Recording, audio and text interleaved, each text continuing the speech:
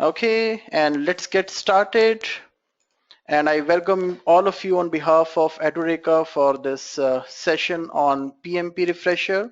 So it's a long webinar, it's a 6-hour webinar, and we are going to, cover a complete. We're going to have a complete overview of PMBOK guide, 5th edition of PMBOK guide, and in between we are going to take breaks as well. So it's a 6-hour session, so I also need some time, some moments of break to regain my energy. So we will have one break of 20 minutes, and we'll keep two small 10 minutes break in between. In case if anyone has any issue or any challenges, please feel free to let me know, and we will adjust it accordingly. Let's get started here. And first of all, let me talk about myself. I'm Nishant Shukla. You can see me on the screen as well. I have changed a bit now after some time, because I feel change is the spice of life. I keep changing, keep inventing, experimenting with myself. In case, hold on, please. I'm probably losing this slideshow here.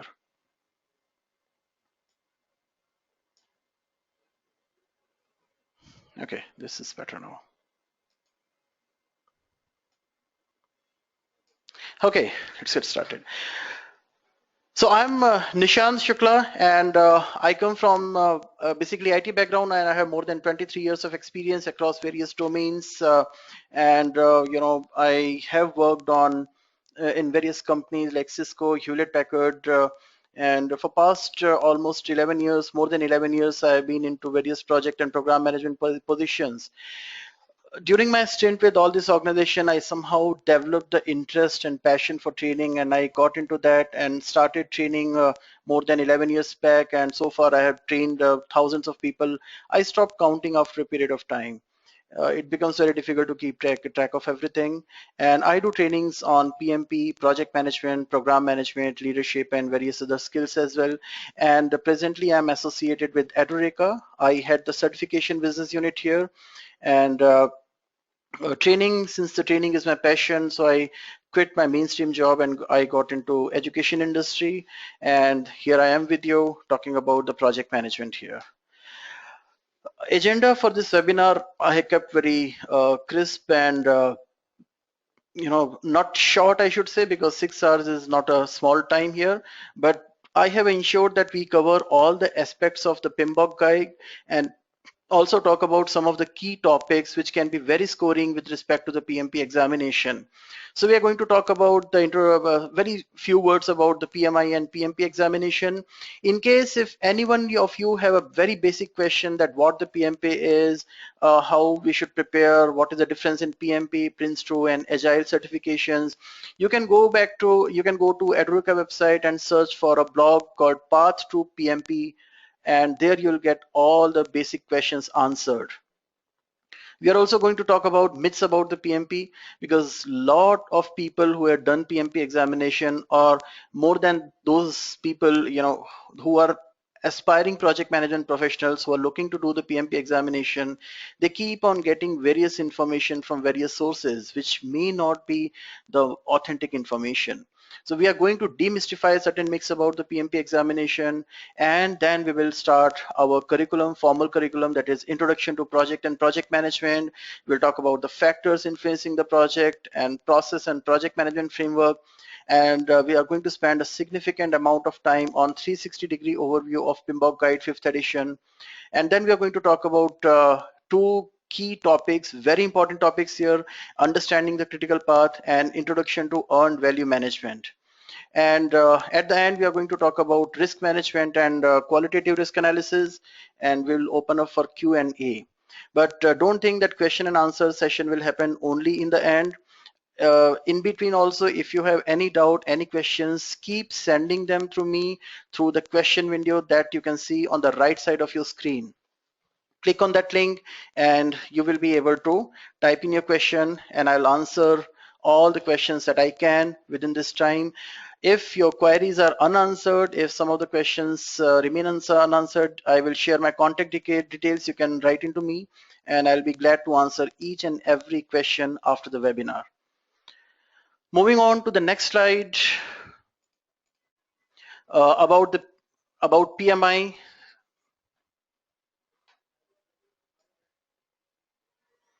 Let me just set my window here because this is a bit distracting for me.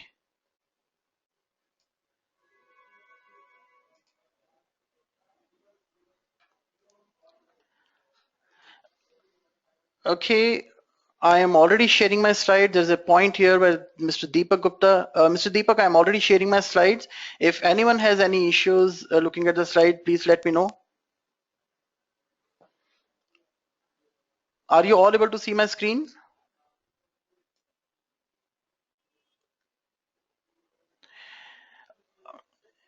Yes, after the webinar gets over, you will be able to go to SlideShare and you'll be able to go through all the slides here. Great, thanks a lot everyone for the confirmation, and let's move on quickly here. Let's talk about PMI, who is actually who offers you the certification. So PMI is a not-for-profit association which was established in 1969 in USA. And since then, PMI has been working towards the upliftment of the project management community. So it's not that before PMP certification came into picture or before PMBOK edition guide came into the picture, projects were not being executed or projects were not getting over on time. If you look at the historical data, if you go 200 years behind in the history, you'll see there are huge constructions which have taken place, and there was no PMBOK guide at that time. But still, those projects were being planned, executed thoroughly, and they were able to complete within time, hopefully within scope and within cost as well. Okay, but what PMI did is they started collecting the information about the project management, which was highly fragmented. So they collected the best practices from all the industries, and Mr. Suresh, this is not the part of agenda, but I'll talk about this as the time comes. So talking about this PMI, they collected this information from the different industries and put that into a collection of best practices, which is called as PMBOK Guide 5th edition. So they offer this PMP certification, which a person can attain after clearing the examination, which is based on PMP, which is based on the PMBOK Guide 5th edition. So PMI offers a lot of certification, and PMP is one of them, and PMP is the most prestigious certification right now in project management. And talking about this pattern, examination pattern, so this examination has 200 multiple choice question, which is and the time limit for that is 4 hours. You need to answer all these 200 questions in a 4 hours time. And out of 200 questions, these 175 questions are pre-test question. I add this information here because a lot of people get confused that, what are the pre-test questions? So no one knows that how many versions of PMP exams are there, PMP question paper are there. PMI keep experimenting with the question, keep on adding and removing the questions based on their relevance. Before they add any question to the final examination, they do a test. They check it thoroughly whether these questions are relevant or not, and people are able to understand these questions or not. So out of 200 questions, 25 questions are the pre-test question. So the marks or the score for those questions will not be considered. Okay. For example, if PMI wants to include a question in the final test paper, they will probably put it on a trial basis. They will give it to 100 people on a trial basis. Out of 100, let's say all of them are not able to answer that question correctly, then it may be assumed that this question is too difficult. They will probably remove it. Same can be done to check whether the question is too easy or not. So it's not possible to give you the rationale behind this pretest question and how or what data they pull out from there, but you have to focus on all these 200 questions, because as an exam taker, okay, so I'm getting a lot of questions here who are asking about the recording and the slides. Yes, after the webinar gets over, you will get a mailer, thank you mailer within 24 hours, which will have the link to the recording of the session, and also slides will be uploaded on the SlideShare. You'll get link to that as well. Okay. So let me get back to the agenda here. you as an exam taker will have no idea whether this question is a pre-test question or is a final marking question. You need to take all the questions with the same level of seriousness. I refrain from telling this question, telling this point to people, but it's better to get clarity, because half-baked knowledge can be dangerous. So you will not be judged on the basis of those 25 questions. Those scores for those 25 questions will not be calculated for you, and there is no negative marking. And this examination is developed by the professionals from across the globe, across the industries, and it's a computer-based examination which is done at the Prometric Center. So you need to find out what is the nearest Prometric Center at your location, and at certain location PMI also offers a paper-based examination.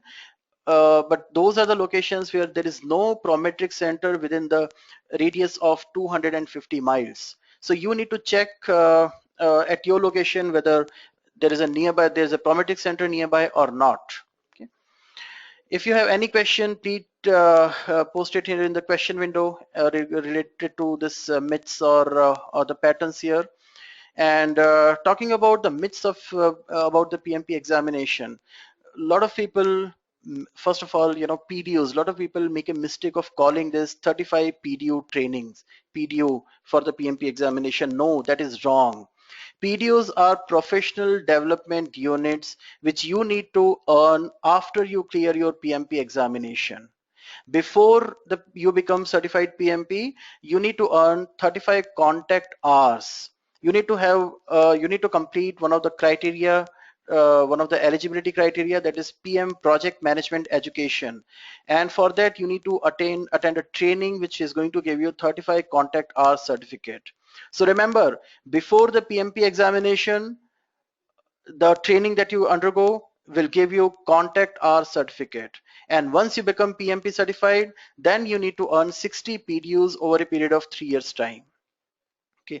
And most of the people have a confusion, or they have this information that passing score in PMP examination is 60%. Okay. And that is a wrong information. PMI used to calculate that, PMI used to do that, but from November 2005 onwards, they stopped doing it. And it has become like a psychometric assessment here. So based on the complexity of the question, based on how you are tackling those questions, multiple questions, they use some algorithm to reach to the conclusion whether you have cleared the examination or not. There is no percentage, but PMI definitely gives the grades. If once you clear the PMP examination, you will get a report whether you were proficient, below proficient, or moderate proficient. These are the 3 grades based on which PMI is going to judge your knowledge, and based on that they are going to declare the result whether you have cleared the exam or not. Munish is asking here, is there any validity of that 35 hours training? Actually, there is no written rule that this 35 contact hours training is valid for 2 years or 3 years or 5 years. Generally, it comes without any expiry date, but PMI expects you to update and refresh your knowledge about, because every 3 years PMI is going to change the content. Every 3 year PMI is going to come up with the latest edition of PMBOK guide. So right now we have 5th edition of PMBOK guide, and in the first quarter of 2017 they are going to come up with a 6th edition of PMBOK guide. So it is assumed that when the new edition is out, you will update yourself with the latest information before you go for the PMP examination. Okay. So I hope that answered your question. Please let me know if you still have any doubt. And Mr. Murthy, I got your point here. Okay, so I'll just you'll receive a certificate from the team in some time from here. I will pass on the information. They'll get in touch with you. Okay. Talking about yes, Mr. Khalid, I will touch upon that. Not in very detail, but this is the slide where we are going to talk about the application process. So a very common question. Okay, I will come to you, Mr. Mehboob Khan. I'll give, once I'm done with the slide, I'm going to answer your question here. So a very common question that people ask, what is the ideal preparation time? How much time we should study? How much time we should spend in preparing for it? What is the application process? So first of all, what you have to do is you have to enroll for a PMP exam preparation training, because when you go for the training there, you're going to get a complete insight on the process, application process, and what are the things that you need to have, what kind of experience you need to have. And once you complete the training, then you can initiate your application process. Okay, so PMP application filling can be quite tedious at times, because you need to give details of all the experience that you have. And if you want to know more details about this application process and more details about what kind of experience you need to have, you can go to Edureka website, and you can download some of the information from there, which will give you a template that you know how you can upload it. Or you can get in touch with me and I will provide you that template over the mail. So you need to submit the application form. And one important thing that I want to point out here, this while filling up the PMP application form, is you need to give details of your project management experience in past 8 years time, or 6 years time, or 7 years time. Whatever project we have worked on which can give you 4,500 hours of project management experience, you need to document that in that application. And when you are talking about any project, any in the application form, you need to give the reference of a person who can vouch or who can certify that yes, you worked on this project. If your application is picked up for audit, because PMI is going to do a random check, a random audit, almost 20% of the applications will be picked up randomly for audit. And if your application is picked up for audit, then PMI is going to reach out to that person, or you need to reach out to that person. You need to get a form filled by that person. That person will forward that form to you. You need to forward it to PMI later. And so that is how PMI will check whether this information that you provided is correct or not. So the important point here is, in case you worked on a project say 5 years back or 6 years back in some other organization, and you are not in touch with most of the key stakeholders there, so before you submit the application, you try to figure out who is a person who was associated with that project, and who can certify that yes, this gentleman or lady worked on this project. Talk to those people and tell them that you're applying for the PMP examination, and PMI may contact them for the verification of your application. Once you know that the person is available, then only you give their contact detail or reference in the application form. Because at the time of audit, if you're not able to reach out to that person, that may be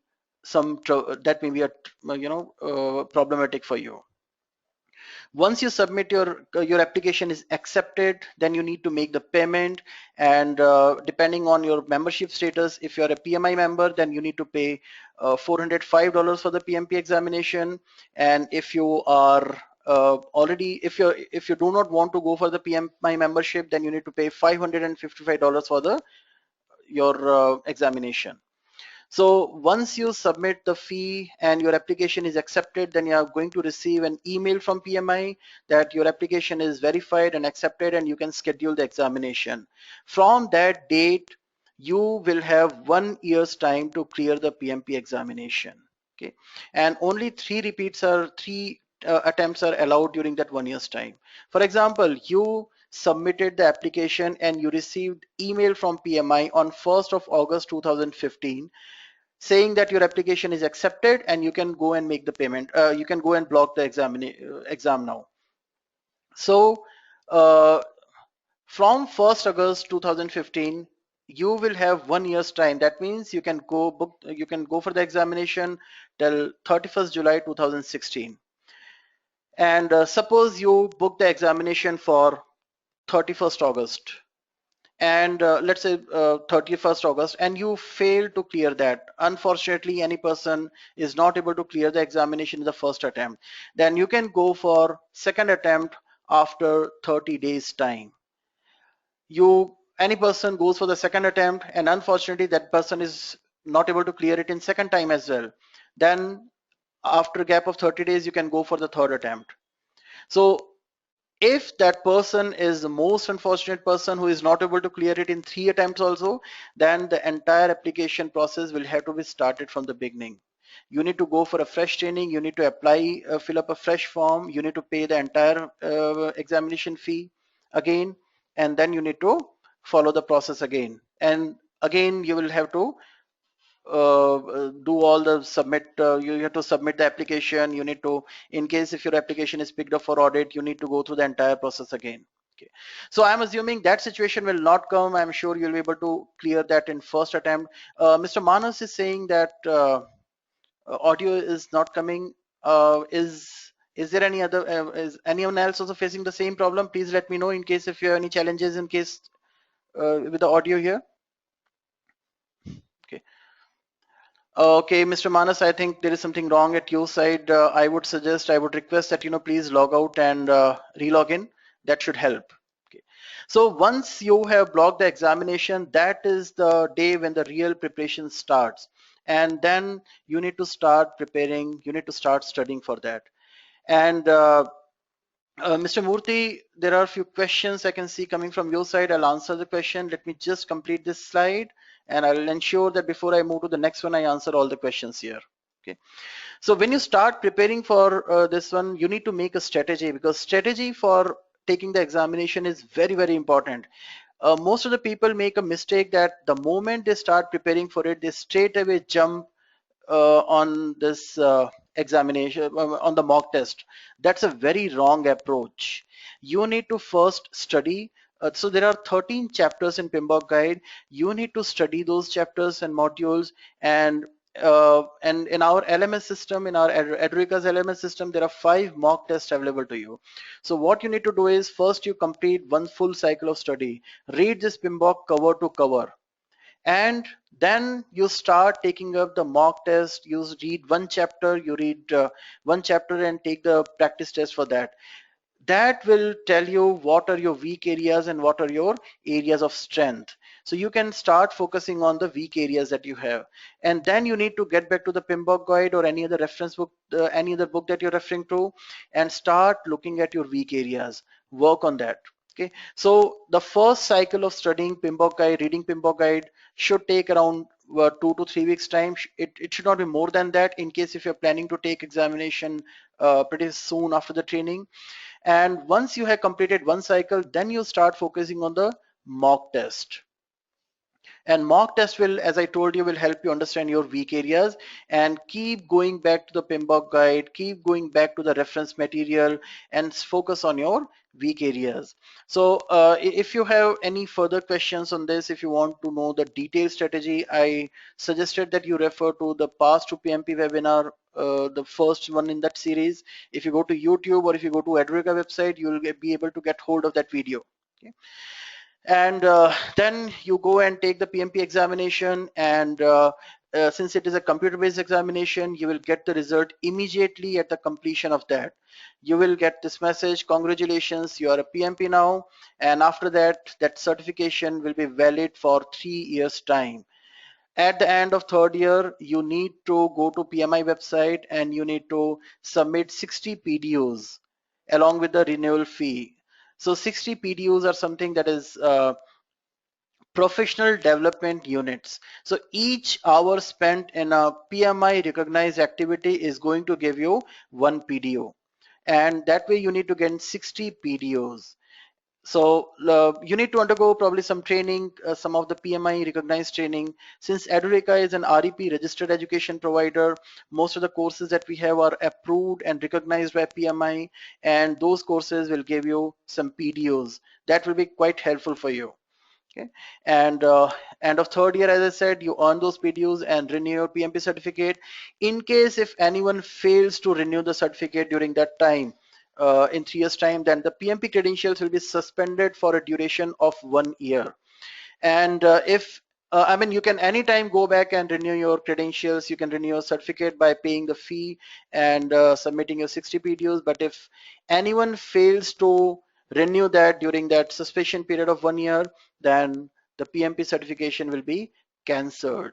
and you need to start this process from the beginning. And I'm sure no one would like to do that again, because this process is so not, I would not say painful, but it is time taking, because you need to devote sufficient time for studies. So the ideal time gap between the training and the examination is 6 to 8 weeks. You should not stretch it beyond this. If you want to reduce it, you can do that, but you have to ensure that you're studying for 110 to 140 hours. Okay. Now, depending on each one's knowledge and each individual's preference and individual's level of understanding, this time is suggested. So we help people prepare a personalized study plan with that. Okay. So that is your the overall process of becoming a PMP, and Adureka will be there with you throughout this journey, right from providing you the online training, then to assistance during the application and audit process, and the personalized guidance from by an SME from Adureka. It can be me, or it can be some other SMEs on our panel as well. And then you get more than 1,000 questions, mock test, 5 sets of mock test at our LMS, and assistance from Adureka in earning the PDOs. And before I move on to the next slide, let me just answer some questions. I could see some of the people have asked some questions here. Mr. Munish is saying that I took training 10 months back and studied PMBOK book twice, last in January 2015, but still I am not confident. Does it mean that I need to go through with another book, or do I need training again? Mr. Munish, I am making a note of that, and I'm sure at end of 6th hour, at end of this webinar, your confidence probably will boost up. So I will ensure that I am checking with you, and in case if you have any doubt or any guidance that you need, you can get in touch with me after the session. In case if you took the training through Edureka, then I hope you know that the access to LMS is free for lifetime. You can log into our LMS and you can go through the recording any number of time you want, or you can actually rejoin any of the ongoing batch absolutely free of cost. Okay. Mr. Shanta Kumar is asking, I have 15 years in IT experience in IT, but currently not in job. Okay, yes, you are eligible to apply, but make sure the project experience that you're going to document there is from the projects handled in past 8 years. It should not be beyond that 8 years, and you are eligible. PVSN Murthy, is it mandatory to go for membership for appearing for the examination? No, it is not mandatory. That is completely your choice. But my personal suggestion is you take the membership, because when you take the PMI membership, you get access to a lot of forums, lot of free resources which might be quite useful. Okay. So that is completely your choice. And if you go for the PMI membership, then the fee is $139. And if you take the PMI membership and then apply for the PMP examination, then the PMP examination fee is $405. If you decide not to take the PMI membership and go for the examination, then you need to pay $555. Okay. And the process is very simple. You simply go to pmi.org website and you can sign up there just by paying your $139. So Mr. Valimalan T. Okay, so I am actually going to do another webinar next week, which is focused on the PMP application process. I will ensure I am noting down your name. I'll ensure that you receive the invitation for that webinar, and I'm going to talk about the application process and the documentation requirement in that webinar in detail. Okay. Okay, so I hope all of your questions are answered. In case if you have any further question, please feel free to type in there, and I'll be glad to answer those questions. With this, let's move to the next topic here. Okay, there are a few questions coming up here. How to get the PMBOK guide 5th, Mr. PVSN Murthy. When you apply for the PMP examination or when you take the PMI membership, you will get a free soft copy of PMBOK guide 5th edition. And Pradeep is asking, I'm in process of joining new job, but can I put last project I 4 months ago? Yes, you can do that. Definitely you can do that. And I would suggest that anyone has any question related to the eligibility or the application process, please wait for 1 more week's time. And next week I'm holding a webinar that is not going to be a 6-hour webinar, but it's just a 1 hour webinar talking about the eligibility criteria and the application process. Okay, you can drop in a mail to me or to support@edriga.co, and I will ensure that you receive the link for the next webinar as well. Okay. So with this, we move to the formal curriculum here, and let us talk about the project management. What is project management, and what is it that we need to understand from this section here? And before that, let me have a sip of water. I've been talking for more than an hour non-stop here.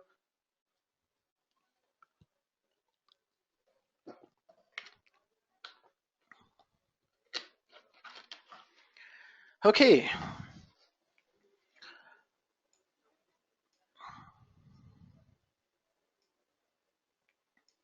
So what is a project? The definition of the project. It's a temporary endeavor undertaken to create a unique product, service, or result. If you look at the definition, it talks about the key characteristics of a project, which is a temporary, temporary means it has to start someday and it has to end someday. It cannot be an ongoing effort. Okay. If it is an ongoing effort, it will become operations, and you cannot use a project management approach to manage operations here. The output of this is going to be unique. That means the output of the project must be different from any of the project done in past. Otherwise, it will be just a reinvention of the wheel. Okay. So temporary, unique, and also progressive elaboration. For example, if you want to construct a house, so what are the things that you're going to do? Let's say you have been dreaming of constructing a house for many years, a beautiful villa somewhere on the lakeside. So initially it will be just a vision. And at some point of time, you will realize that yes, you have enough resources and finances to realize your dream and construct your villa or buy a villa. Then you will probably start looking for a piece of land, and you will buy a piece of land, and now you need to take it to the next level. You will probably contact some architecture, and that architect is going to give you the layout of the house that you're going to construct there. And once the layout is done, then you will start providing your inputs there. Okay, I want little modification in this one. Instead of duplex, I want a single storied house.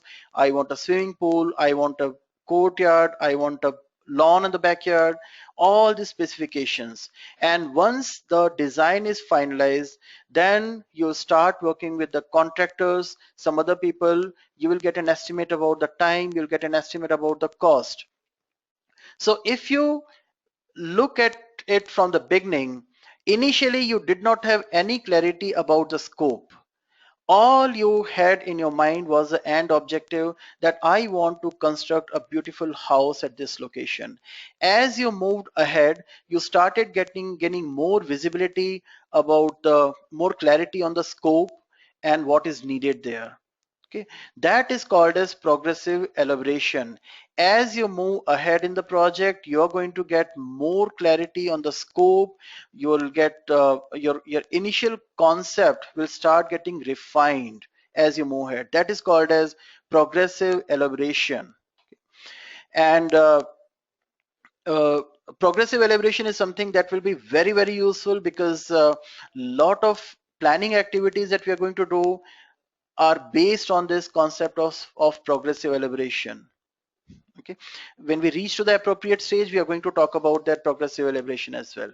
So remember the key characteristics of the project: temporary, unique output, and progressive elaboration. So once you have identified a project, you know this activity that you're going to do falls into the category of project, then you need to start managing the project. And project management is application of knowledge, skills, tools, and techniques to meet the project requirement. Okay. So what is the knowledge here?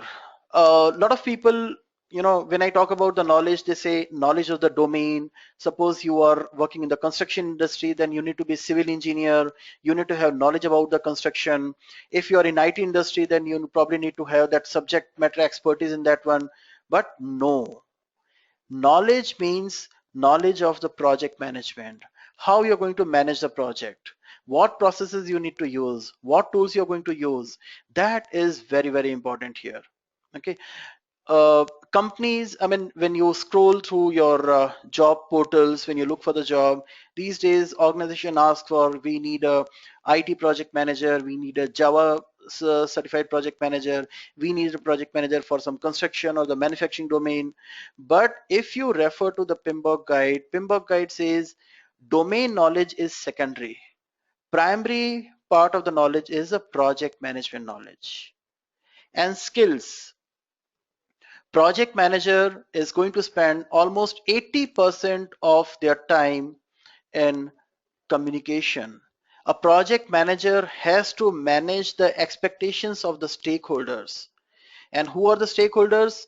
Anyone who has a stake in the project is a stakeholder. Okay. And to manage the expectation of all those stakeholders, project manager need to have certain skills, and the most important skills are your communication skills, soft skills, leadership skills, behavioral skills, and all these things. Okay, so that becomes very important when you look for any job, when you look for any go through any job description of any person. uh, you will see that the person must be very good in written and oral English. That's the reason why skills are very important here. Swati, I'm not on mute here. I'm sure there is something wrong at your end. I'm not able to figure out from this side because I haven't heard any this from anyone else. So please log out and recheck on your side. Okay. Talking about the tools and techniques, so project management is, audio is not coming. Okay. Hold on, I can see a lot of people asking about the audio here. Are you all able to hear me clearly? Is there any challenge on the audio?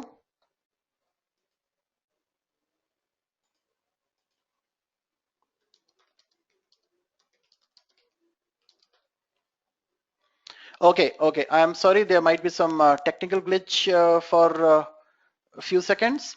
So project management uh, is like a project manager must be loaded with the information all the time. If you have seen that movie, famous movie by Arnold Schwarzenegger, you see Commando. The hero of the movie goes loaded with all sort of arms and ammunitions, and that is what is the same is expected from a project manager as well. He need to be loaded with the information, and that information is so vast that it's not possible to capture or uh, you know identify or to pull out the right information from that sea of information without using the proper tools and techniques. And for that there are certain processes, and to manage those processes, to create meaningful information, you need to rely on certain tools, and you need to apply certain techniques to interpret that information. Okay, for example, if anyone comes to you, your boss comes to you and asks you what is the status of the project, and you tell your boss that it's 50% completed, this information in isolation will not make any sense, because you need to understand, you need to give this information that by this time how much work we were supposed to complete, what is the progress, what is it against the plan. Okay, that means if you are using any project management tool and if it is not giving you the meaningful information, it means that is not going to make any sense. You will not be able to use that anywhere. So you need to apply certain techniques to pull out that information from those tools. Okay, and on top of this, project manager also require need to have some generic management skills and professional ethics. PMI puts lot of emphasis on the professional ethics. Okay. In the real life, in the real life scenario, the word may be different, things to do might be different, but when it comes to PMP, when it comes to the PMP examination, Remember, no matter what happens, you will have to stick to the processes. So there is a very popular term with respect to PMP that is called as PMIism. Stick to process. Okay, you must be true to yourself, you must be true to the project management profession. If the information is bad, if the progress is not up to the mark, doesn't mean that you can do some cover up there. No, you have to give the information as it is to the stakeholders who are asking for it. Okay, and once you start managing the project, and once you have the project and you know what the project management is, and you start managing the project, so you need to find out answer to this question, that what exactly you're going to do as a project manager. Where do you apply this knowledge, skills and tools and techniques, and what you're going to achieve, what is the objective here. So the purpose of the project manager is to ensure that there is always a right balance among these competing factors of the project. And what are the competing factors? They are also the constraints, that is the scope, time, cost, quality, resource, HR and so on. Okay. A project manager must always pay attention to these constraints of the project. Okay. Let me just open something here for you. So I'm going to use this MS Paint as a whiteboard here. This is your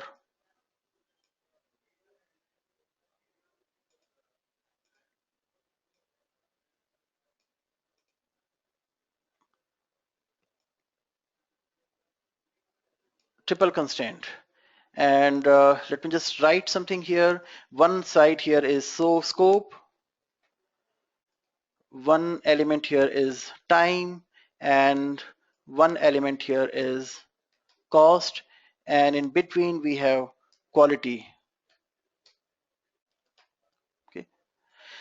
So the objective of project management, or the key focus of the project manager, must be in ensuring that there is always a right balance among these three key or most important constraints of the project, that is scope, time and cost. For example, you have planned the project, you have all the details, you did the requirement gathering analysis, and then you made a plan, you started working on it, and now customer comes to you with the most obvious thing, that is change. He's saying that the scope needs to be readjusted. Okay, there are, due to some reason, maybe the change in the business requirement, they need to make some changes to the scope. And if you see, pay attention here, one of the element here has changed, scope has increased, and there is no way you can complete the scope in the same cost and same time. If you do that, you are no longer going to get a perfect triangle. And the objective of your project management is to ensure that there is always a perfect triangle. All the elements of the projects are balanced in the right proportion. Okay. So as a project manager, you always have to ensure that at least one of the element of project is in your control. So if the scope has increased, then you have to ensure that you are increasing the time, or you're making changes to the time and cost also in the same proportion. If your senior management comes to you in the beginning of the project itself, asking to you to do certain amount of work, or do a project with a specific feature, and they give you time and cost also which is not appropriate, then that is the time where you need to use your specific project management skills, your general communication skills, your stakeholder management skills, because you need to say no. As a project manager, you have to always ensure that at least one element from this triple constraint is always and always under your complete control. If you give the control of all these three elements to your stakeholder, then the life is going to be very, very tough for you. Okay, so that is the objective of project management that we do here. And I hope it's clear to everyone, so that we can move to the next topic. Let me know if you have any question up to this point. before we move on to the next topic, and while you're typing the questions, let me sip some water here.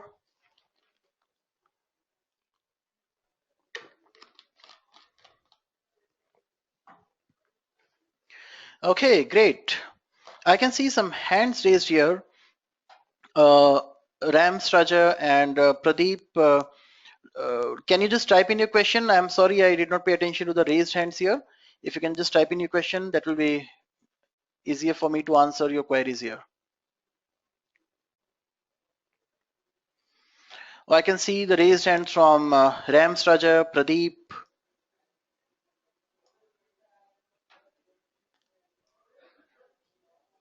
Okay.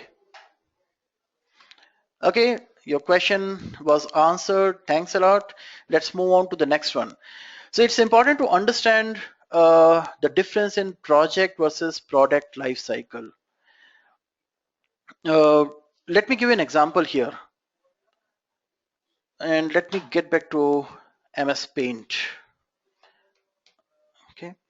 Suppose you work in a company where you need to develop or come up with a new concept car.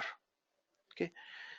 So you get this go ahead from your management where you need to start working on the prototype of a new car. So you start your project and then you work on it for some time. You create the prototype here at this point of time. This is your completion date.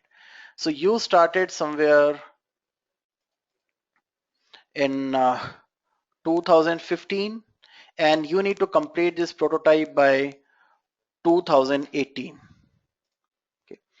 So when we talk about a project, you need to understand why we are doing this project, what is the objective, who are the key people with whom we are going to work, how we are going to do this work. So what you'll do is you'll divide this project into different phases.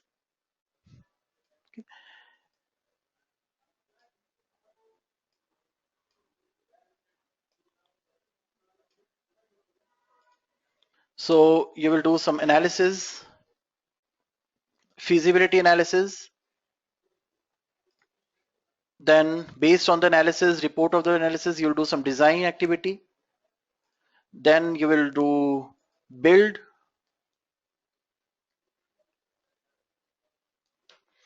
And then you will do some test. It may go through some trials and finally you will hand over the product to the organization or to the manufacturing organization. So you started your project for a new concept car in 2015. You first of all did your feasibility analysis to check whether this concept can be uh, created. I mean, this concept car can be manufactured, can be made or not. You want to come up with a hybrid fuel car. You will check whether it is feasible to manufacture this car or not.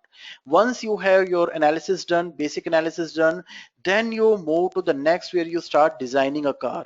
You will look at the exterior, interior, engine and all other specifications of it.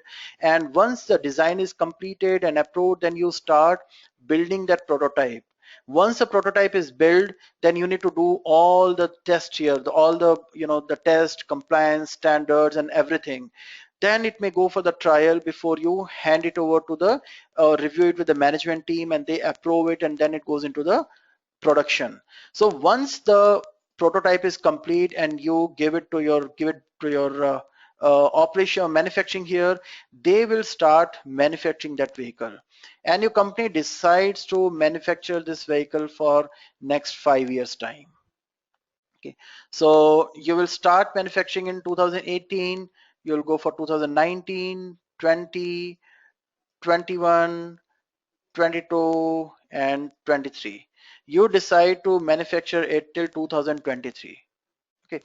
Now, when you started your feasibility analysis here, once you completed and you decided that yes, we can manufacture this car, at the same time, some other team at some other point of time will start working on creating the manufacturing facility where once the prototype is approved, you're going to manufacture that car.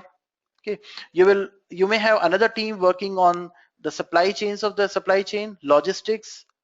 that how you're going to get the components, how you're going to get the raw material for that, how you're going to channelize that. So your marketing, your sales and marketing team also will start working on that, creating the channel of distributors. So you can see there are multiple projects running here at the same time.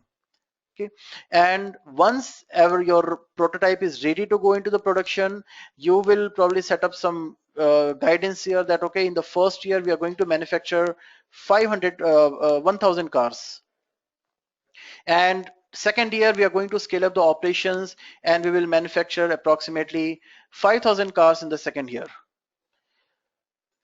Based on the response from the market, you will decide, you will take a call, but initially you'll make a plan that we will manufacture 15,000 units in third year, and somewhere from fourth year you will start scaling it down again, and you will start sunsetting that particular model, and you will manufacture 5000 cars in the last year, and then you will end the manufacturing. But all those people who have purchased your car, you will continue to provide them support, sales and support services, and you will continue to manufacture your spare parts for next 5 years. Okay, so you will continue to manufacture it for next 5 years, and somewhere at this point of time you will say, okay, this product is now completely done. We are done with this product. We are no longer going to manufacture this. So from this point, probably before this only, this product lifecycle started, where your team did some, your marketing, your research team did some findings that what kind of car people are going to like. So somewhere from this time till this time, we were talking about one product that was a specific model of that car. So this entire span will be called as your product life cycle. Okay, so product life cycle is a superset. Now product life cycle is divided or can be divided into multiple project life cycle and operations life cycle. Not divided basically, but it will have under its umbrella multiple project and operations life cycle. For example, this concept car was a project. This where we talked about the logistics or supply chain, setting up the supply chain was a project. You know, your creating that manufacturing unit was a project. Your creating the channel of distributor was a project. Okay, and then setting up the manufacturing, we already talked about that, that was a project. Second year you wanted to scale up the operations, so that was a project. And then third year again you wanted to scale up the operations, that was a project.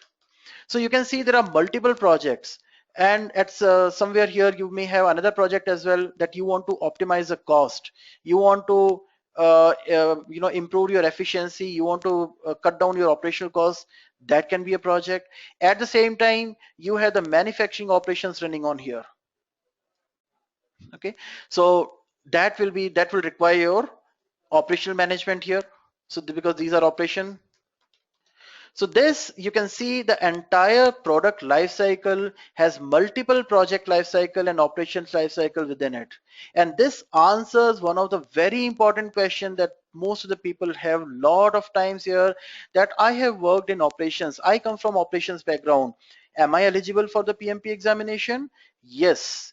Even if you have worked in operation, there would be definitely certain elements which will fall into the category of project management. For example, you work in finance operations. Okay, you are heading a team of 50 people, and you get a direction from your management that in the next fiscal year you need to cut down your operational cost by 5%. So how you're going to bring it down? Of course, first of all, you will identify, you will do the feasibility analysis, whether it can be done or not. And then you will start identifying the area where you need to do some exercise. You will identify certain processes, you will identify the different element which is actually resulting into the higher cost. And then you will make a list of all the activities that you're going to do to bring down the cost. Who is going to do that? How much time it should take? So what exactly you're doing? It's a project. So that will fall into the project management category, isn't it? Even though you have been doing operations as a key role, key activity, but it also has an element of project management.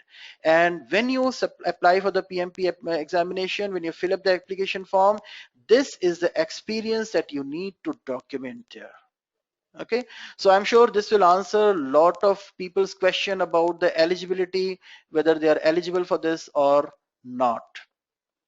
In case if you still have any doubt, I am there to answer your questions here. Okay, Mr. Abhishek, welcome here. I'm sorry, I just saw your message here. Whatever you have missed, you need not to worry about it. You can go through the recording earlier, later on. So getting back to the slide, okay, one more important point I want to tell here is we talked about the phases of the project. Okay, so everyone understand what are the different phases. Phases is a project, a product that you're working on that has to go through the various stages of development. You did the analysis like humans. They are born, they're kids, then they are teenagers, then they're young, then they are facing the middle age crisis, and then they turn out old, and finally we go back to from where we have come. Okay, so that all we also go through a life cycle. Every product, every project also has a life cycle. It goes through various stages here. So one of the stage here that we saw here is feasibility analysis. Okay, so as a project manager, when you have to do the feasibility analysis, you will first of all check what is it that we need to do, what is the objective, why we need to do this. So I'm going to write down certain things here because of the lack of space here, or maybe what I'll do is let me come up with the new image here, and let me just expand this view here. So this is something we talked about as feasibility analysis. Analysis.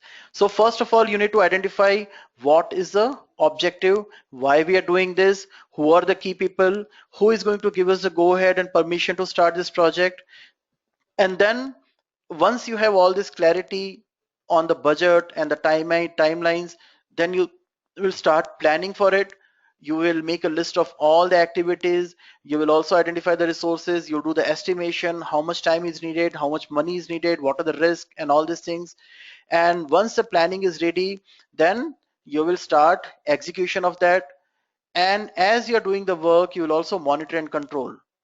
And once all the work that you had planned here is completed, then you'll see whether completed, then you will hand it over. You will complete your feasibility analysis report. You'll submit it to the your project manager, or maybe you'll review it yourself to decide whether we should go into the next phase or not.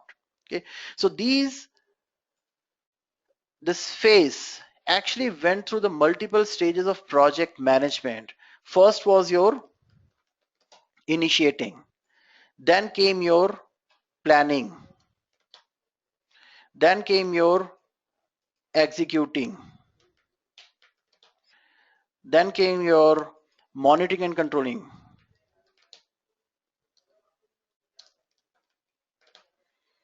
and your closing. So these are the 5 domains of project management, or you can also call it as a project management life cycle. If this is a part of your project life cycle, your different phases that we talked about, then this is your project management life cycle. Okay, now these phases can be sequential, like once you complete the initiating stage, then only you will move on to the planning stage. It can have some overlapping as well, like you complete the initiating and before you completed that, you started planning in parallel, and as you reach to a certain point in planning, you'll start your executing work as well in between. Or there can be iterative approach as well. So iterative approach is you wait for one activity to get over. Based on the outcome of that activity or based on the outcome of the initiating, you will decide how to do the planning. Once the planning is completed, then only you'll start, or you'll decide what to do in executing. Okay, so this is called as iterative approach. Iterative approach is generally used in areas where you do not have much clarity about the scope. If you do not know how the end product is going to look like, then you're going to use your iterative approach. But there is nothing right or wrong in this. It is completely based on the requirement of the project that you have. It is completely based on the requirement of the organization. Okay, so each of this project management domain you will have to do certain activities into that. Okay, for initiating you need to do certain activities. So those activities here we are going to call them as a process. Okay, so there are 5 domains here: initiating, planning, executing, monitoring, controlling, and closing. And for each domain there are certain set of processes that you need to carry out. So I will now take you through the PMBOK guide here. So if you go to the page number 61 of PMBOK guide, you can make a note of this page number here. You'll see a comprehensive list of all the processes. Okay, there are 47 processes, and this slide tells you how these processes are mapped to these knowledge areas. So I'm going to come to the knowledge area in a while. So these are the processes for each group. There are certain set of processes coming from different knowledge areas, and they are mapped here. Now talking about the processes, so there are processes are some set of activities, okay, which you need to do in a predefined fashion. So each process will receive some input, and that process will analyze that information using certain tools and techniques, and the process is going to give you certain outputs. Okay, uh, there is a question here. Manas Ranjan is asking if in between any project a change comes, whether some of these domains will be repeated. Manas, that completely depends on what kind of change it is. Okay, in case if the change is major, suppose a client, your customer is asking for a major change in the scope, you may have to go back to the drawing board again. Suppose you have executed half of the project, and then the customer comes and says, no, this project no longer fulfill our business requirements due to some market dynamics, and I'm willing to bear the cost of that change. Then you may get back to your planning, you may get back to your drawing board again. Yes, that is very much possible, provided you follow all the processes, because the most important part here of the change is to make sure the changes are in the controlled environment, means the changes are implemented following the process. Okay, so I will talk about the change when you come to integrated change control process here. In detail, we'll discuss about the change here. Okay, so in each of the process is divided into inputs, tools and techniques, and outputs. And there are more than 520 inputs, tools, techniques, and outputs in PMBOK Guide 5th edition. And for the PMP examination, you must go through each and every process in detail. But remember, memorization of these processes, memorization of input, tools and techniques or output or ITTO is not the key, or not not the key to clear the PMP examination. You must be able to understand why they are used, where they are used, how they are used. Then only you will be able to clear the PMP examination. So with this, let me get back to the slide deck here. And I hope everyone is clear with the product and project lifecycle. And this slides talk about the project lifecycle here, which we have already discussed. You have feasibility, analysis, your design, implementations. So this life cycle, or the phases of the life cycle, may differ from industry to industry. This may differ from your company to company and sector to sector where you're working. For example, in construction, you may have feasibility, planning and design, production, turnover and startup. In pharma, you may have discovery and screening and preclinical development and so on. In IT software development, you may have requirement analysis, design, requirement gathering, analysis, design, development, testing, and so on. Okay, that is completely subjective. Remember, there is nothing right or wrong here. It completely depends on the requirement, on the nature of the work that you're doing here. Okay, and as we talked about face-to-face relationship, they can be sequential, they can be overlapping, or they can be iterative as well. Okay, again, based on the nature of the work that you're doing, based on the requirement of the project, you will decide what kind of relationship you're going to have between your different phases of the project. And as I told you, each phase will have certain processes. So we are going to talk about the phases, sorry, process in, in the later section of this webinar. Now, it's very important, it's very important to understand what are the factors that can influence the project. A very simple example I'll give you here. You started working on a project and you require some of the inputs from a quality analyst for your project. You allocated some task to that resource, and you are expecting that at the right time that the person will give you some detail or the required information. You have a deliverable due next Monday. On Wednesday, you send a reminder to the person, and he says, "I'm sorry, I cannot work on it because my boss has given me some other work which I need to take care of, which I need to finish on a priority basis. So the earliest I can give your work is on Friday." Okay. Now your entire planning has gone for a toss, because when you talk to that resource, he says, "I'm sorry, I cannot work on it. If you have any issues, please talk to my manager." When you talk to that person's manager, he says, "Unfortunately, I cannot give that resource to you right now. There are some other important things." And this is a situation which is very common, and I'm sure all of you must have faced this situation at some point of time in your career, in your project management life. Why this happens? Because there are certain factors which are not in your control, because there are certain elements which are beyond your control.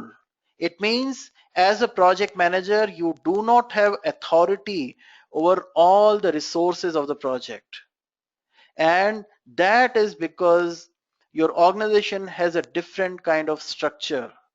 Okay, so before you start working on a project in a real life scenario, you must understand what are the factors which can have a significant influence on your project. Okay, so what are the factors that can influence your project is their culture, their style, that means their belief and expectations.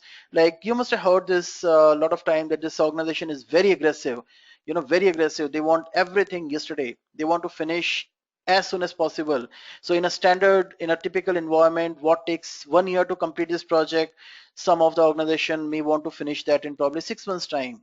Your policies and procedures, some of the organizations are very particular about the processes, even if that means increasing the duration of the project to an extent, but they will not compromise, they will not do at the cost of non-compliance to the processes. Okay, view of authority and relationship, your ethics and work hours. There are certain companies who are very particular about the work ethics and the work hours, that you cannot work for more than particular number of hours, 9 hours or 8 hours. But there are some organizations where the focus is completely on finishing the work on time or maybe well ahead of time. So those are the factors which will influence your project. You may have done your planning, but and you assume that everyone be able to stretch the limits here and they will be able to finish the project faster. But when you start working on that, people come and say, or your HR comes and says that you cannot ask those people to work for more than 8 hours a day. That will impact your project. Okay, there is a question here from Sanjay Anand. Are the project management styles important, such as waterfall model? Waterfall model is not a project management style. Waterfall model is an approach. It's a methodology that you follow. Okay, yes, waterfall model is important in certain industries, because that is where we talk about the sequential. You finish one and then you move to the next one. Okay, so waterfall can be there, iterative model can be there. Iterative is agile, and these days, especially in the IT industry, agile approach is also picking up very fast, because waterfall can be applied. Waterfall approach can be followed in those projects where you have absolute clarity about how the final product should look like. Where you do not know how the final project will look like, there you use agile approach, or you use the iterative planning. It's like walking in the mist. When you are looking at the mist, you do not see anything beyond probably 5 feet from you. When you take one step ahead, you'll get clarity for one step ahead. So that is your iterative planning. Okay. So I hope I was able to answer your question. And there is a question from Manas, for organization profit, whether we should compromise our ethics. Could little bit explain more about the ethics?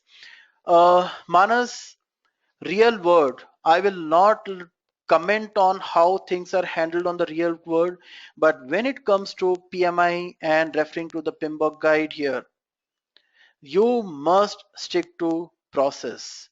You must follow the ethics. If for example, one of the ethical factor here is you have a meeting with a customer on a weekly basis where they review the progress, and you know if any of the element is not correct, if the progress is not as expected. Suppose this week there is a delay, but you know you will be able to cover up for this delay next week's time, then there is absolutely no way that you should do some cover up or you should fudge the data for this week, because you have that confidence that you will be able to cover up next week. No, that is unethical. If the information is bad, give it as it is, no matter how bad it is. Okay. uh, Praful, okay, fine. So Praful had some issues with the audio, but looks like it is fine now. Praful, I'm so sorry. There might be some bandwidth issue at some level. It's very difficult to figure out whether the problem is at my end or your end. In case if you have any challenges, if you feel that it has gone for a longer time, then you can just ping me here and I'll check it on my side. Okay. Okay, so coming back to our factors which can influence here. So the most important here is a organizational structure. Example that I gave you about the quality analyst who was supposed to give you some inputs or reports, but at the last moment he said he cannot work on it because he has some other work.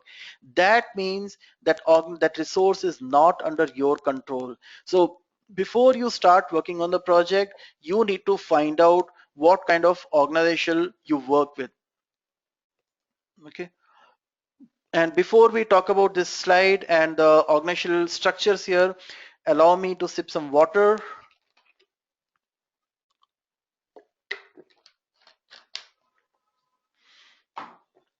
So there are three key categories of this organizational structures. One is your projectized, then the matrix, and then functional.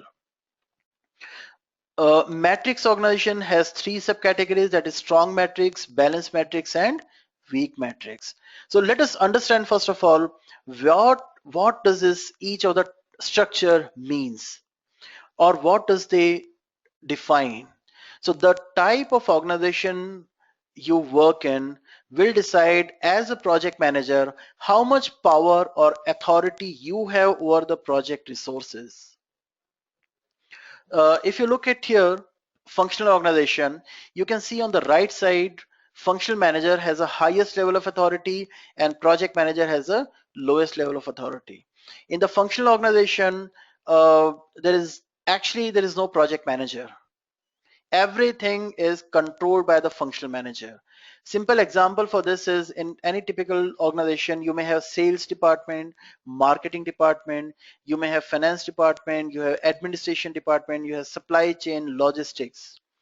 Each of the department is an independent organization led or headed by a functional manager or the functional head. Okay. Projectized organization, if you look at the projectized one, this is just opposite of the functional. Project manager has the highest level of authority in the projectized organization. If you look at any product-based organization, or if you look at any typical software development organization, or let's say best example for this is construction. In a construction, each of the building that the company has to construct will be treated as a project here. Okay. In the functional organization, entire team is made up of those people who have expertise in that specific function. You talk about marketing department, all the people will be expert in marketing. They will have the right qualification and knowledge for the marketing. Sales department will have all the people from sales. Supply chain will have all the supply chain expert. But when we talk about the projectized organization, So one single project, when we talk about if you have to construct a new building or you're constructing a residential apartment which you're going to sell to the public there, then people will be associated dedicatedly for this project, and they will come up with a different background. So in one single project team, you will have a person with a sales and marketing background, you will have one person who will have expertise in the finances, you will have one person with expertise in supply chain, another with the construction, civil engineering background, and so on. Okay, and they all report into project manager, and project manager has the highest level of authority. PM will control all the resources in the projectized organization. Matrix organization is a hybrid organization, type of organization, which is a mix of your functional and the projectized. For example, you work in a functional organization, okay, and you are heading the operations there, supply chain operations, and you get one of the directive from your uh, management that you need to cut down the operational cost by 5% in next fiscal year. So what you will do is you'll build a project team, which will be coming from the different background here, and they all will be report, or you'll identify one person who is going to lead that project or manage that project. They all will have a dotted line reporting. For certain activities they may report to your project manager related to the project, and for regular activities they'll report to the functional manager here. So this table, what you see on the screen right now, will tell you as a project manager how much authority you will have over your resources. Talking about your functional organization, project manager's authority is very little or actually none. Okay. In weak matrix, it will be limited. Balanced matrix, it will be low to moderate, and strong matrix, it will be moderate to high. And when we talk about the projectized organization, then the authority is almost total, high to almost total. Okay, so it's very important to understand before you start working on the project. You must understand as a project manager how much authority you have over those project resources, because failing to do so may have a significant impact on the schedule of your project. Okay, another important point to understand here is in a functional organization, all the resources report into their functional manager. In a matrix organization, they will have dual reporting. Okay, it means the responsibility and the authority will be shared between shared by a project manager and the functional manager. In a projectized organization, all the project resources will be reporting into project manager, making him the most powerful person in that project. Okay, other factors, anyone has any question about the type of organizations here? Please write in your questions if you have any doubt here, and I'll sip some water by the time.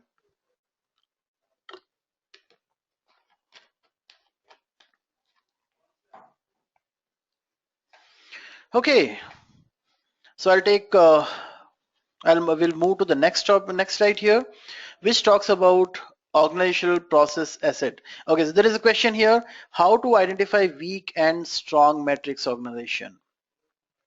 Abhishek, you must understand, you must look into certain facts in your organization. I think that the best way to identify that in the projects that you have done in past, how much authority you had. So in a weak matrix organization, you may not have a very clear title of project manager. You may be actually playing a role of project coordinator. Like for every thing that you need to do, let's say planning, you cannot decide on the activities that is needed to be done at your own list of activities. You cannot decide which resource will work on this project, which will not work on this project. So for all these things, you need to take an approval from the functional manager. It means if you have done so in past, it means you work in a weak matrix organization. Balance matrix is suppose the project that you handle in past. Okay, so for that project, you were allowed to take certain decisions. like you were given a guidance from the management or from the functional manager or from your superiors that this X amount of budget is allocated to you, and you need to use your discretion to decide where you're going to spend this money, how you're going to utilize that money. Okay, so when it comes to certain areas of the project, for example, resources, you cannot decide who is going to work in your project, who is not going to work on your project. But if you have to procure something, if you need to purchase something from the vendor, it is your decision that whether you want to go with vendor A or vendor B. It means you have control over certain elements of the project, but you do not have control over certain elements of the project.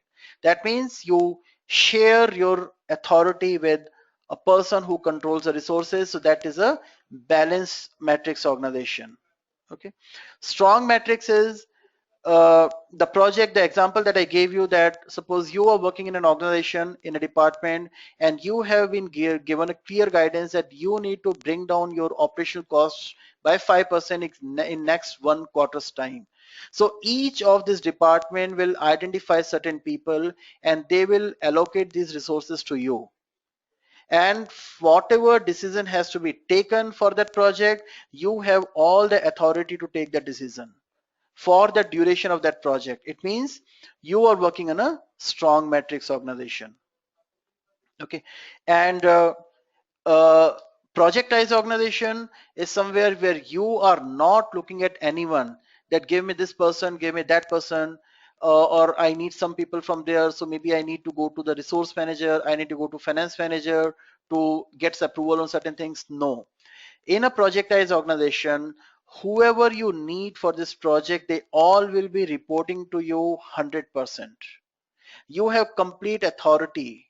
Okay, in a weak matrix organization or maybe in the balanced matrix organization, even the project manager may end up reporting to a functional manager, but in strong matrix it may not. Projectized organization, project manager will not report to functional manager, but it may report to a maybe director of program projects, or maybe a program manager. Okay, Mr. Mehboob is saying that this is very important from the examination point of view. Yes, this topic is quite important from the examination point of view. You can expect to get approximately two, 3 questions from this topic alone. Okay, and I hope I was able to clarify this. Abhishek, is it clear to you now? Abhishek and Manas, you had this question about the matrix organization. Manas, there is nothing right or wrong in this. So Manas is asking a question, what should be an ideal organization structure? That is completely on the business requirement. There is absolutely nothing right or wrong. And remember, as a project manager, you do not have authority to change the structure, organization structure. Org structure is defined maybe when the organization was created, and it is a decision of the leadership team of the organization. Okay, it is not at all a small thing or easy to change the structure of the organization. Okay. So it's completely based on the business requirement. If you work in a consulting firm, then it will be probably a projectized organization. If you work in a construction firm, then it will definitely be a projectized organization. If you work in a manufacturing sector, then it will be a functional organization. Okay, a typical IT organization, they mostly have either balanced matrix or strong matrix. Services organization may go for weak matrix as well. Okay, Shripath has a point here. Most of the organizations are balanced or strong, as we have to move around different departments for approval, resources, etc. Yes, as I told you, most of the IT organizations are either balanced or strong, or maybe some services, IT service organization may be weak matrix as well. And as you said that we need to run around for approvals and resources, etc. So yes, you're absolutely correct, because there are a lot of things which are not in our control as a project manager. Okay. So from the examination perspective, you must understand this topic thoroughly, and from the real life perspective, before you start working on the project, you must identify this, because this is going to have a significant impact on the duration, scope, time of the project. Okay, if you have given a duration to your customer and to senior management without taking the consent, without taking the approval, or without discussing it with the project functional manager, and you work in a weak matrix or balanced matrix organization, then you are absolutely gone. Okay, and if you have missed it out, I think you need to update your CV then, because the project is heading for a failure. Failure means if you are not able to complete it in time, in scope, within cost, that means the project has failed. And that's the reason you must identify which type of organization you work into. Okay. Other things that you need to take care of is your OPA, organizational process assets. Each organization will have the repository, knowledge repository. That knowledge repository can be in the form of some templates, document templates, and the historical information, the policies, the procedures, and all. For example, your company or you as a project manager are getting into a new project.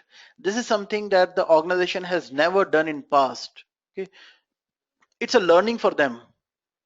Lot of things that you planned for did not work as per the plan. They went wrong because you did not realize that these are the factors which are not in your control. Okay, so what you'll do is at end of that project, you're going to document your experience. You'll write down what worked and what did not work in this project, so that you can take care of these elements into the next project. Or if someone else is doing similar project in the organization, they can actually learn from these lessons, and that will be a part of your knowledge base. And in PMBOK guide, this is a very, very important input for most of the planning processes here. Okay, your policies, your procedures, that all will be a part of your OPA. So it's very important to understand what kind of knowledge repository your organization has, and you must update that at end of the project with your lessons learned. It will also give you the templates.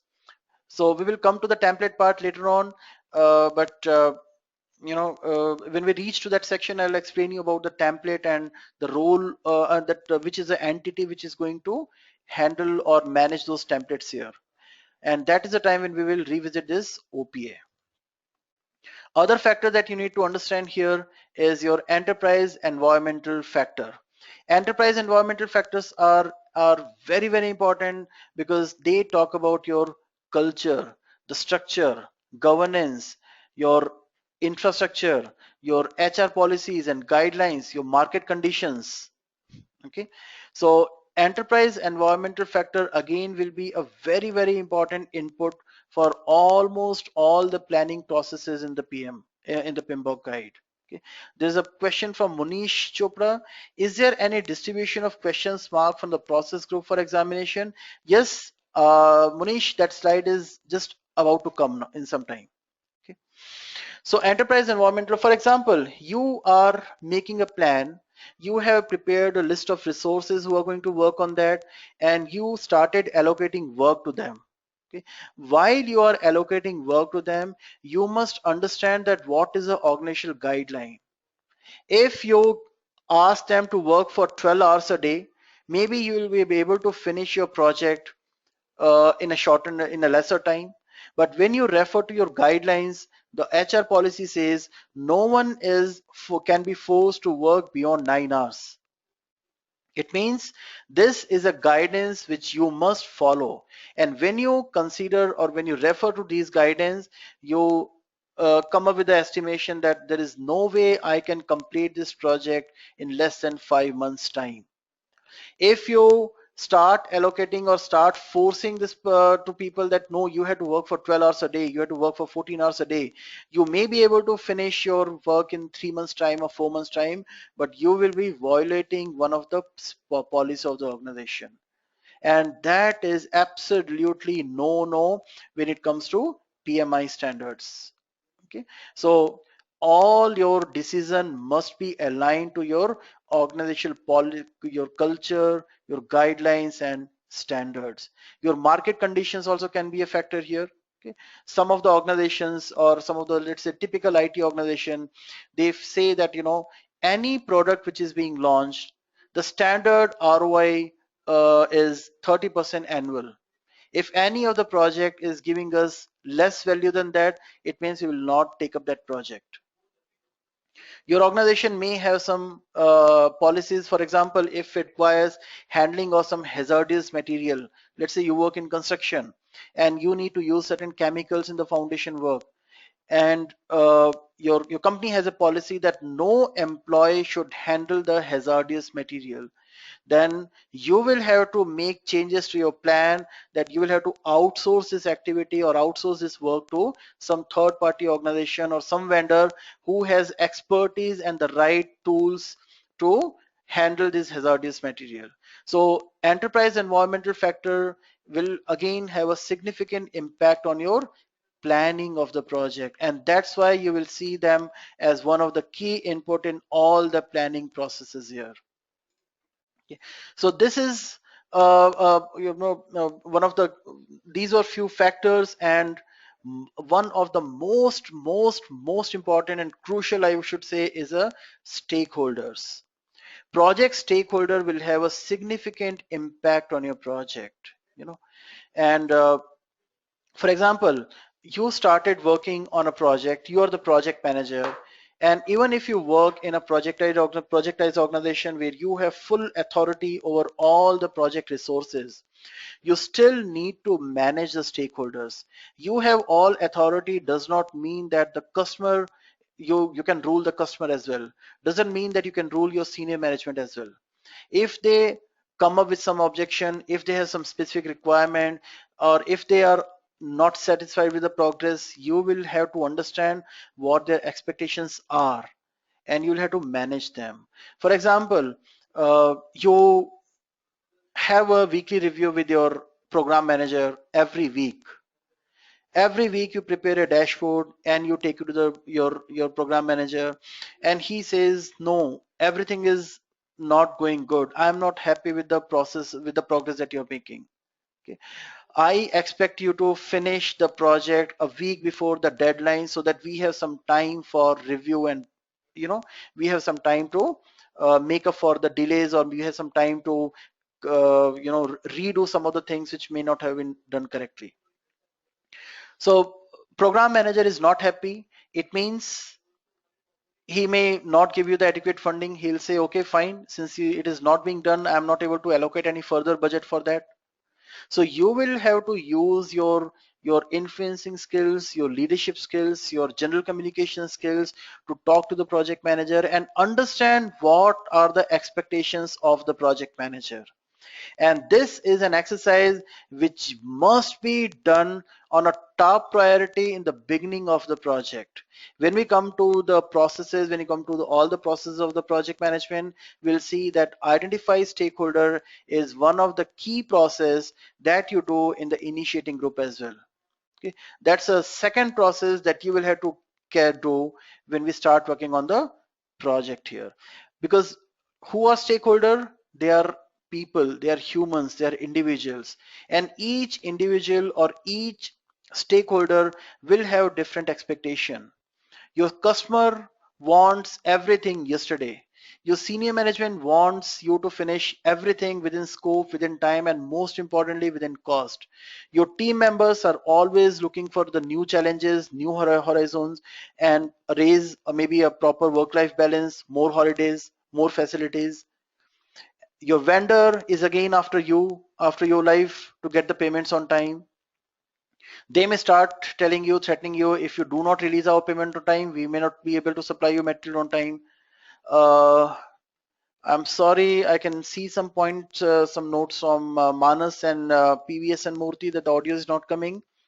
Are you all able to hear me? Let me just check with all.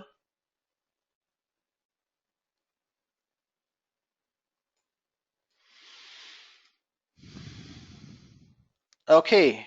Okay, so there are probably intermittent jerks here in the audio. Please bear with me. I think it's a problem with the internet here. Not here, but maybe at any end here. So as a project manager, it's very important to understand who the stakeholders are and what is their expectation. Okay. Some of the key stakeholders can be your PMO, your customer, your program managers, sellers, partners, performing organization, and so on. This set of stakeholders may differ from project to project, organization to organization. Okay, I can see a lot of notes about the audio is not coming. Two people have raised, three people. Abhishek, are you able to hear me now?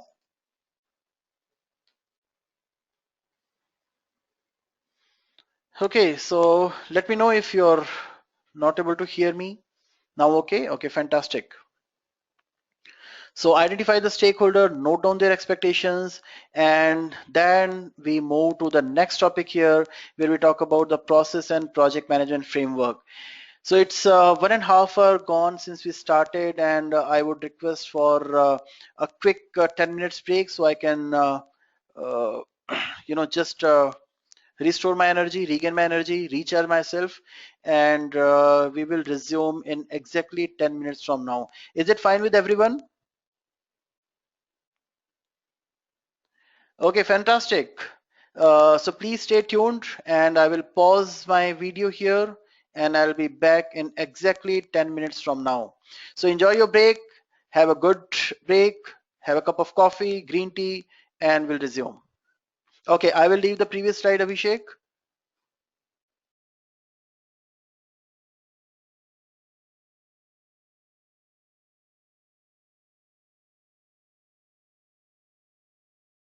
Okay, time to start. I hope everyone is back.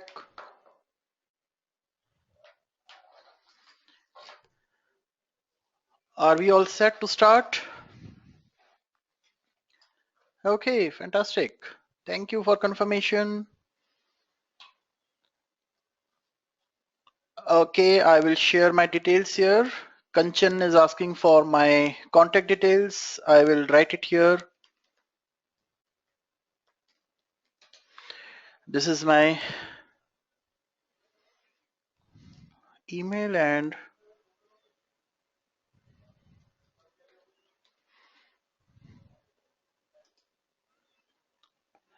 okay, so I have shared my email address and phone number with all. You can get in touch with me, and I'm all over in social media, so you can find me there, and we can connect on LinkedIn and Twitter as well. Okay, so let's get started. And there was a question while we were on break from Abhishek. Can project manager itself be a stakeholder, or here project manager of some other project in the organization? Project manager from some other project in the organization can be a stakeholder. Remember one thing, we are having a project manager's purview. So if I'm identifying, I'm sorry, I probably missed to write that here, that project manager from some other project. Okay, please read this as project manager from some other associated project. That can be a stakeholder here. Okay, so moving to the next section of this webinar, that is understanding your process and project management framework. So process and project management framework is a very small chapter relatively, and it talks about how this PMBOK guide is organized. So PMBOK guide is organized into three sections. One is your project management framework, where it talks about the introduction and the organizational influences and also the project life cycle. Then standards for project management of a project, where it talks about the PM process group. So do you remember those 5 domains of the project management: initiating, planning, executing, monitoring, controlling, and closing? These are the 5 process groups. And then there are 47 processes which I showed you in the PMBOK guide, and we are going to do a very quick review of all these processes in a while from now. And there are 10 distinctive knowledge areas as well. 10 distinctive knowledge areas are your initiative, integration, scope, time, cost, quality, and so on. We will cover those knowledge areas as well today. Okay. Process groups are generally divided into two parts here, into two different groups here. One is your project management processes, which are concerned with the describing and organizing the work of the product of the project, and then product oriented processes, which are specifying and creating the project product. So when we go to scope, we are going to talk about the project scope and product scope here, and then you'll have a clarity on what is the difference in the project and the product here. We talked about the process, how a process is structured here. Each of the process will have some sets of inputs, and using that input, the process will receive some information, and that information will be analyzed and reviewed using the tools and techniques, and then it will give you some outputs. Okay, and there are 47 processes, and there are more than 516 input tools and techniques and outputs, or we can also call them as ITTOs. ITTOs in a project. So you need to understand all these processes and how they are linked to each other. PMBOK Guide 5th edition has a fantastical graphical representation of each of these processes. So that's a very good thing which you must look into. I will tell you, I'll take you through the PMBOK guide as well. Okay, and then the process group interaction here. So this is how the process group will interact. You start, enter your project or phase from here. You will have the initiating, then your planning and executive, and monitoring and controlling will be there always. And then once all the work is completed, you move to the closing process, and you either move out of the phase or you complete the project as well. We will discuss this in detail in a while. So this is the point where we will understand how we are going to get the questions in the PMP examination. I'm sure a lot of you must have heard that PMI has changed the examination pattern. Remember, this change is not in the course. This change is not in the PMBOK guide. This change is only and only in the examination pattern. And there are some tasks under each domain of project management.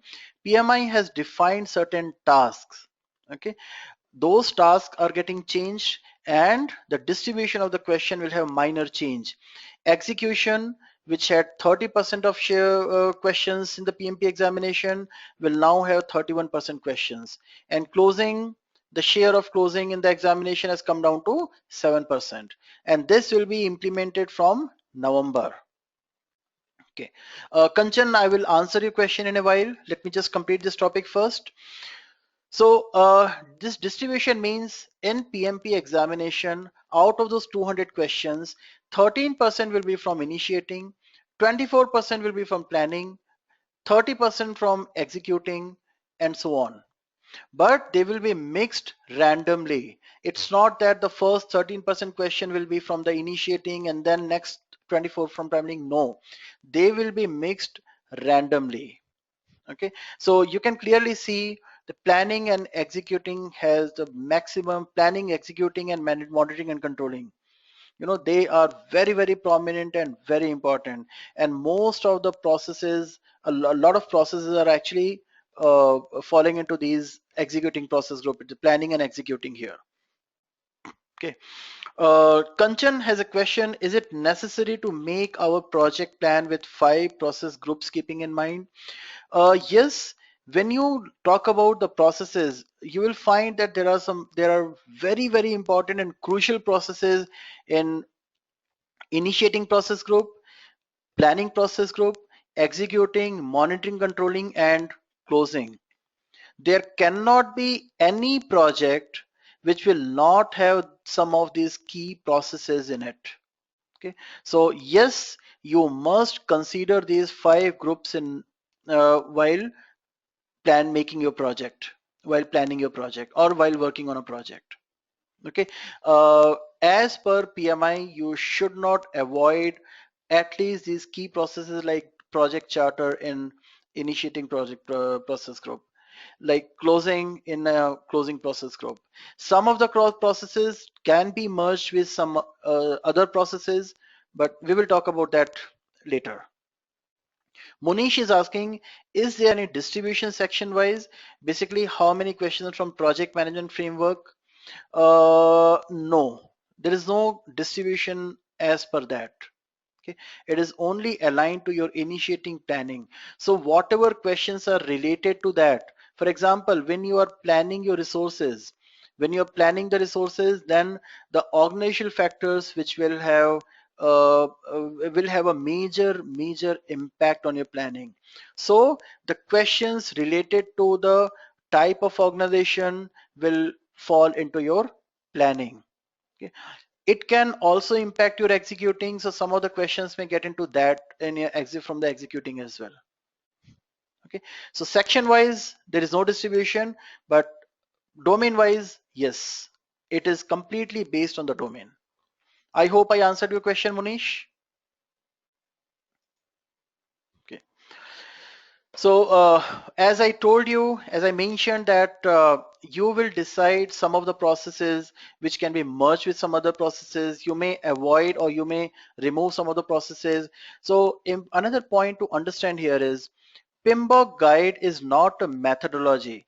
Lot of people make a mistake of calling PMBOK guide as a methodology, but no, it is a collection of processes. It is a collection of knowledge, and you need to pick and choose the relevant processes from here, and you can make your own methodology from here. I'm sure a lot of you must have heard of Prince2 process, Prince2 methodology. A lot of you must have heard of Agile methodology. They are all methodologies, but PMBOK guide is not a methodology. PMBOK guide is a collection of processes and the knowledge and the best practices. You need to make your own methodology based on these processes, and that is the reason PMI has given you this flexibility that you can tailor the processes as per your requirement. Okay, you can merge some of the processes. You may decide to not use some of the processes. That is completely that is a decision which project team will take in consensus. Okay, PVS and Murthy is asking what is Prince2.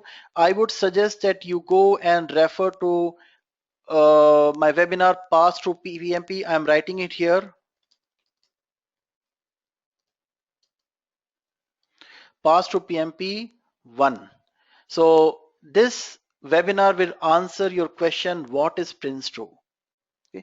It will also help you to understand what is the difference in PMP, Prince2, and PMI ACP or any agile certification. Okay. So we'll get back to our topic here. You have liberty to uh, merge or customize some of the processes. You can also decide not to follow certain processes here. Okay, but that's a decision that project team will have to take in consensus. So we talked about the knowledge areas. So these are the 10 knowledge areas.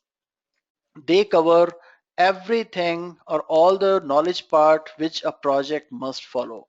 Starting with integration, scope, you have scope, time, cost, quality, HR, communication, risk, procurement, and stakeholders. Okay, so I think I'll be able to give you more clarity on this in this one here.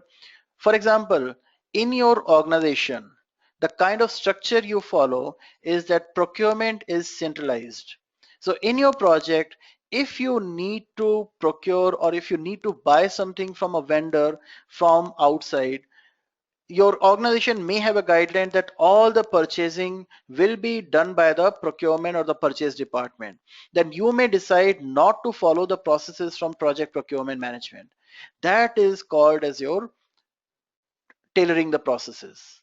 Okay, you may decide that okay, your organization, you may have a guideline that entire communication or let's say risk will be taken care by the risk management department. Your BCP team, business continuity and planning, is going to take care of all the risk management activities. So you may make some alteration there as well.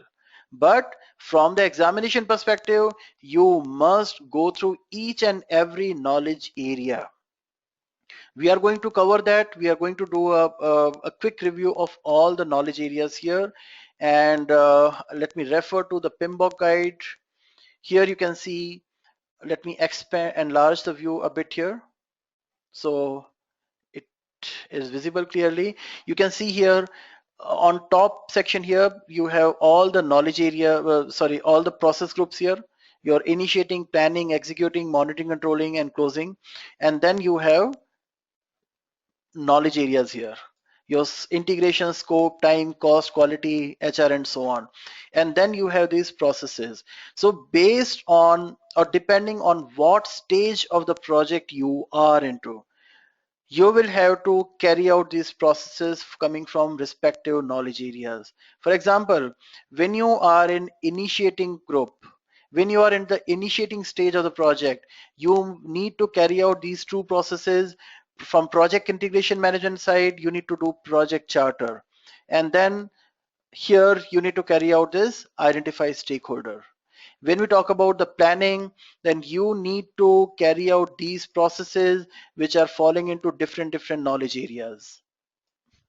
Okay, so this is how those 47 processes are mapped to the knowledge areas and process groups here.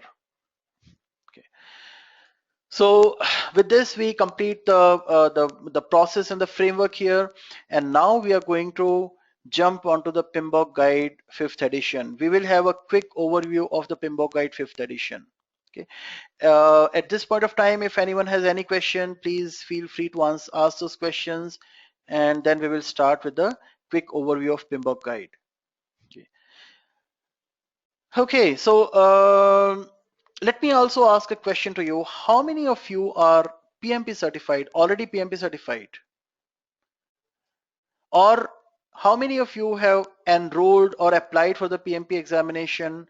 Just write in the question window, in the chat window, that you have applied for it, waiting for the examination, or you are yet to go for the training. So, and how many of you are PMP and have come here for PDOs?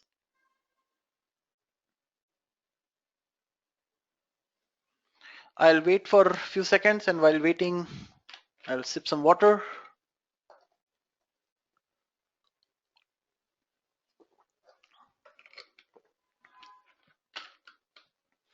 Okay.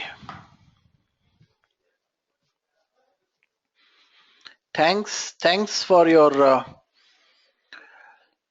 responses here.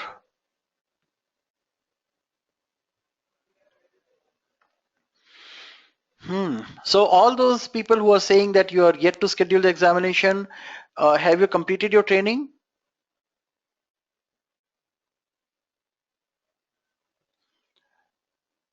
Okay, fantastic.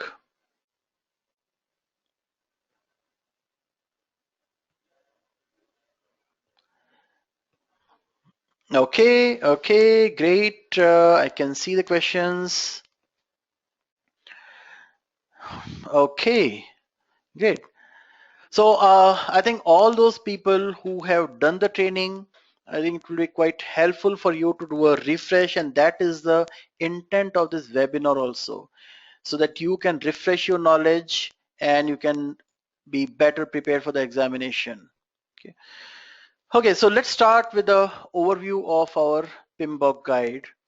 So I will start with this page here, which is page number 61 of your PMBOK guide, which talks about the project management process group and knowledge area mapping. We are going to pick up each and every process from here, and then we are going to review that. But before that, let me just take you to the very beginning of it.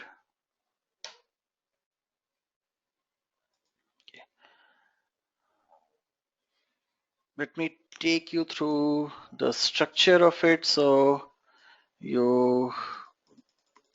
okay.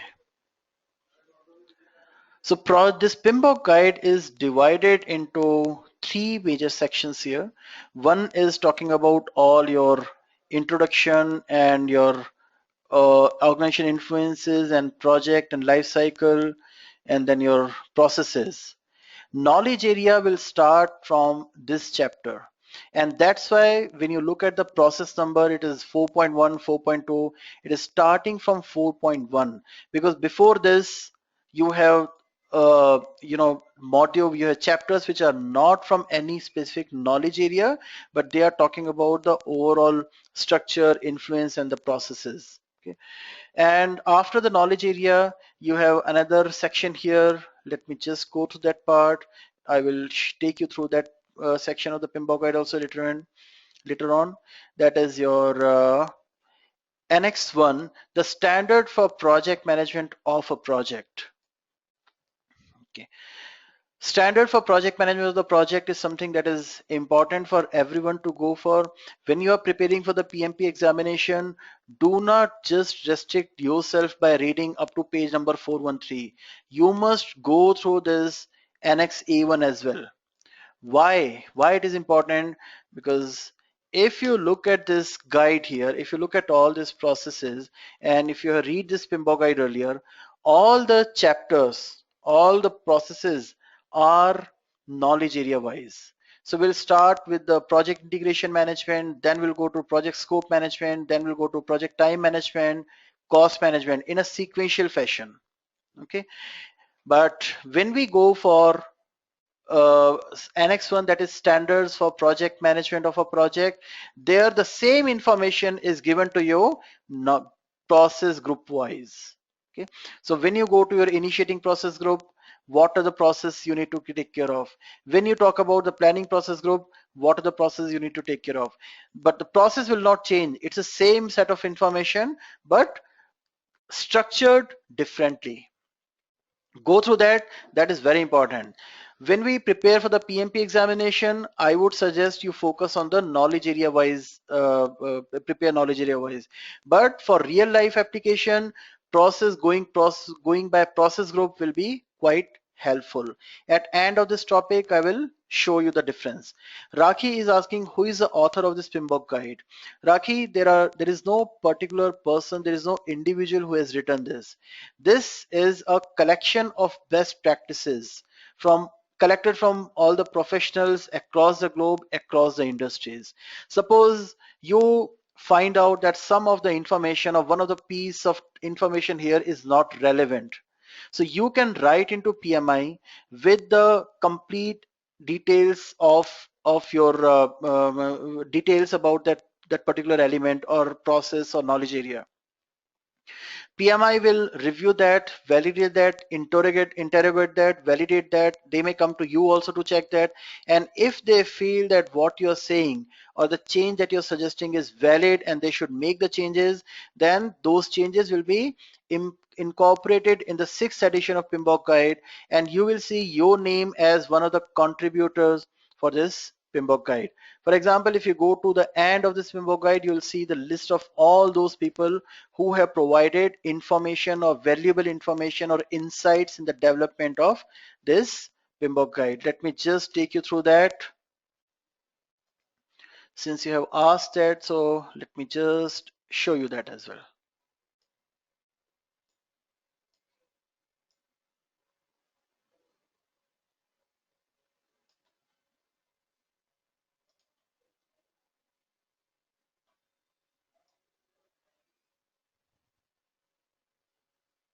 Yeah, so what you see here is a name of all those people. You can see these are the contributors and reviewer of the PMBOK guide 5th edition. So if you give some suggestions which are valid and are incorporated, you will see your name as well as a contributor here. Okay. And that's why I say that I told you that there is no single individual who has created this PMBOK guide. I hope I was able to clarify. Okay. So let's start with our knowledge areas, all the processes, and we are going to follow the knowledge area wise approach. Okay, I'm not going to shift to the slide for some time. Please be here with me on the PMBOK guide for some time, and then we'll move back to the slides here. So the very first process in any project is develop project charter. Okay, so when you start your project, you will be in initiating process group. Okay, and the very first process in any project is develop project charter. The output of this develop project charter process is going to be a document which is called as project charter. Project charter is an agreement between the management and the project team, where where the management team gives their commitment to provide the support and the necessary resources for the project. And it also authorizes project manager to utilize the resources of the organization for the project. Okay. uh, this is a process where the management team will also evaluate whether they should go ahead with this project or not. Okay. Why we are doing this project? What is the reason? Is it because of some business need? Is it because of the market requirement? Is it because customer has asked us to do this and they are ready to pay for that project? Or is it because of some competition? Let's say you work in a company which has a product which is selling very hot in the market, and you come to know that your competitor is coming up with a upgraded version of that model, same product, or a similar product, which may pose some threat to your positioning in the market. Then it is out of compulsion that you will have to start a new project to release a upgraded version of the product that you have. Because if you do not do that, your competitor will beat you. Okay. And you may want to retain your number one position in the market. Sometime it may be because of a umbrella contract, that whatever enhancement work needed to be done for an existing customer will be done by your organization. Okay. Sometimes it can be to expand the business. Like this year your company did a business of $500 million, and they are setting the target of $700 million for next year. How you're going to do that? Maybe by launching new products, maybe by launching the new services. So that can also be a project here. So you will identify the need. You will probably have to do some financial calculation, that what will be the return of investment on that. You will have to do the cost benefit analysis. You will do all kind of analysis and present it to your senior management. You may not do that, it might be done by the project sponsor here, but project manager will provide the valuable information to the sponsor. And then your management team is going to do a review of that, whether we should go ahead with this project or not.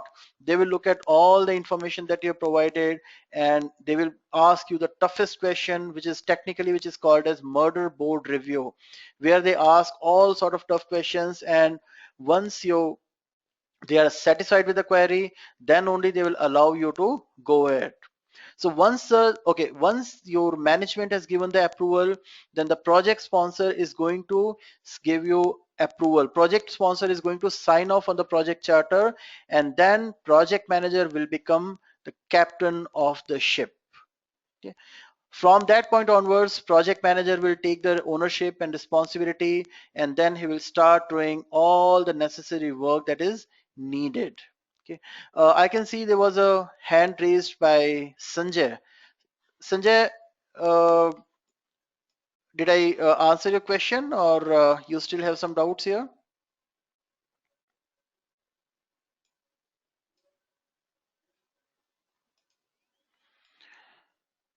Okay, let me just put the hand down here. Okay, so once the project charter is released, then this project manager will lead the project and will get into planning. So develop project management plan. Develop project management plan is a very high level process where all the subsidiary components of the project will be planned. Okay. When we look at the process here, one of the key input that we see is uh, output from other processes. That means first you need to create your subsidiary project management plan. What are the subsidiary project management plans? That is your scope baseline, schedule baseline, which scope baseline is coming from your create WBS process, your schedule baseline, which is coming from develop schedule process, cost baseline, which is coming from your determine budget process, then your plan quality management, which will give you the quality management plan, HR management plan, communication management plan. Okay, PVS and Murthy has a point, something here. You probably lost the audio here. I'm not very sure where the problem is, because I haven't heard from anyone about the audio issue. Mr. Murthy, maybe you would like to check it at your end. Okay, Thanks, Manish. So, uh, talking about the planning here, then your HR management plan, communication management plan, risk management plan, procurement management plan, stakeholder management plan, and not only these plans, you're also going to look into some other components here.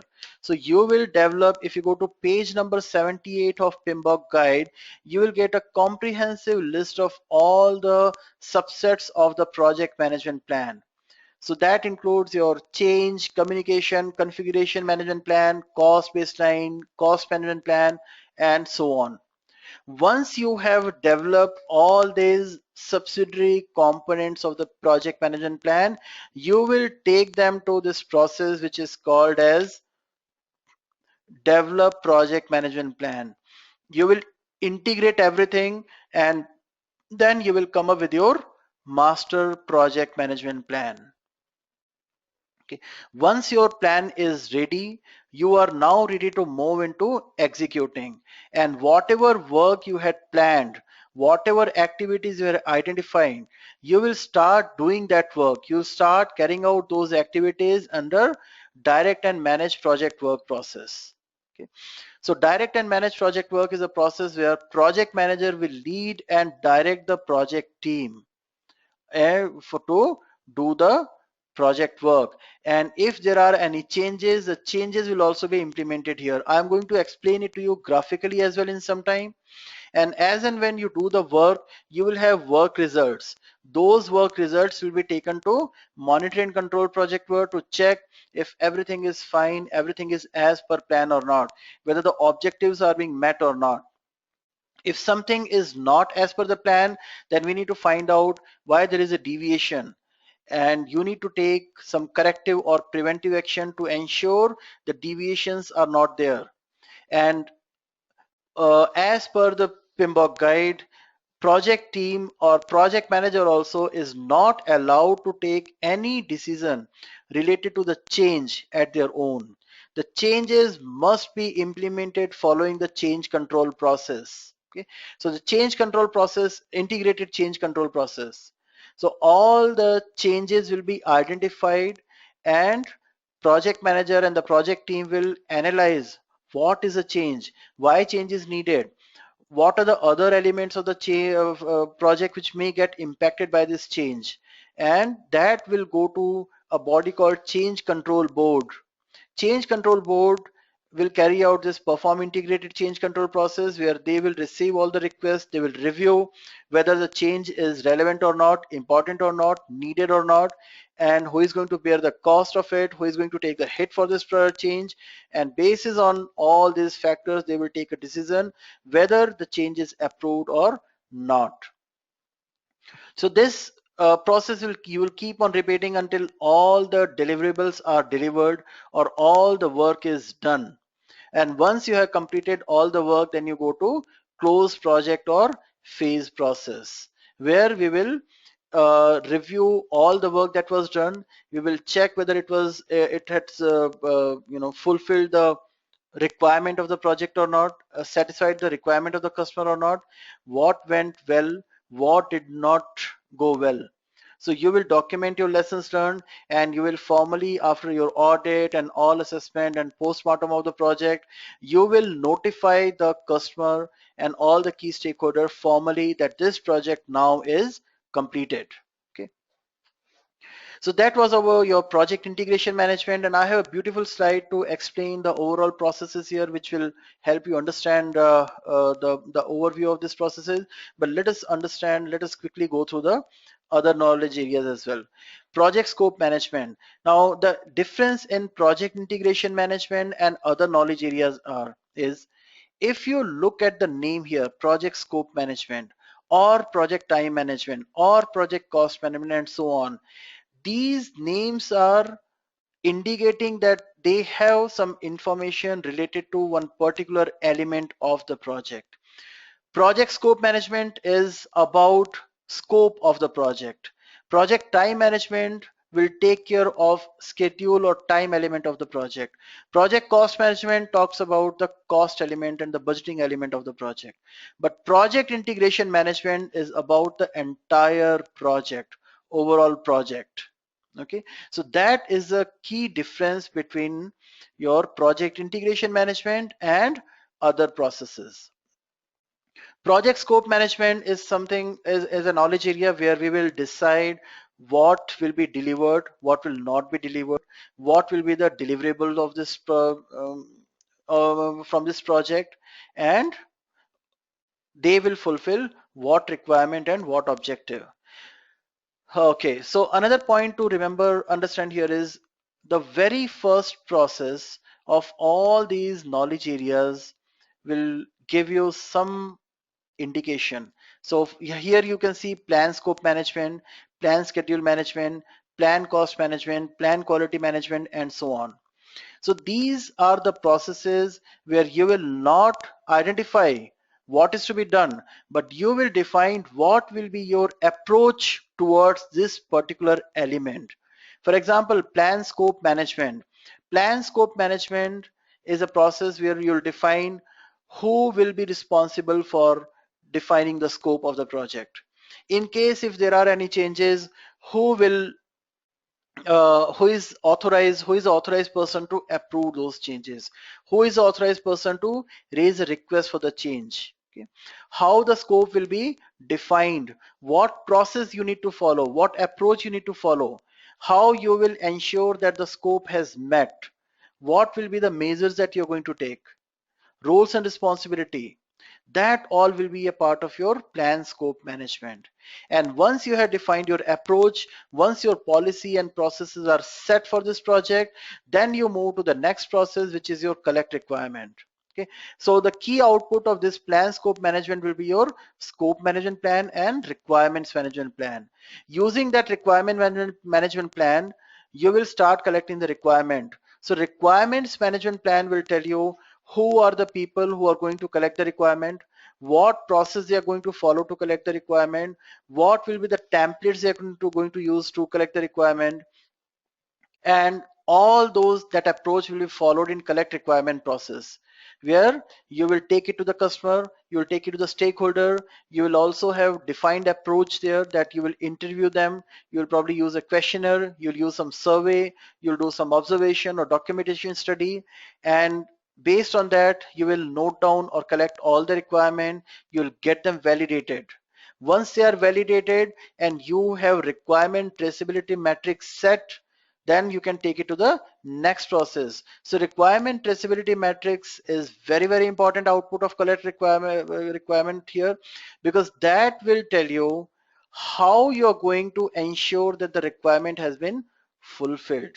Okay, or what will define whether the requirement is fulfilled or not.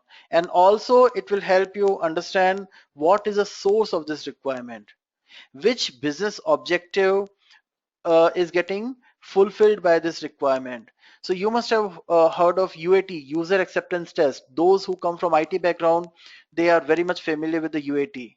Okay, so when you prepare the use case, you will link them back to the requirement, that this use case is going to validate that this requirement is getting filled, and that is your requirement traceability matrix. So once the requirements are identified and defined and validated, based on that you will start preparing your scope. And now I am talking about define scope process here. For example, one of the requirement, you are working on an application. Let's say you're working on a ERP application. Okay, you have to develop an ERP application for your customer. Okay. One of the requirement that the customer gave you that is that there must not be any unauthorized access to certain modules of the ERP. Financial data is something that is highly confidential, and only certain set of authorized user will get access to that. That's a requirement. Now, when you start defining the scope, you need to translate this requirement into scope. And how this will get translated? So the requirement is no unauthorized access. And when we decide talk about the scope of the project, then your product, you'll say there has to be a user validation mechanism. Okay, customer said for this authentication we want to use a biometric scanner. But when you start translating that scope requirement to scope, you realize that it's not possible.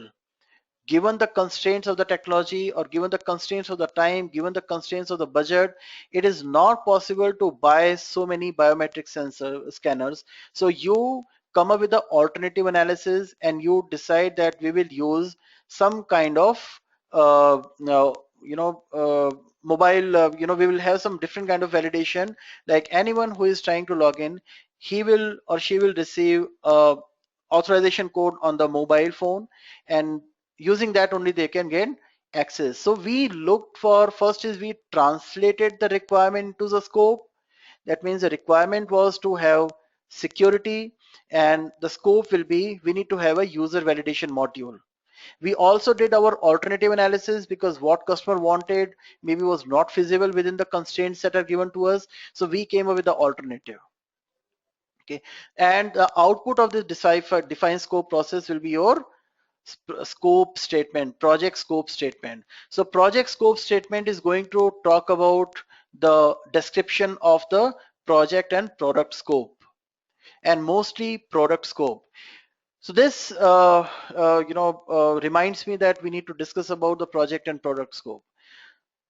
When we talk about the product scope, we are talking about the features or characteristics of the product, certain specifications of the product, how those P features will be enabled, how those specifications will be defined, created into the project, is your project scope.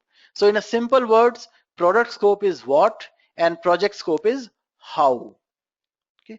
If a customer says that there has to be a user validation module, so that is a product scope. And then we start working on it, that how many people we need, how long it will take, what is the budget that we need, how many activities we need to do. That is your project scope.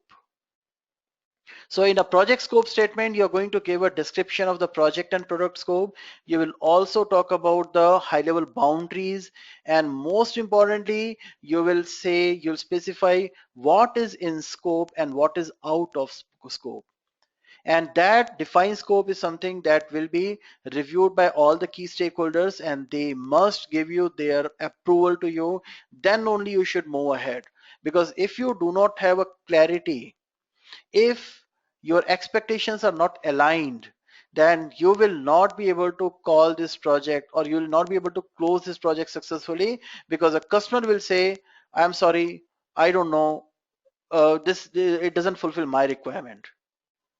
Okay, so scope statement will bring everyone on the same page. Okay, I can see a point here. I can see some question here, that will the recording be made available along with the slide? Yes, the recording will have the video and the audio, everything, and you'll also get link for the to the slide share, where you can get access to the slides here that I'm going to share. I'm sharing here right now. So once we have our scope statement, then we move to create WBS, where we will create a work breakdown structure. We will do a decomposition of the deliverable into smaller and more manageable pieces, which will give you a list of all the deliverables. So WBS is a very, very important document, because this is going to be the scope baseline for your project. It is a list of all the deliverables that you'll have. For example, if you have to develop that ERP application, so ERP application is a very large, it's a complete product that we are talking about. Let me go to the whiteboard here so I can explain you what work breakdown structure is. This is your ERP application. Okay. You need to decompose this, or you need to break this into the smaller and more manageable pieces here. Okay. So what you'll do is, you can probably write down here that this will be divided into certain high level here modules here. So we will talk about our front end. We will talk about business logic, or maybe the engine, business engine, run engine that we have, and we will talk about the backend. Or maybe I should use a PowerPoint actually to explain this to you, because there I will be able to create the boxes.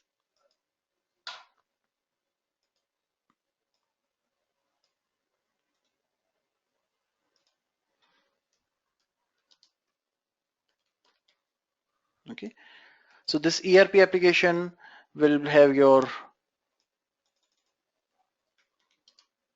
front end,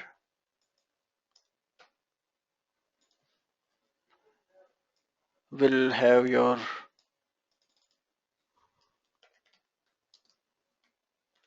business engine, and it will have your backend as well. It will have the backend as well. Okay. Then front end can be divided into multiple sections again.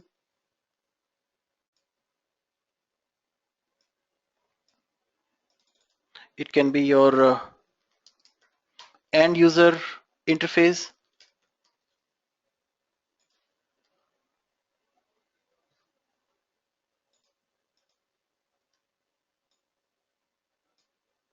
It can be your approvers interface, and so on. So what we are doing is we are now breaking this into smaller pieces. And once you have completed all these deliverables, for example, yeah, let me just connect these lines here.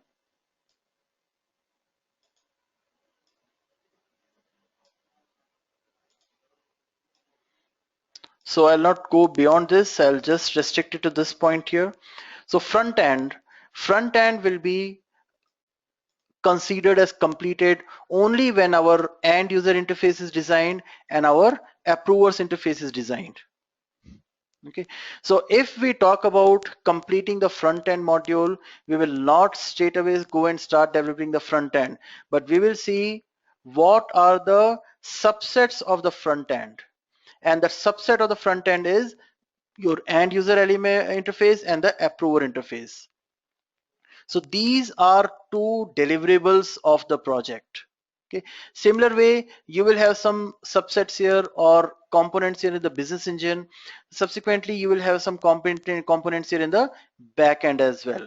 Okay, like database design, database structuring, and your database validation. Once you complete all those activities, then only this particular module will be considered as completed.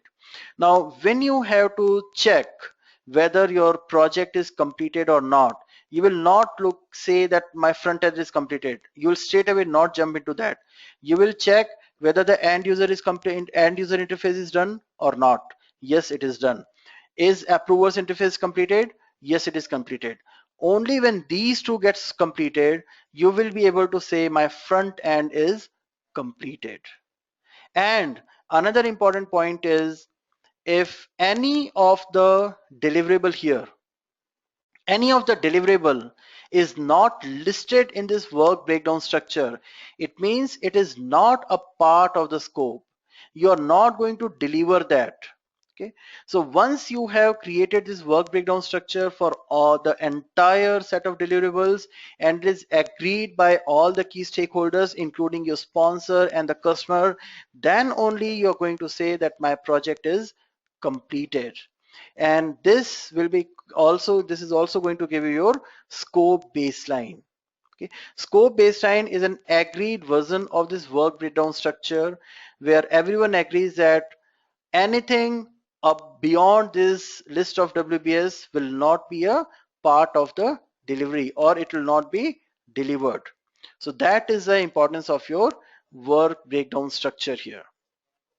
Once your WBS is completed, your scope is finalized, and then you we assume that you go to the executing where you where you start doing the work, and as you do the work, you will have the work results, and the work results will then be taken to your control scope process. So control scope and validate scope are two different processes here, which are quite confusing. Okay, but I have a very beautiful slide here which I'm going to show in some time Okay, there is a point here from, or there's a question. Oh, it's a point here by Munish. Thanks a lot, Munish. I hope it will help you in clearing the PMP examination. So validate scope and control scope are two different processes which you need to carry out. Where control scope will be done at a particular frequency. Let's say you decided to review the project progress every week. Irrespective of the completeness of that deliverable, you will see at by end of this week you're supposed to make 30% progress. Have you made that progress or not? If yes, fine, what worked? And you also need to do some forecasting whether you'll be able to complete this on time or not. Do you get any sign which may prompt you to take some preventive action? Or if it is not as per plan, what are the factors which are causing this delay? So you will probably take corrective or preventive action to influence those factors which are causing delay in your project. Validate scope is a process which will be carried out only when the deliverable is 100% completed. So I will explain these two processes in a while from now when we move to the PPTs here. So please bear with me here.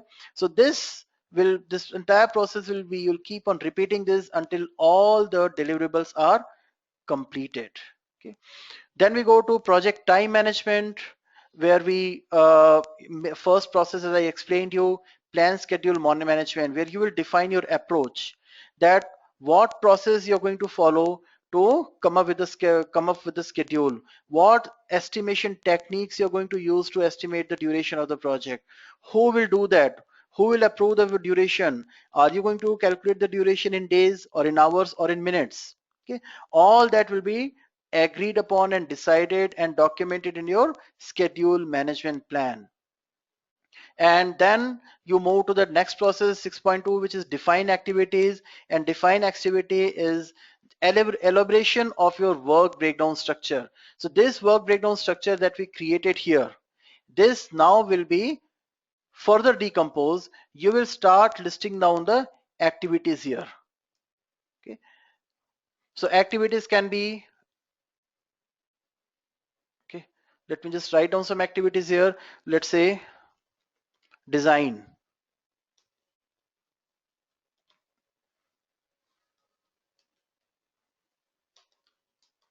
primary design, where you will create the basic layout of the interface. Then you will have next task as design validation.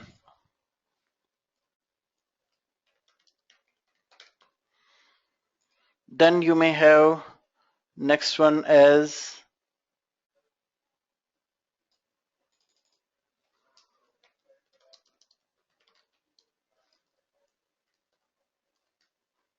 okay.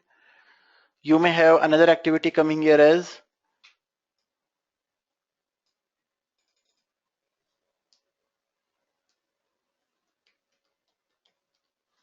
or internal review. Then you may have next task as external review. And then finally you will say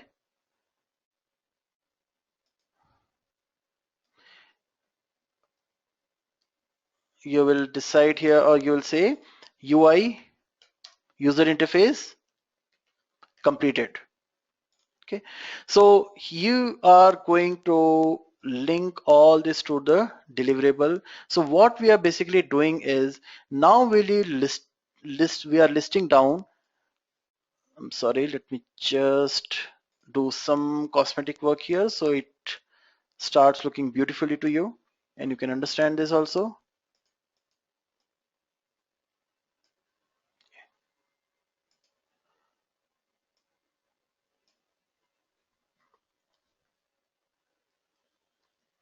So what we are doing now is, in the previous process, work breakdown structure, create WBS process, we identified the deliverables.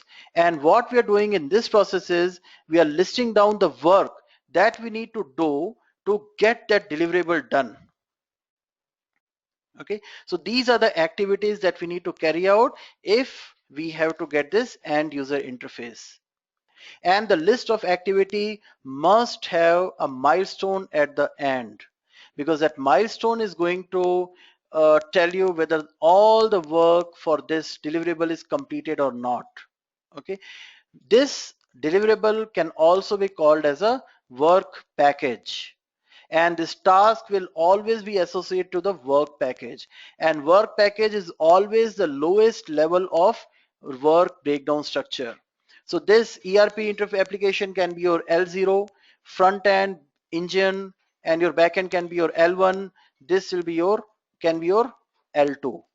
Okay, and since L2 is the lowest level of this WBS, these two will be called as the different work packages, and the task can be associated only to the work packages.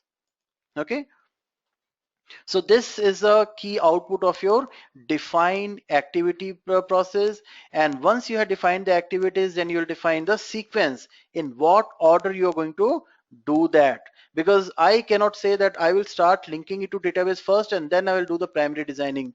No, logically it is not possible, isn't it? First you need to define the interface design, then only you can once it is validated, then only you start linking into database. So you will identify what dependencies these activities have on each other, what are the internal dependencies, what are the external dependencies, what are the mandatory dependencies, and what are the discretionary dependencies. Mandatory dependency is, suppose you have to okay, you need to write code, and then only you can give it to the testing to another team. So that can be quite subjective. Some of the project, it will be required for you to write the entire code, then only it can go for code review. Okay, that can be your mandatory dependency. Somewhere, since the modules are huge, you will parallelly start the dependence, the code review and testing all, but that all is decided by the project team itself. So that can be a discretionary dependency. I'll give you another beautiful example for this. Suppose you have to cook food, you want to prepare your favorite dish here. Okay, so what is the correct flow of work? First you need to go to market and buy the ingredients, and then only you can start cooking. That is your mandatory dependency. Unless you buy those ingredients or the vegetables and the spices, you cannot do the cooking. No one in the world can do that. So that is a mandatory dependency. Okay, but when you are going out to buy vegetables and spices, at the same time you also decide to buy some other things as well. You also decided to finish your some other activities as well. Let's say you want to buy vegetables, then you want to buy spices, you want to buy ice cream, you want to buy desserts, you want to buy cold drinks. So you are clubbing all these activities together. How you had decided to club them together? You reviewed whatever it is needed to be done. You discussed it with the other team members. So that means that's a discretionary dependency. That is on the discretion of the team, project performing team, that in what order we are going to do this work. So when you decide to go to market to buy all this stuff, you will say that we will buy ice cream at the end, because if we buy it first, by the time we come back home it may melt down. So that is a discretionary decision that you have. Okay, so that's why it is a discretionary dependency. So you will have to identify all those dependencies, and based on that you will start sequencing them, you will start linking them. And there is one more important topic there, which is what is the order. Are you going to do finish to finish, or start to start, or start to finish? So that's an important topic that I would suggest you must go and read in the PMBOK chapter, in the specific section of the PMBOK. Unfortunately, we do not have luxury of time to go to that level of details here. Okay. So you will define the sequencing in which the work will be carried out, and you'll estimate the activity resources. When we talk about the resources, that can be your human resources, or that can be the material resources as well. Equipments also, how many, what are the ingredients you need, what is the quantity of that you need. how many resources you need, what is the manpower you need for this. You will do all the estimation, and then you move to the estimating the duration, looking at the work, looking at the resources, how much time you need to complete those activity. And once you have identified the duration for each activity, and because you already sequenced them here in 6.3 sequence activity process, now you will have a network diagram of your all the project activities, and you will do the network diagram analysis, you'll do the schedule analysis. You will have to find out what are the factors which may impact the schedule. You will do what if analysis, what can go wrong, and if it goes wrong, what components or what elements of the project will get impacted. Okay, for example, I prepared a schedule. I am constructing my house, and I prepared a schedule that by end of August I'll finish the foundation work. My team will finish the foundation work, and then they will start working on the construction phase, and then they will do the coloring phase. But during the construction phase, or the construction phase is falling during the peak rainy season. So now I need to do the what if analysis. I need to find out what happens if I have to stall work or stop my work due to heavy rains at that period of time.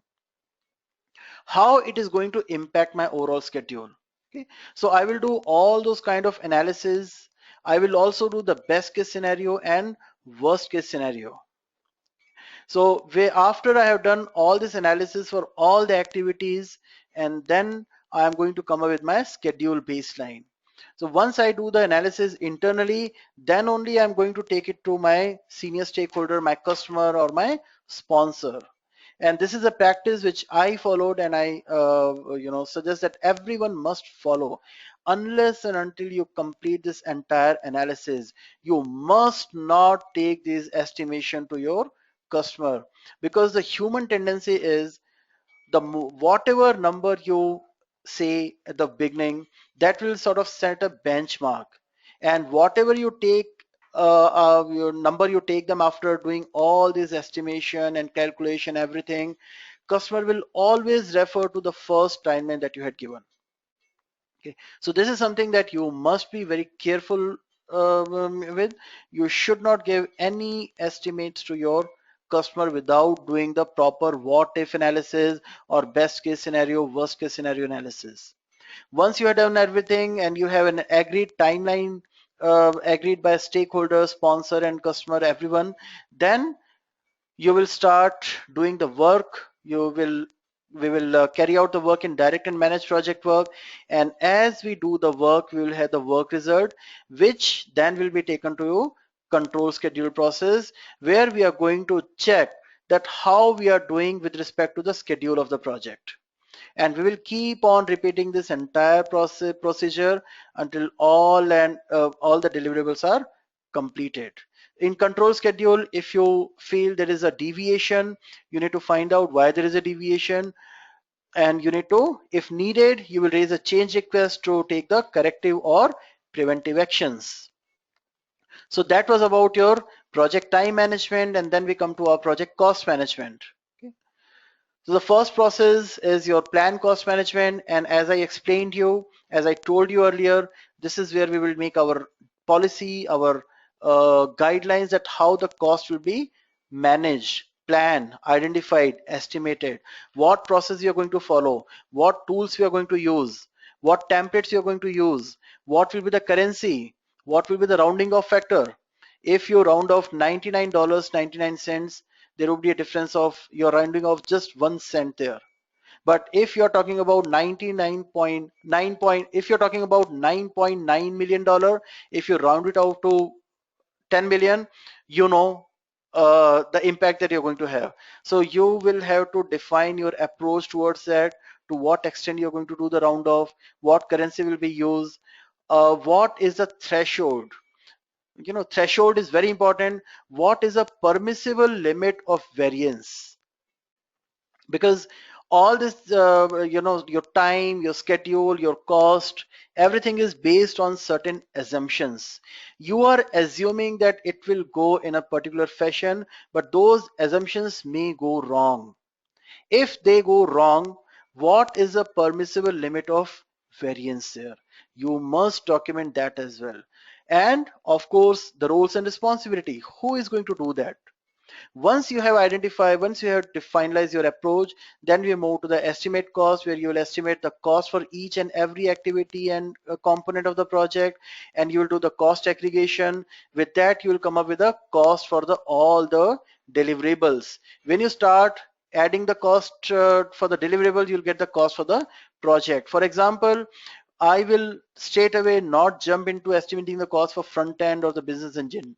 I will estimate based on the resources, based on the manpower or human resource and the equipments I need for primary design, design validation, linking to database, all this activity. I will first identify the cost for this, and then I'm going to sum up the cost here, so I get the cost of end user interface. When I sum up the cost of approvers, these two models here, end user interface and approvers interface work, these two work packages, I will get the cost of front end. Once I have estimated cost for my front end, business engine and back end, I will be able to see my cost of ERP application.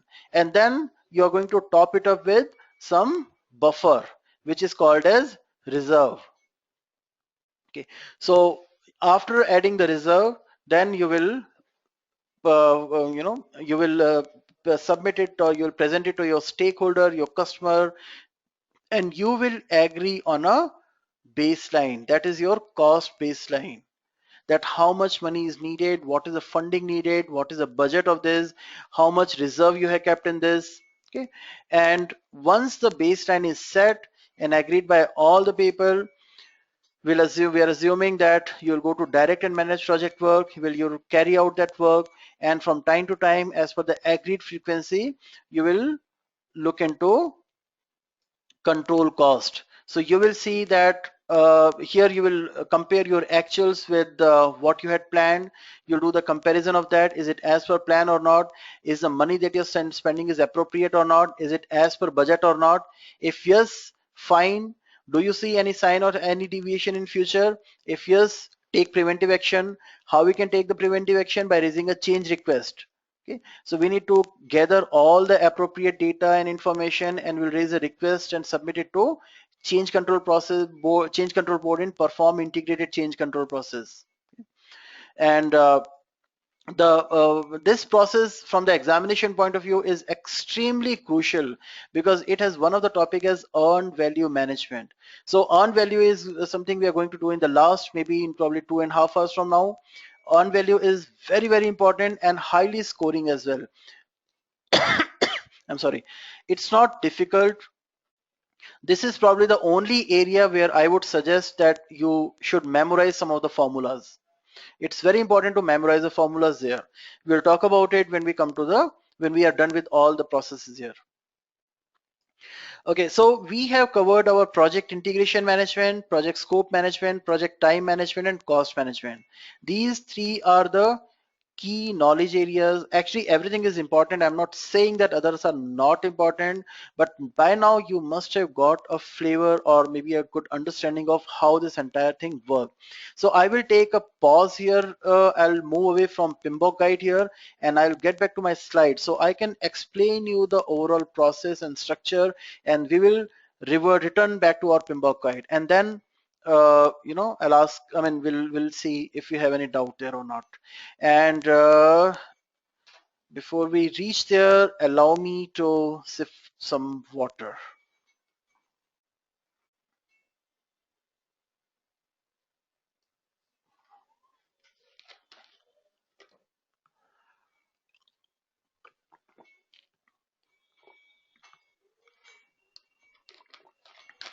Okay.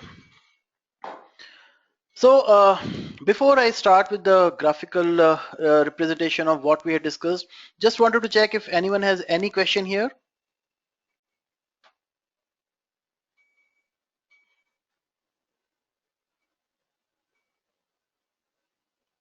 Okay, thanks for your inputs.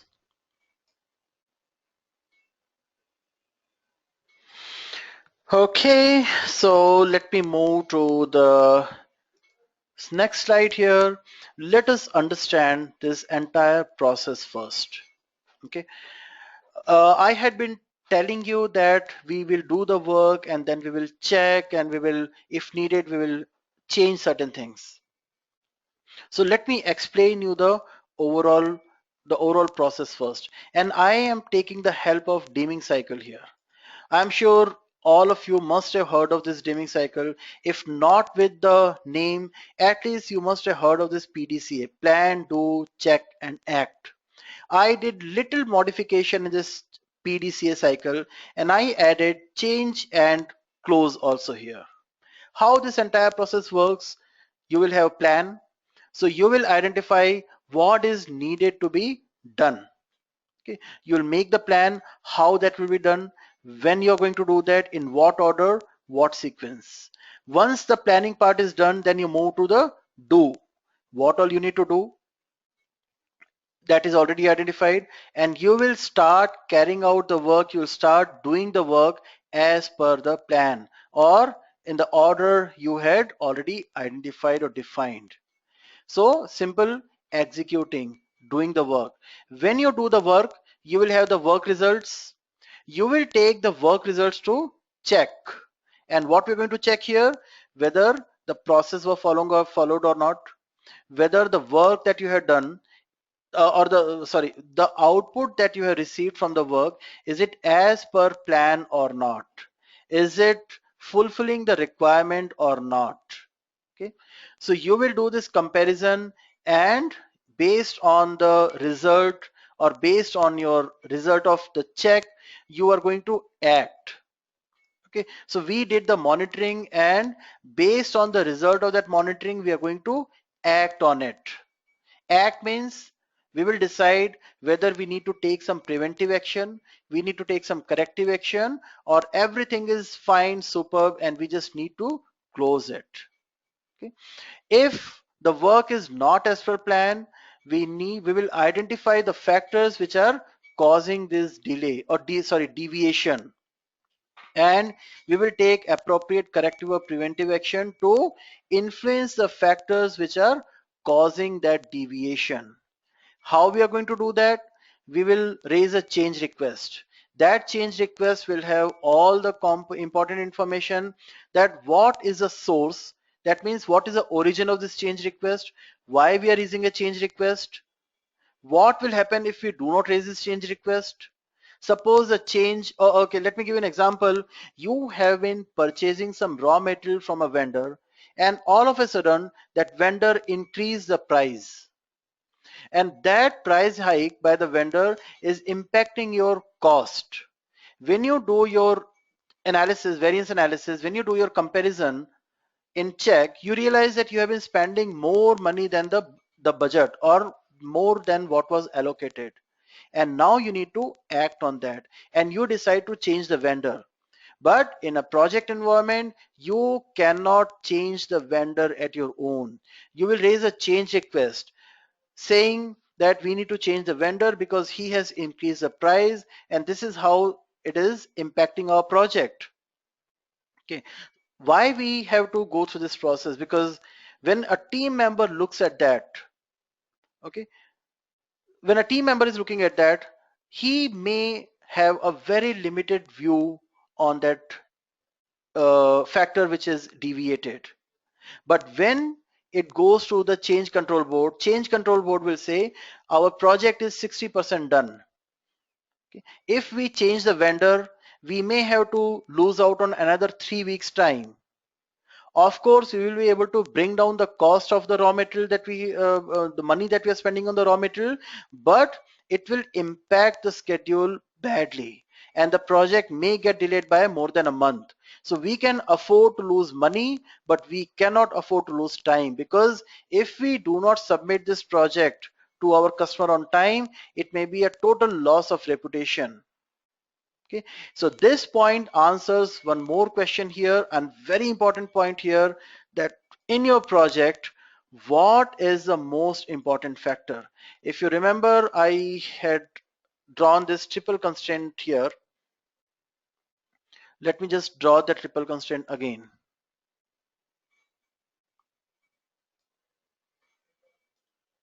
Oh, sorry.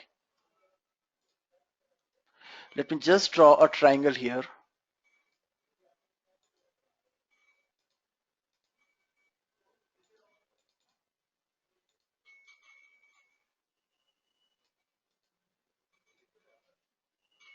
Okay, so this is your scope, time, and cost.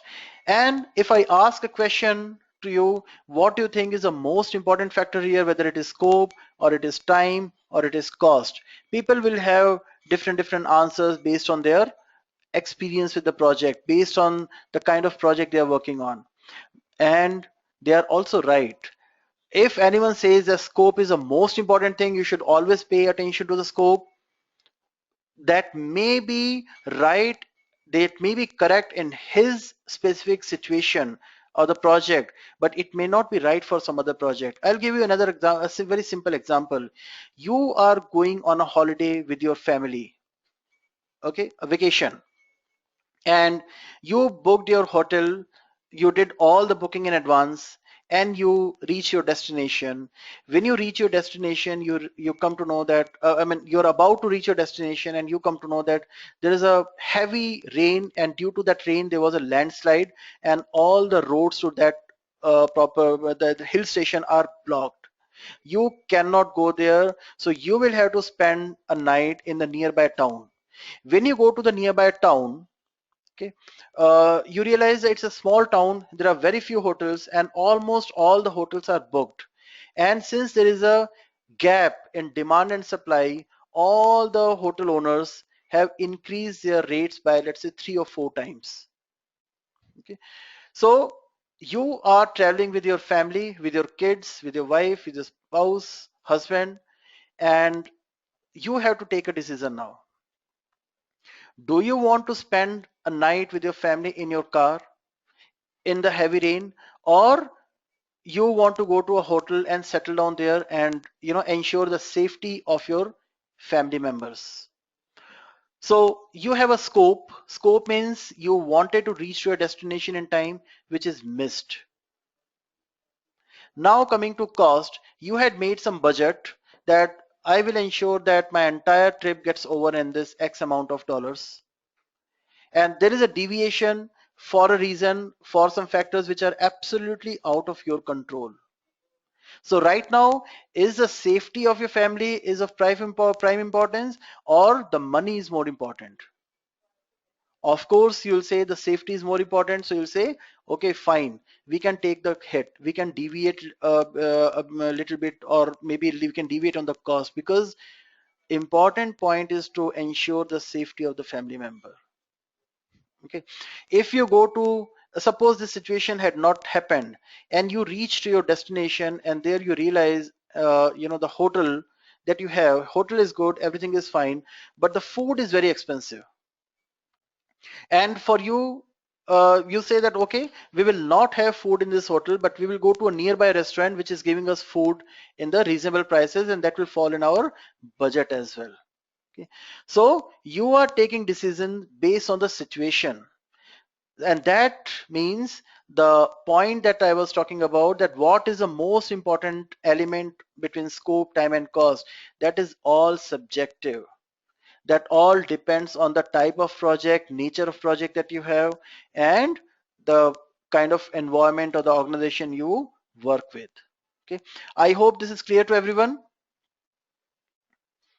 If you can just give me a confirmation in the chat window, I will be glad, because it's important to understand to move to the next one.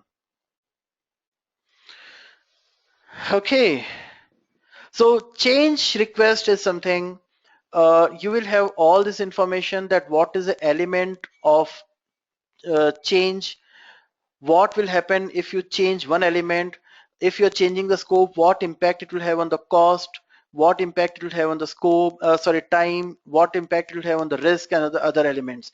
Change control board will review that request. So let me ask you a question.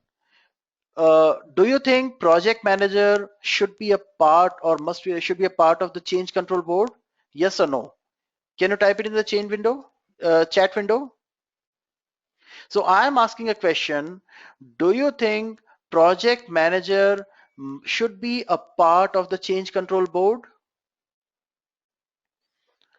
Okay, and while I get the answers, let me sip some water here.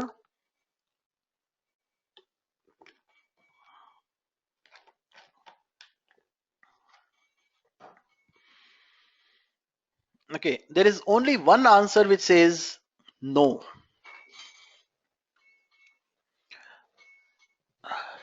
Uh, Mr. Murthy, I think there is something wrong at your end because audio, because I don't see anything, anyone saying about the audio. Okay, so I can see a lot of answers saying yes. There are a few answers which says no, and Mehboob Khan is saying in projectize matrix.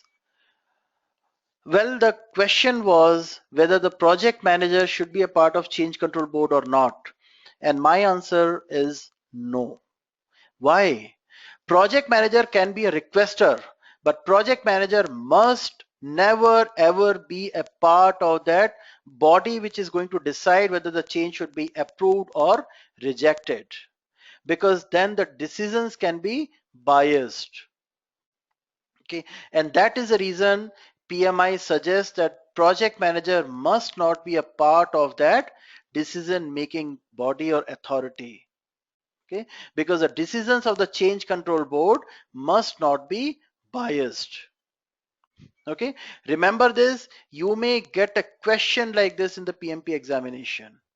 Okay, see, uh, in PMP examination, almost 65% to 70% of the questions will be based on the outline or based on PMBOK guide, but remaining 30-35% questions will be based on the will be there to check your general knowledge, check your project management general knowledge and project management common sense. So that part is extremely important. Okay, become familiar with the PMIism. Okay, so coming back to our slide here, what it says is after you have decided that you need to take some corrective or preventive action, you will raise a change request which will go to change control board, and then change control board will decide whether to approve it or reject it. If the change request is rejected, nothing will move from here. The life will keep on going as it is, and the change request will just die here in the change. But if it is approved, it will be updated into the plan, and you will implement that change in your do.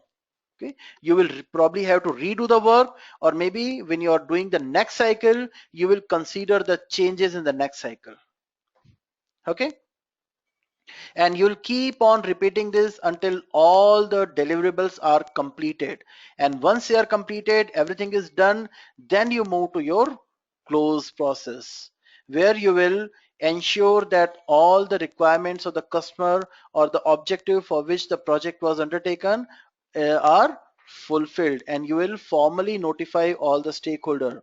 I can see a raised hand from Wahida Fatima. I'm so sorry, Wahida, that was there for past 24 minutes, but I did not see that. The question from Wahida is, a project manager is the one who handled the project, so she can explain properly why the change needed, why he should not be in the board. Fahida, you are saying you actually answered your half of your question here only, that project manager is the one who is going to explain why the change is needed. Okay, but project manager will never decide whether this change must be implemented or not, and that will be decided by a body which may have your sponsor, your some senior stakeholder, your senior SME from the team, because there may be certain elements which project manager might have overlooked, you know, for the convenience, for their own convenience. Maybe project manager wants to complete this project as soon as possible because he's getting bored with this project, so he may not decide to go ahead with the change that any of the team member is suggesting, which is very important for the change in scope, which is very important for the project. So project manager may have their preferences, and PMI suggests not to go by the preferences of the individual. You must keep the interest of the customer at the top. and that is why a group of people must take a collective decision, and project manager must not be a part of that group of people. Okay. Project manager can be a requester. Project manager can go and present their side, their view on that, but they will never decide. Okay. I hope I was able to answer your question, Fahida, and I can put your hand down here. Okay. Okay, great. Anyway, any question on this PM processes or on this cycle here? Is it clear to everyone?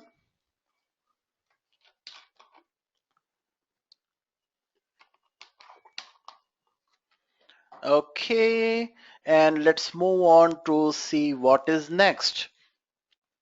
Now, this is very, very important here. Okay, what we are going to look into this is a logical sequence at a very high level.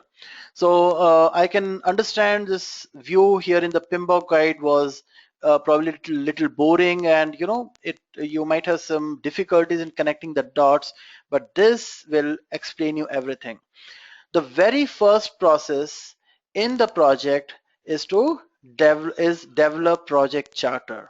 So develop project charter is a process which is going to give you project charter, and project charter is a document which is going to allow, or which is going to empower the project manager to utilize the resources of the organization.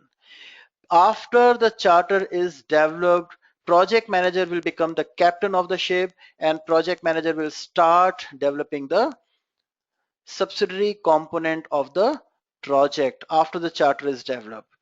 Project manager alone will not do everything. Of course, PM will is going to form a team, and that team will start working on developing the subsidiary project management plans. Those subsidiary project management plans will include your change management plan, cost baseline, schedule baseline, requirement plan, configuration plan, scope plan, cost plan, resource plan, HR plan, communication plan, and so on. What you see here are all subsets of the project management plan or subsidiary project management plan. Once all the subsidiary plans are completed, then we will move to the next process, which is your develop project management plan, where we are going to integrate all these subsidiary plans, and we are going to come up with a master project management plan. So once we have the plan ready, that is the time when we'll start working on the project. We'll start carrying out the work in direct and manage project work. Okay, direct and manage project work is executing, doing all the work that you had planned. And as you do the work, you will get the work results. Work results are called as deliverables.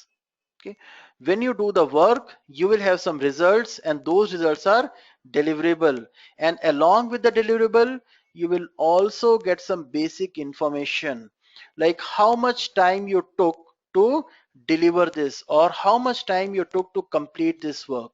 Okay, and how much money you spent, and there may be some other additional information as well, but for the understanding purpose I will keep it restricted to just 7 days and $200. Let's say you completed a piece of deliverable and you completed that in 7 days time, and you spent $200 in doing that work. So this 7 days and $200, this data is called as work performance data. It is a raw data associated with the deliverable.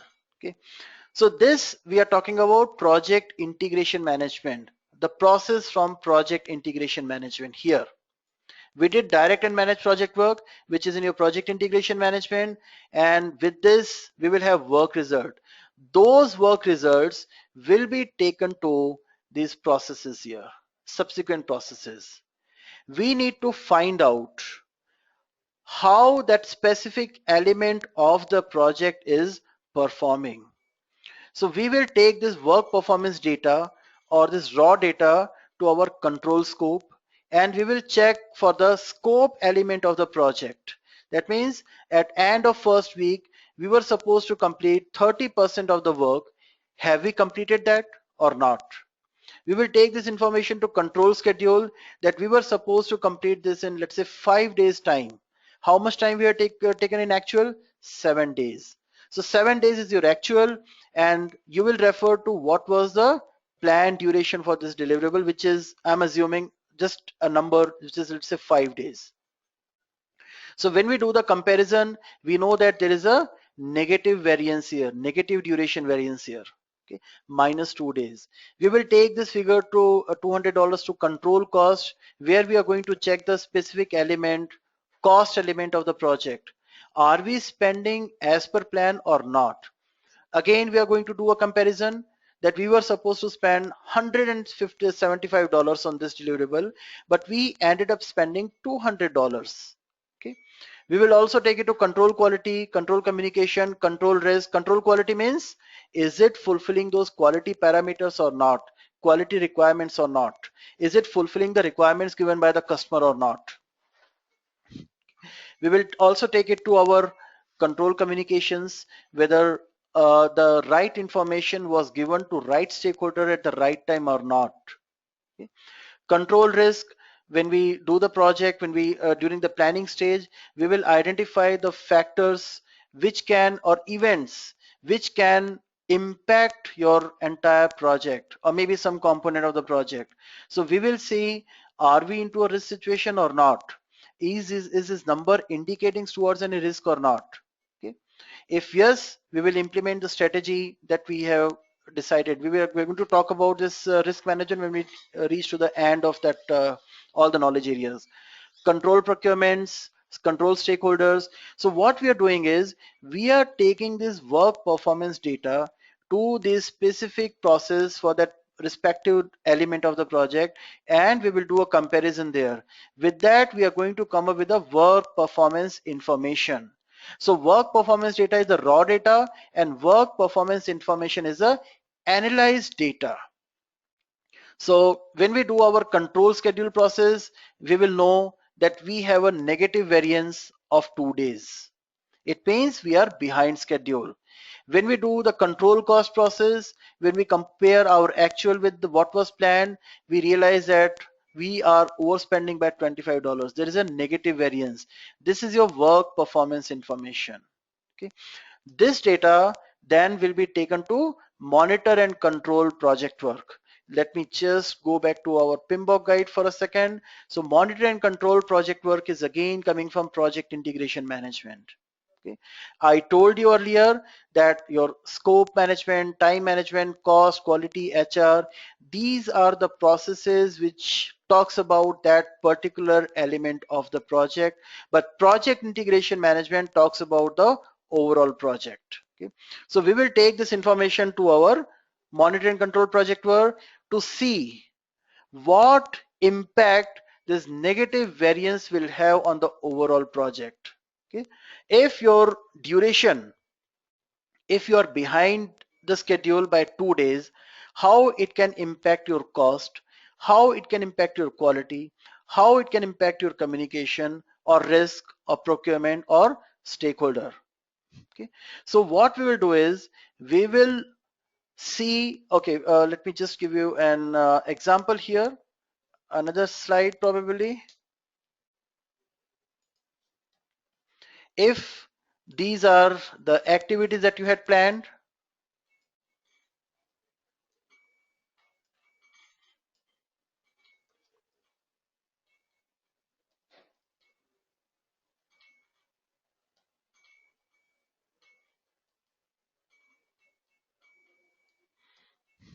okay, and at end you have a milestone, and I'm assuming all these activities are linked to each other, okay, one after another, I mean in a sequential fashion, or maybe some overlapping also. That's not very important right now. Let me put it this way to avoid confusion.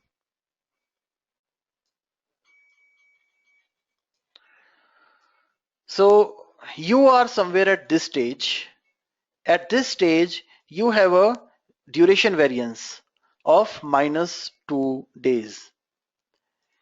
You are, as per plan, you are supposed to complete or achieve this milestone by, let's say, 31st July. Okay, but when we do our variance analysis here, we see there is a negative variance of 2 days, and we will also have to analyze, we'll have to do the forecasting that the revised date or ETA for this milestone is, let's say, 4th August. This is our forecasting. Now, when we take this forecasting to our monitor and control project work, when we look at the overall picture, we realize that we are going to miss our milestone by probably 5 days. Okay, and this may increase our risk. There may be multiple factors, and because you have time overrun, you will definitely have cost overrun as well. It may disturb some of the stakeholder, their expectations may not fulfill. So what will happen is you will have to give a complete picture of the project. What is the status right now and where we are heading towards? What is the forecasting? You will publish your project dashboard. Project dashboard or project report is something is called as your work performance reports. So work performance report is a electronically published data. So we talked about -2 days here, we talked about -$25 here, which is a work performance data, and then we are going to create a dashboard. We are probably going to create some chart and S-curve, which will talk about the overall project progress, and which will also give an idea to the management that how it is going to be maybe 2 months down the line. So that is your work performance reports, and we are also going to update our progress against the baseline. So you will see it most of the process, you will have one of the output as update project management plan. So we are not updating the plan, but we are updating the progress against the plan. And if that progress, let's say, let's assume a situation where there is no deviation right now, zero variance in duration, zero variance in cost. But when a S-curve is prepared, or when we look at the overall project picture, we identify some of the factors which may go wrong in future. For example, your duration variance is not there, but one of the resource or key resource has resigned. Okay. When the project management team meets for the review and they look at the overall project progress, this point is discussed that key stakeholder or key resource has resigned, how we are going to handle that, because if we do not take any action right now, the project may delay from next week. So what will happen is you will have to take a decision. What decision? Let us hire another resource, or maybe let us get a backup resource. When we talk about the different resource or new resource, that resource may be expensive. Whatever budget you had allocated, the new resource is costing you more than that. It is forcing that budget to go up. And project team or project manager cannot take that decision at their own. So what they'll do is they will raise a change request. And that change request then will go to your change control board. So that change request will go to your integrated change control board, integrated change control process, where you will have all the elements that why you need a new resource, what will be the impact on cost, what if you do not add this resource, how it may impact your scope, how it may impact your quality, how it may impact your schedule. You will give all this information to the change control board, and you will let the change control board take a decision. So suppose the request is approved, it's a very valid request and genuine request, and the request is approved, then the team will update the PM plan, project management plan. You can see the dotted line going to update the project management plan here, and you also have a direct line to direct and manage project work, where you're going to implement that change request. So the next deliverable will not be assigned to the resource who has resigned or moving out, but maybe will be given to the new resource. Okay, and sometimes this change may not be at this control scope, control schedule, control cost, but it may be at a higher level. So from monitoring and control project work also, you can identify some requirement for the changes, and again you need to follow the same process for the change. Raise a request to the change control board, review all the do the analysis of the request, and the decision will be taken there. Okay, so this is your overall progress process, and you will keep on repeating this until all the work is completed. And once everything is done, then you will move to close project or phase process. That's the last process in any project. So project charter, develop project charter is the very first process, and close project is going to be the very last process in any project. Okay, so I hope this gives you a good understanding of the overall process flow. Is it clear to everyone? Anyone has any question, anything you did not understand or you want me to repeat here? Please type in your question.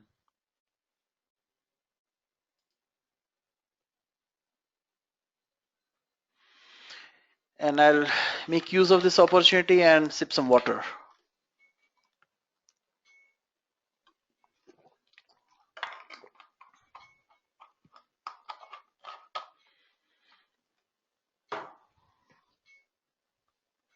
Okay, I'm waiting for your questions if you have any. Okay, Rakhi Srivastava has a question. Can you explain direct and manage project work once more? Yes, definitely. Direct and manage project work. Let me take you to that process in PMBOK guide. Okay, I think it will help you understand that better.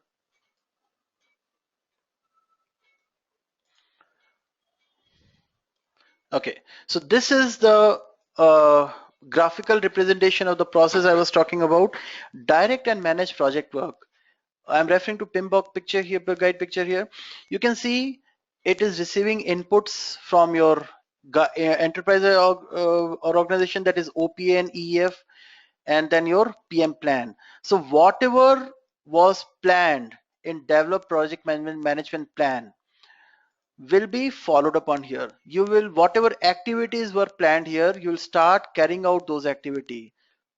You will start doing the work here. And when the team is doing the, okay, the responsibility of the project manager in direct and managed project work is to lead the team, to understand the challenges, to foresee any challenges, to sort out the conflicts, manage the conflicts, motivate the team, and most importantly, implement the changes here. Okay, if the project manager see that there are some deviations here, the work is not as per plan, then the PM will need to raise a request here.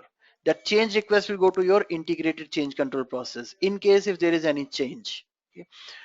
And once the team start doing the work, they will start getting the work result deliverable. So you can see the deliverable here. These deliverables are going to these respective processes, that is your control, quality, communication, cost, scope, and all these subsequent processes here. 5.5 validate scope, control schedule, control cost, and all this process. That is what I explained you, and it will also give you work performance data. Work performance data is the raw data associated with that. So if any of the deliverable was completed, how much time it took to complete that deliverable, how much money you spent on that, is the progress as per plan or not, did it fulfill the quality parameters or not, is it fulfilling the expectation of the stakeholder or not. Okay, that is all your work performance data, and that will go to all these processes that we have talked about, and there you will decide whether it is as per plan or not. If yes, fine, you will move ahead.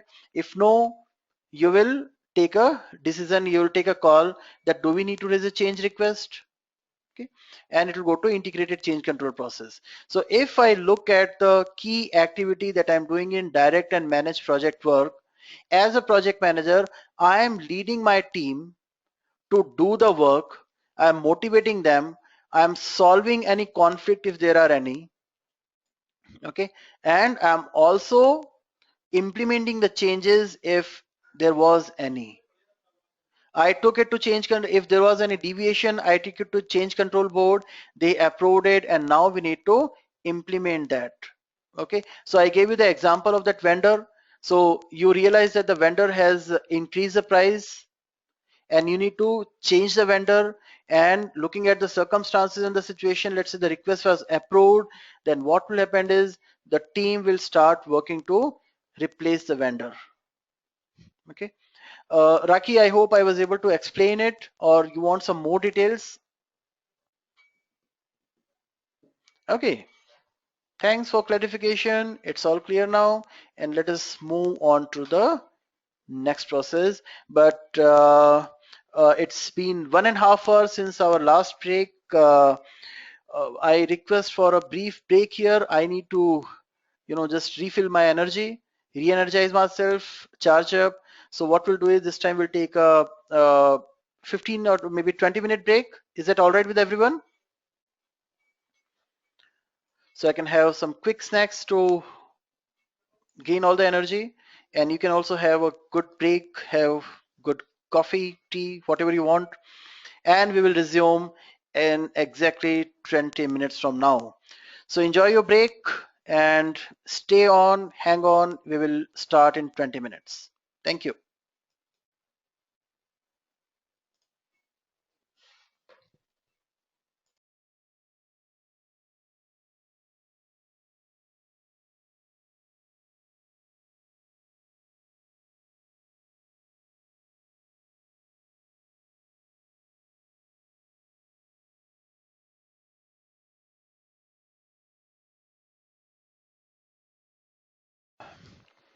Okay, everyone, time to start. I hope everyone had a nice break, refreshing break.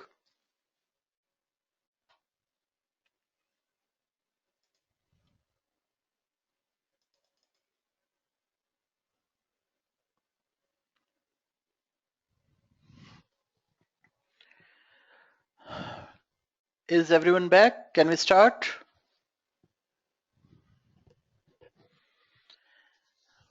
Okay, thank you.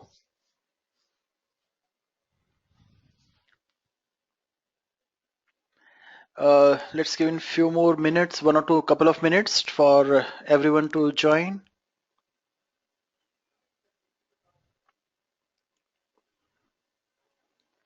Okay, thanks a lot.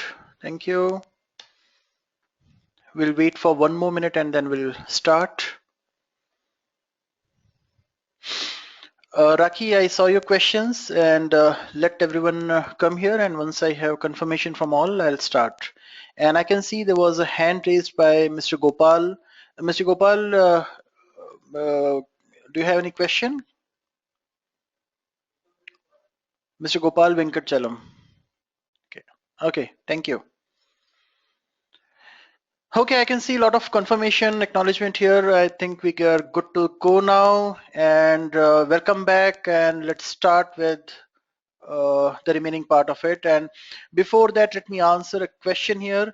Raki has asked a question that as I told you earlier, that domain knowledge is not that important.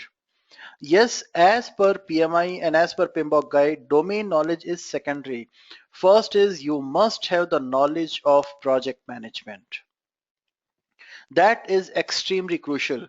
And if you go by PMI philosophy, if you are a certified PMP, you have this PMP credential, you can just keep that book under your arm and you are ready to manage project in any of the industry. Because you will have SMEs in your team who will be working on that specific, but as a project manager, you have to ensure that all the aspects are being taken care of. Having said that, I also agree that real world is completely different than this theoretical word. Absolutely different. I agree to that. I have been there and done that and I understand that. But when it comes to PMP examination, that is what you need to keep in your mind always. Okay. Your domain knowledge is secondary. Project management knowledge always is primary. And in fact, that's a very interesting topic. That's a very interesting point as well. Why PMI, why PMP certification has become so popular? Why all the companies are demanding that project manager must be PMP certified? When I started my career more than 2 decades back, at that time, manager in an industry means that person is professionally trained and qualified to be a manager. With the emergence of IT, what happened is a lot of people, especially in India, a lot of people uh, they started getting into these roles without even knowing what project management is. And I was one of them. When first time I became a project manager, I had no idea how I'm going to go about it. And that was a time when Google was not so prominent. I did not have any information to search for. Okay. It was not like, I can just connect to the people, thousands and millions of people, post my question to any forum and get my question answered. So what happened is, between the skill and the skills that you need to have for that role and the role you are into, there was a huge gap between the title and the role of the person, and that gap is being filled by PMI. And what PMI says is, the first thing is you need to have a very good understanding and knowledge of the project management and the PM processes. I can see Sanjay has some points. Sanjay has raised his hand. Sanjay, can I ask what question, what you want to clarify?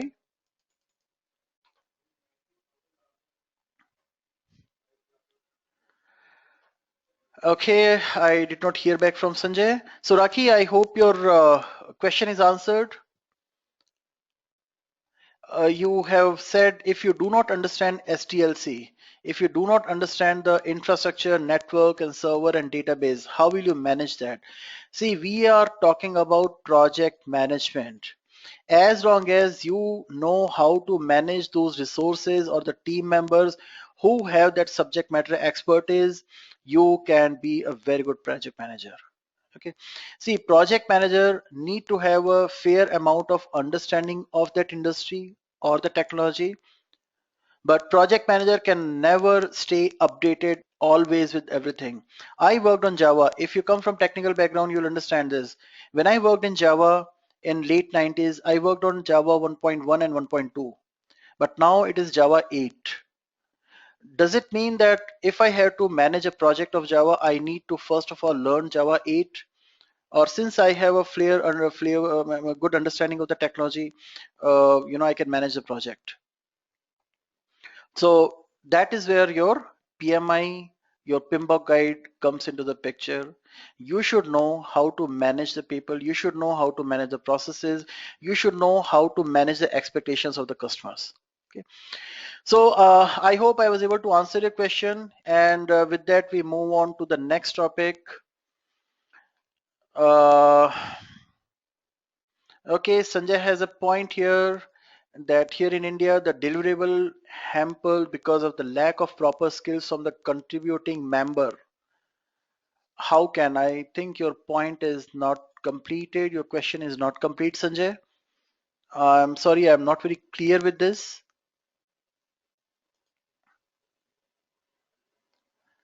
Okay, I think I can answer this question later on. How can a PM? Okay.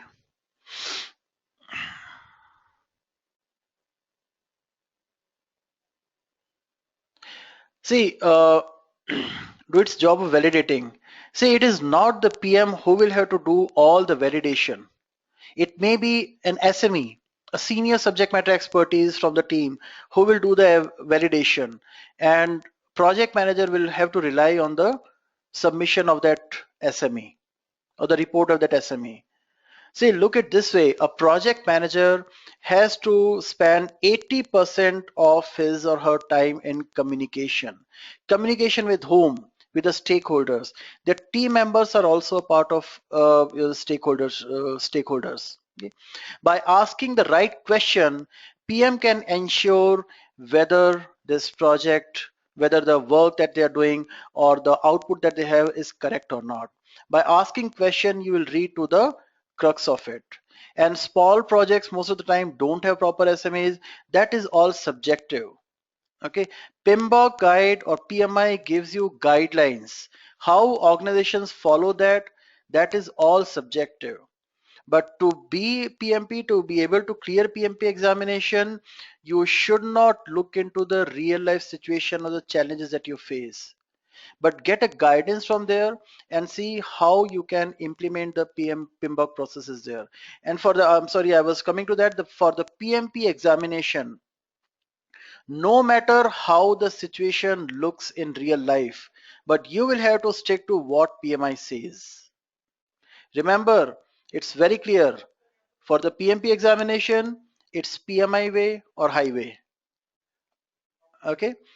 Real life, when you learn these processes, when you start implementing that, you will find the gap, and that is where PMI says, that you learn and you have the liberty of tailoring these processes, customizing these processes, deciding what is to be used, what is not to be used, and you see what is important, and you need to see what is relevant there.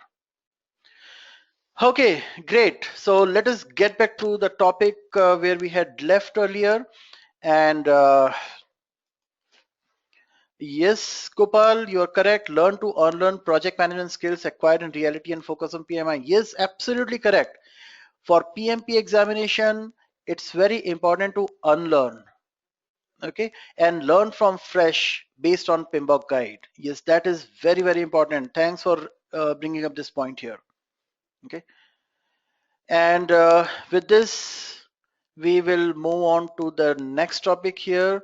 And let me go back to page number 61 of PMBOK guide. And there we were. Okay, Raki, yes, I answered your question, but unfortunately you were not there. What we will do is we will come back to that once the session is towards end or once it is completed. May I request if you can stay back for a few additional minutes, I'll definitely answer your query. Okay, not a problem, not at all a problem. Thanks a lot. So before we took the break, we talked about the overall process, the high level process and the structure and how these processes are linked to each other. I hope that was helpful for you to understand, what is the overall flow. And once we have we have a complete understanding of this, you actually can your level of understanding, I assume, will increase, and it will be very, very helpful for you for the PMP examination. And let us start with the remaining processes from PMBOK guide here. So before we move to the PPT, we had talked about processes till project cost management, and now let us look at the project quality management. So project quality management is a relatively smaller knowledge area, but very important. So the first process here is the plan quality management. So in the plan quality management, you're going to make a plan that how identify what are the quality parameter based on which it will be decided whether the project fulfilled the customer requirements or not. For example, when you go to a restaurant and you order your food, let's assume that you order a soup, tomato soup. Okay, you will give order to the waiter there that I want tomato soup. I want that soup to be hot. I want that to be tangy, no sweet and spicy, and there has to be some texture. I do not want that thin and watery soup. You have given your requirements to the hotel person, restaurant person. Okay. So these are the parameters on which you are going to check the quality of the deliverable. After some time, when the soup is ready, when the soup is served to you, so you will first of all check whether it is a tomato soup or not. Yes, let's say it is tomato soup. Then you will look at the second requirement that you want tangy or you want hot. So you will probably get a sense of the temperature, whether it is hot or not, or it is cold. If it is not warm enough or it is not hot, it is cold, you will call the waiter and you say, what have you served me? You know, I did not ask for a cold soup. I told you specifically I want it piping hot. Let's say the temperature is fine, then you will taste it. You will say it's not tangy. I asked for a tangy soup. Or I asked for a spicy soup, it is bland. It may, or You will see everything is fine. The soup is hot, the soup is spicy, it is tangy, it is not sweet, but it's thin and watery soup. It means some of the requirement of one of the requirement that you gave is not fulfilled. And then you become ferocious and you tell them that, see, I'm not going to pay for this soup because it did not fulfill my requirement. It did not come up to come as per my expectation. That is what? That's a failure. That's a issue related to quality. So quality is not all about Six Sigma, green belt or black belt or some Six Sigma standard, Five Sigma standards. No. Quality is looked upon from two perspectives. First is fulfillment of requirement and second is fitness for use. Okay, fulfillment of requirement is fine. Fitness for use is, suppose the soup is absolutely as per the requirement you had given, but the soup was served in beer mug instead of in soup bowl. It was served to you in beer mug. Will you accept that? No. And then you will start again yelling on that person that in which corner of the world soup is served in a beer mug. So there are some explicit requirements which you gave, and then there are some implicit requirements that the performing organization will have to follow. So serving soup in a soup bowl is a implicit requirement. Similar way, if you're working on a, let's say, technological project, let's say application development project or the ERP that we talked about, your customer is not going to do a code review. Your customer will not say how you have structured or organized your code. Customer will is concerned about the end result. But because that product will be supported by your organization after the delivery or after the handover, you have to ensure that the customer support team or application maintenance team is also able to understand the code. So you need to follow some structure there, you need to follow some standards there. That is an implicit requirement.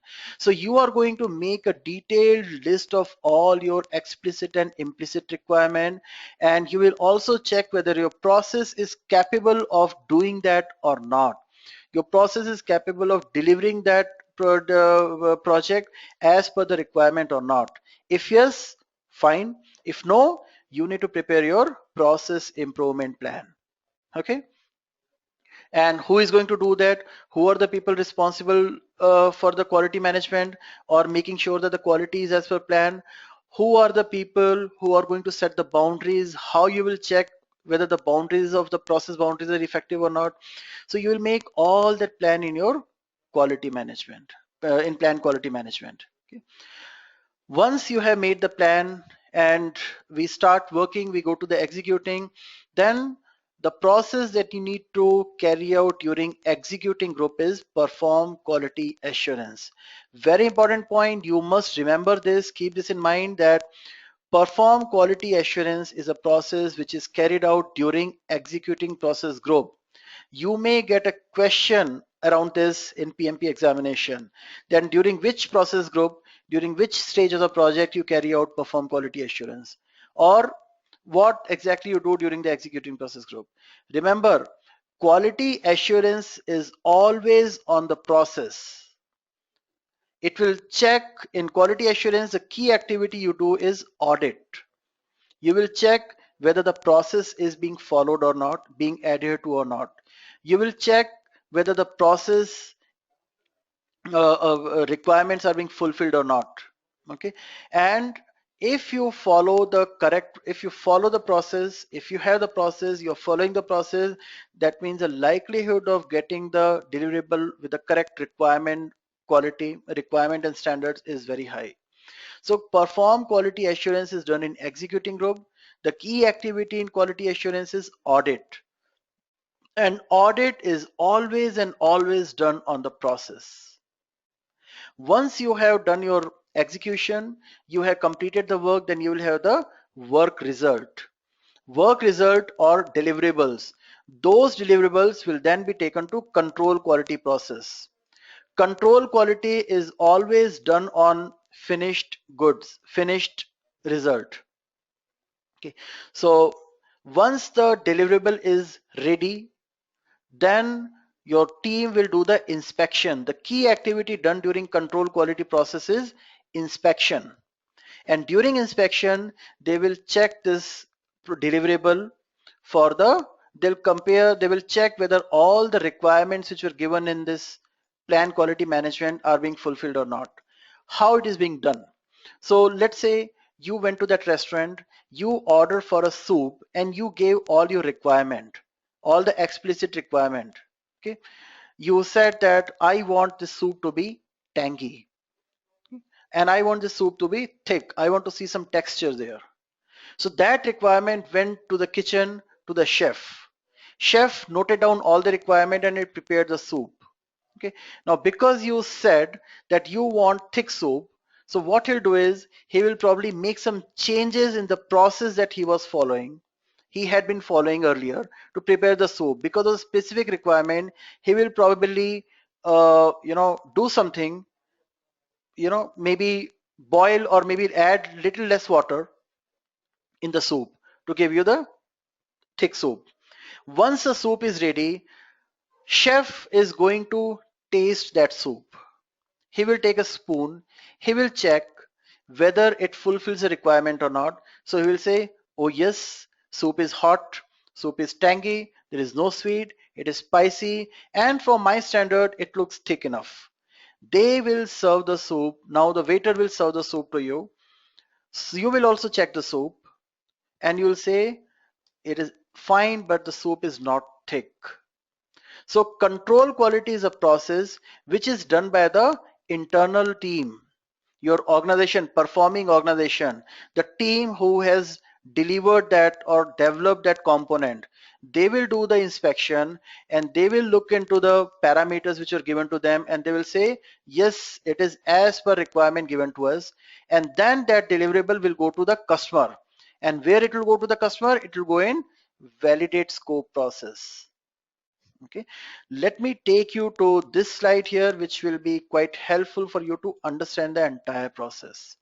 So we need to understand the difference between control quality, control scope, and validate scope process. Okay, so I'm starting from direct and managed project work. So we did some work, we executed the work. With that, we got deliverables and work performance data. That deliverable and work performance data will be taken to these two processes, control quality and control scope. Okay, so first point to understand here is control quality will not be carried out for incomplete deliverable. The deliverable will have to be completed first. Okay, if the deliverable is half done, for example, soup is half ready, you cannot do the control quality, you cannot do the inspection. Control quality is carried out only when that specific deliverable is 100% complete. You cannot do control quality or you cannot do inspection of a incomplete deliverable. Okay, control scope is a process which you will carry out as per the agreed frequency, irrespective of whether the deliverable is completed or not. Suppose the team decided to meet every week to check the progress. Then whatever work is being carried out right now, you will make a report of that, that okay, we were supposed to complete or we have completed, we have done 30% of work, maybe 40% of work, and then you will compare that with the actual and you will come up with a work performance information which will go to your monitor and control project work. When that deliverable is 100% completed, then only it will go to control quality, where the project performing team will check the deliverable and they will do an internal check whether it is as per requirements given to them or not. Once they approve it, once they give a go ahead, then only it will be taken to next process, which is validate scope process. Validate scope is a process where you will present that deliverable to the key stakeholder. That key stakeholder can be your customer, it can be sponsor, in some cases it can be project manager as well. Okay, for example, so same our tomato soup. When you go to a restaurant, soup is ready, So first of all, chef will do the testing. He will taste the soup. He will take a spoon and taste. He'll say, yes, it is exactly as per the requirements given to me. And then only it will be served to the customer in validate scope process. So the output of control quality, it may, okay, when you do the work, when you complete the work, you have deliverable that is just plain deliverable. When the deliverable passes through the control quality and inspection is done on the deliverable, it will become verified or validated deliverable. Okay, that verified or validated deliverable will be taken to validate scope, where it will be presented to the customer or maybe the stakeholder or maybe the project manager or any person who has authority to say that this deliverable is completed. Okay, so it will be presented to that stakeholder. They will also check as per the requirement. They will look at the business objective, whether it fulfills that business objective or not. And once that senior stakeholder approves or say that yes, this is exactly as per my requirement, then it will be called as accepted deliverable. It will be added to the list of accepted deliverable, and that is going to go to your closed project. In the closed project process, we are going to review the list of all the accepted deliverables here. Okay, so if we refer it back to the example of the soup and the restaurant that I was talking about. So once the chef has done the testing, it will be served to you and you are extremely happy with the taste and the quality and the standard. Then it will be called as accepted deliverable. And once all the food items that you ordered are served and you have finished everything, then at end you will be served the bill, the check. Okay, and the check will have the list of all the deliverables that were given to you. You will verify that and then you will make the payment. Okay, but suppose you are not happy with the soup. So what you'll do is you'll point out there, no, I am not going to pay for the soup because it was not as per my expectation. I asked you to give soup hot, sweet, hot, tangy, spicy, everything. But who in the world serve tomato soup in beer mug? So I will not accept it. I will not pay for it. These negotiations you will have during the close project or phase. But as per PMI, you need not to go to that stage, because if any of the deliverable is not accepted by any of the stakeholder, then from there it will go to your integrated change control process. You need to find out why it failed to get acceptance from that stakeholder. You will look into the factors which cause this deviation, and then you will raise the appropriate change request, and that change request will go to integrated change control process, where it will be reviewed, and if it is approved, it will be updated into the plan and you may have to do the rework. The waiter, when you shout on the waiter that what have you served, this is not what I asked for, he will say, okay, I'm sorry sir, I will serve you, I'll give you soup, and another soup. So they will place the order again, it will be reworked as per your requirement, and once you accept it, then only it will be added to the final bill that you have. Okay, so I hope I was able to clarify this point. Is it clear to everyone? Are you clear with the relationship between control quality, control scope, and validate scope?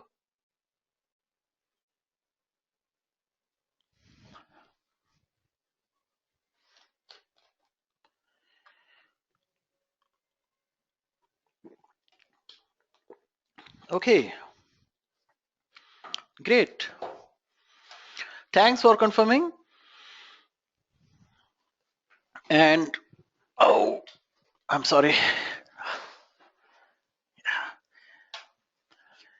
So if this is clear, okay, thanks a lot. I can see a lot of confirmation here. And with this, we will get back to our PMBOK guide here. So I'll reiterate what I said earlier. First of all, quality assurance is done always and always during executing process group. Quality control or control quality is in monitoring and controlling process group. Key activity you do in perform quality assurance is audit, and In control quality, we do inspection. Audit is always and always done on the process, and inspection is always done on the completed deliverable.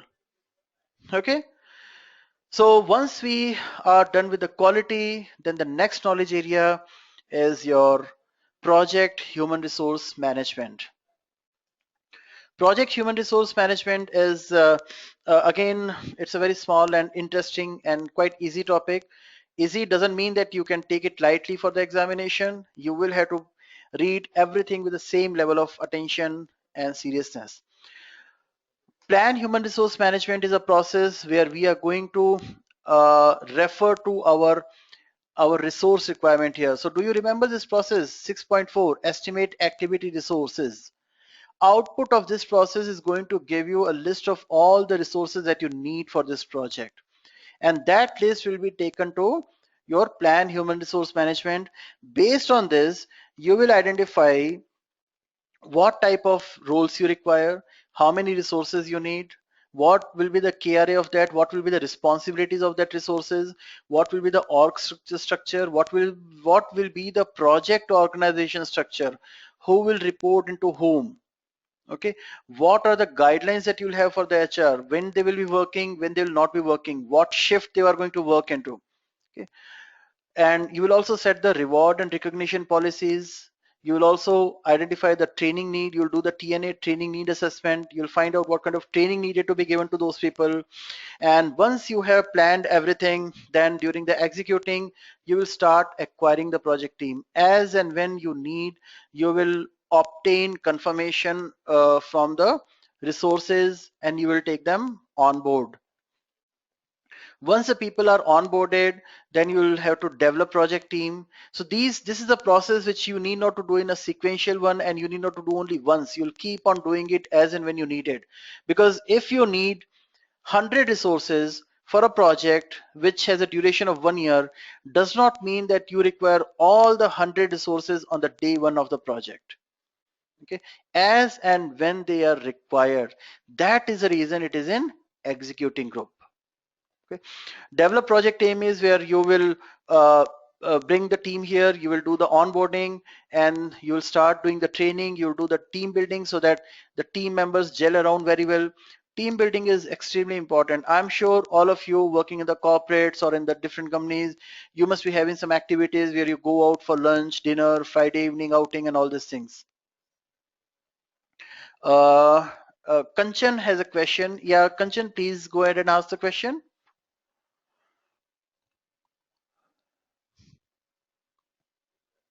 I'm waiting for your question, Kanchan.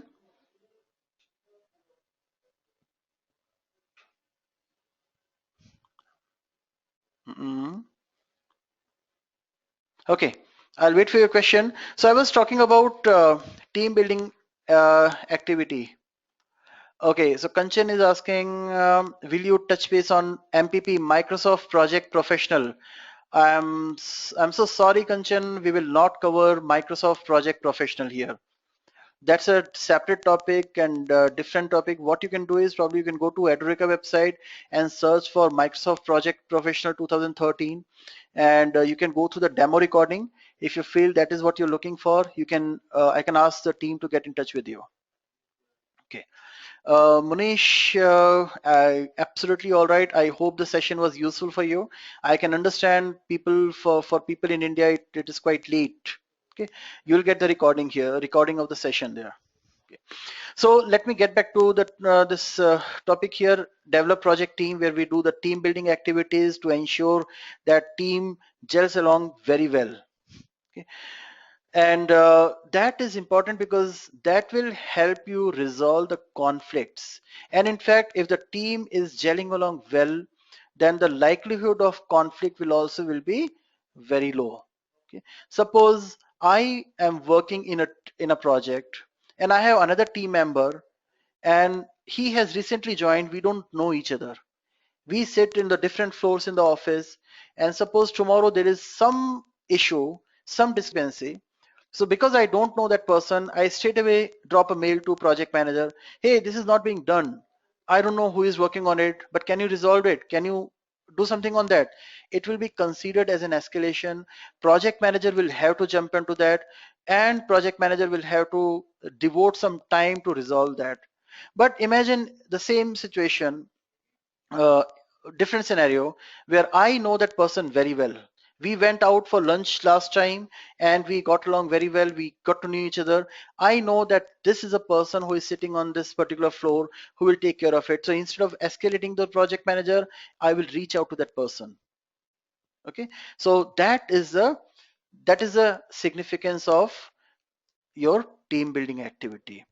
And you'll impart the training, you'll identify you'll find out the factors which will motivate them. So this knowledge area has a lot of theories. There may be a couple of questions based on that theory. So go through those theories, your hierarchy of need, your hygiene theory, theory X, theory Y, all these theories, you must go through these theories once. Do not take them lightly. Nothing in the PMBOK that you can take lightly, because the question may come from any nook and corner there. And as and when the team is onboarded, they are trained, they are ready to start work, and they start working on it, they will start giving you work result and deliverable, and you will look at the work results, and you will then hold session. You will have sessions with the team member. I'm sure everyone is aware of that one-on-one session that we have with our managers.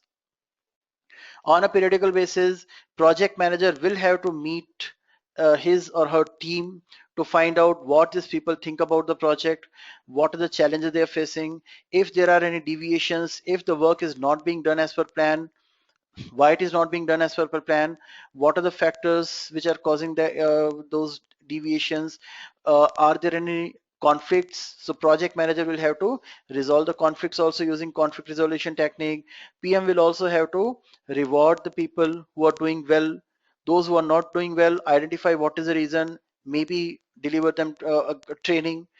Okay, so all these things you'll keep on doing in your uh, managed project team. And this is, again, it's not a one-time activity. You will keep on doing it until the time project is not over.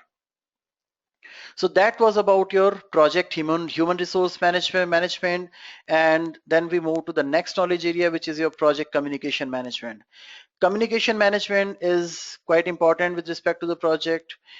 Imagine a situation where your customer has given you a project, you did entire planning, the scope, time, cost, everything, and then you tell your customer, sir, thanks a lot for this project. We have everything in place, and now we will get back to you once the project is completed. Go and live happily in your place for next 1 year. We can never do that. The customer and the senior management and a lot of other stakeholders, they need to ensure that the project is as per plan, it is fulfilling their requirement, it is fulfilling their business objective and need. And how they are going to ensure that is happening is through communications. So we need to make our communication management plan. The key question that the plan is going to address, communication management plan is going to address, is what will be the scope, who will be the sender, who will be the receiver, what information we need to send to them. Okay, so when we talk about the receiver and sender, then your project stakeholder management becomes very, very important here. And you'll see that communication management and stakeholder management cannot be looked upon in isolation. They are extremely dependent. In fact, until fourth edition of PMBOK guide, there was only one single knowledge area, communication and stakeholder management. Fifth edition onwards, PMI split this into two different knowledge areas. So you will need a list of the stakeholders, that stakeholder register, which is going to come up from your identify stakeholder. Based on that, you will define who are the stakeholder and what their expectations are. To manage their expectations, you will provide them the right communication at the right time at the right frequency. And for example, two stakeholders in your project are, one is your senior vice president of the customer organization, and second is a client manager, and third is your let's say quality manager. Okay, these three people are playing different roles at different level, and of course their communication requirement is also different. You cannot provide same information to all of those people at the same frequency. You keep sending project dashboard, detailed project dashboard to the senior vice president of the customer. Within second week, within the second iteration, you'll get a stinker. He will say that I don't need to get into that detail. Give me a high level crisp information how the project is going. But if you provide that high level detailed, very high level overview of the project to your client manager once in a fortnight or once in a month, you will again get a stinker. Because there are two different stakeholders at different level playing different role, and they have different expectations from this project. And those expectations you need to identify separately, and you need to make a plan that how you're going to manage the expectation of those people by providing them the right communication in the right format at the right time. Okay, that you'll do in your communication management plan. And based on your plan, when the work starts, when the project moves into executing process group, you will start dispersing that information. You'll start providing that communication to the stakeholders. Okay, as and when you make a progress based on the agreed frequency, you will start providing them the communication. And from time to time, you will also have to check whether this communication is fulfilling the requirement or is helping you to manage the expectations of the customer or not. If yes, fine. If no, you will have escalations, you will have issues. So in control communication, you will see whether these people are receiving the right communication at the right time or not. If no, there would be some escalations, there will be some issues. Okay, how that can happen? For example, one fine day you can get a call from your boss who is also a sponsor of the project. He says that, hey Nishant, I received a call from vice president of the customer organization. He's saying that he has no idea where the project is heading to. He has no idea what is the progress we are making. It means there is a miss. I probably failed to understand the expectation of the stakeholder, or maybe I failed to include him in my stakeholder register. So I am not sending any communication to him. So what I need to do is I need to make some changes to my communication metrics or communication plan. So I cannot make that change or update at my own. I need to follow the process. I need to raise a change request because additional communication may require some additional work, additional efforts, additional time as well. So what I'll do is I'll raise a change request which will go to my integrated change control process, and from there, once it is approved, I will be able to update my communication metrics and communication plan. So that is something you'll keep on repeating from time to time at an agreed frequency to check whether the communication is being sent to the right people at the right time or not. Okay, and I hope this communication part is clear to everyone. So I can move to the next topic if you give me confirmation that all clear by now. Okay.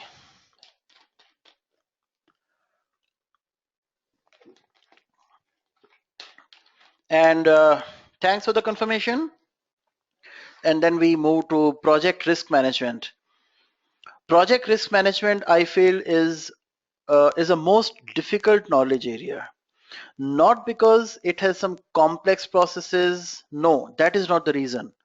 The reason is everything that you do in the project management, scope, time, cost, quality, HR, communication, procurement, stakeholder, everything, that all is within the boundaries of the project, of the project management. But risk is something which is beyond boundaries. Risk may come from any nooks and corner of the world. So you really need to have a very different approach for the risk management. You cannot say that, oh, this is out of the project scope, so this is never going to happen in my project. No, anything can happen.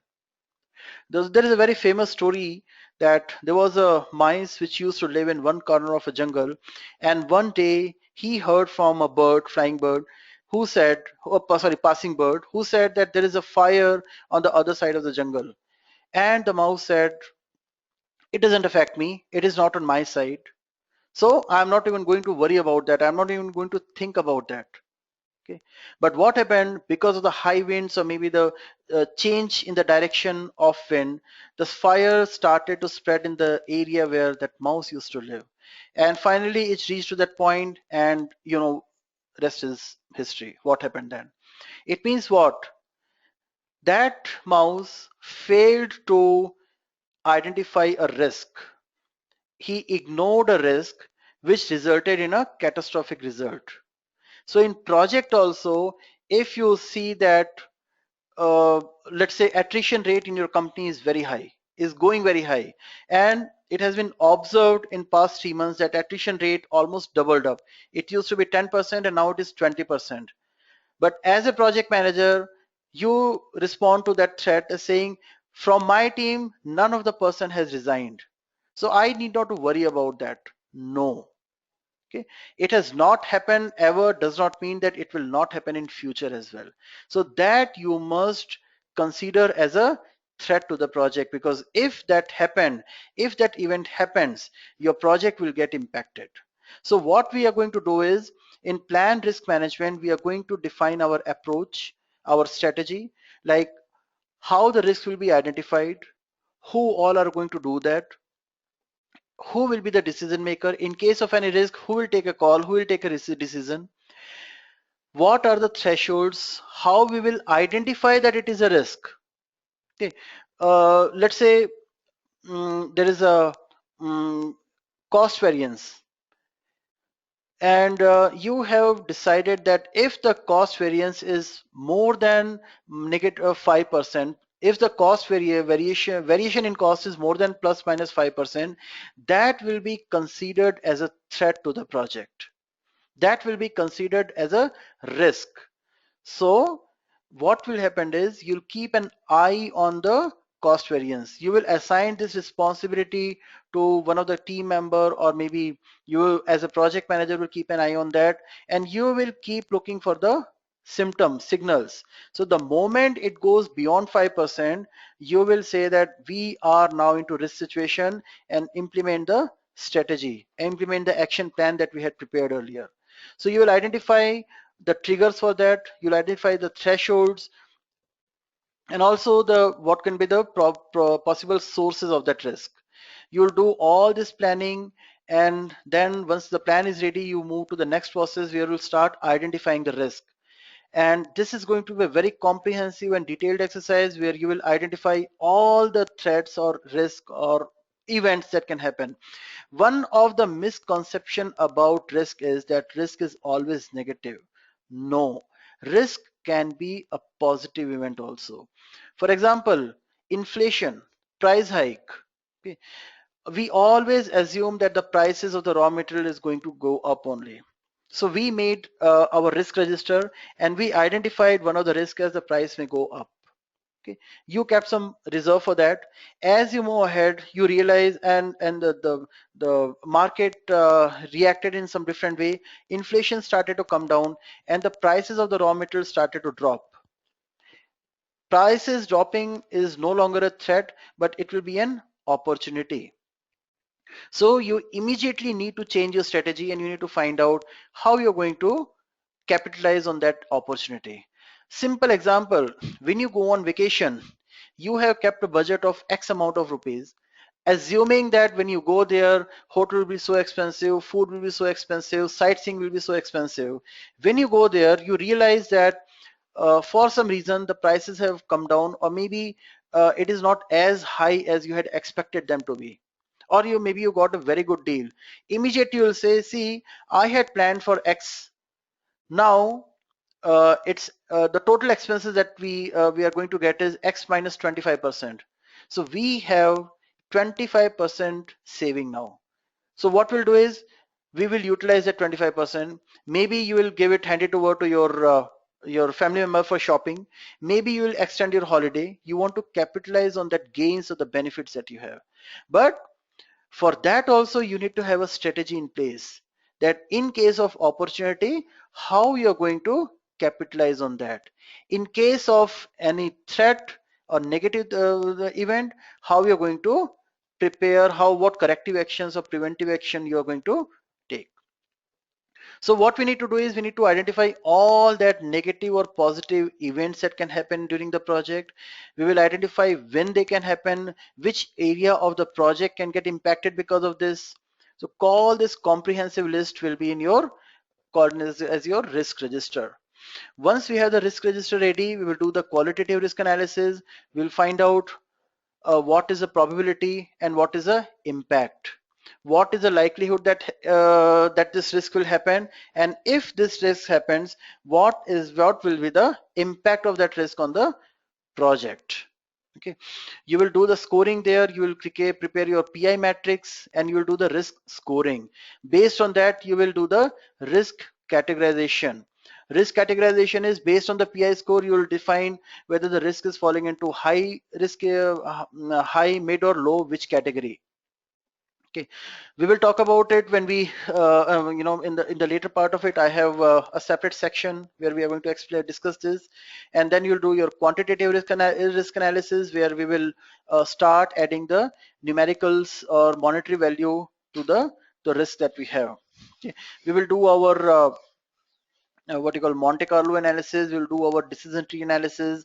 We will calculate our expected monetary value, and we'll do the quantitative risk analysis, and we'll update the finding in our risk register. And based on the qualitative and quantitative analysis, we will plan our risk responses. So risk responses defining the strategy. So there can be 4 different type of strategies. That is your avoid, transfer, mitigate, and accept. You will have to take a call, but how you will take a call or how you will decide is based on the cost of risk and the cost of avoiding it, or cost of accepting it, or cost of transferring it, or cost of mitigating it. The misconception about the risk is people think that it can only be mitigated. No, it can be accepted also, it can be transferred also, it can be avoided also. Okay, that is for the negative risk. Talking about the positive risk, you again can accept it, you can share it, you can enhance it, or you can transfer it. Okay, so what we'll do is we will look at the first of all nature of the risk, whether it is a threat or an opportunity. Then we will, if it is, let's say it's a threat, so we will check what will be the probable cost of that risk.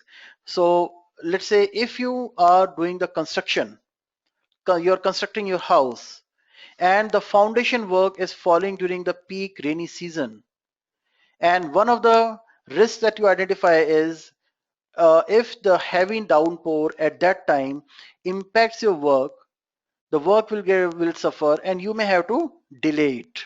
You may have to stop the work there. So what will be the cost of stopping the work? How much delay you're going to get in, you'll have, or what is the cost of rescheduling that?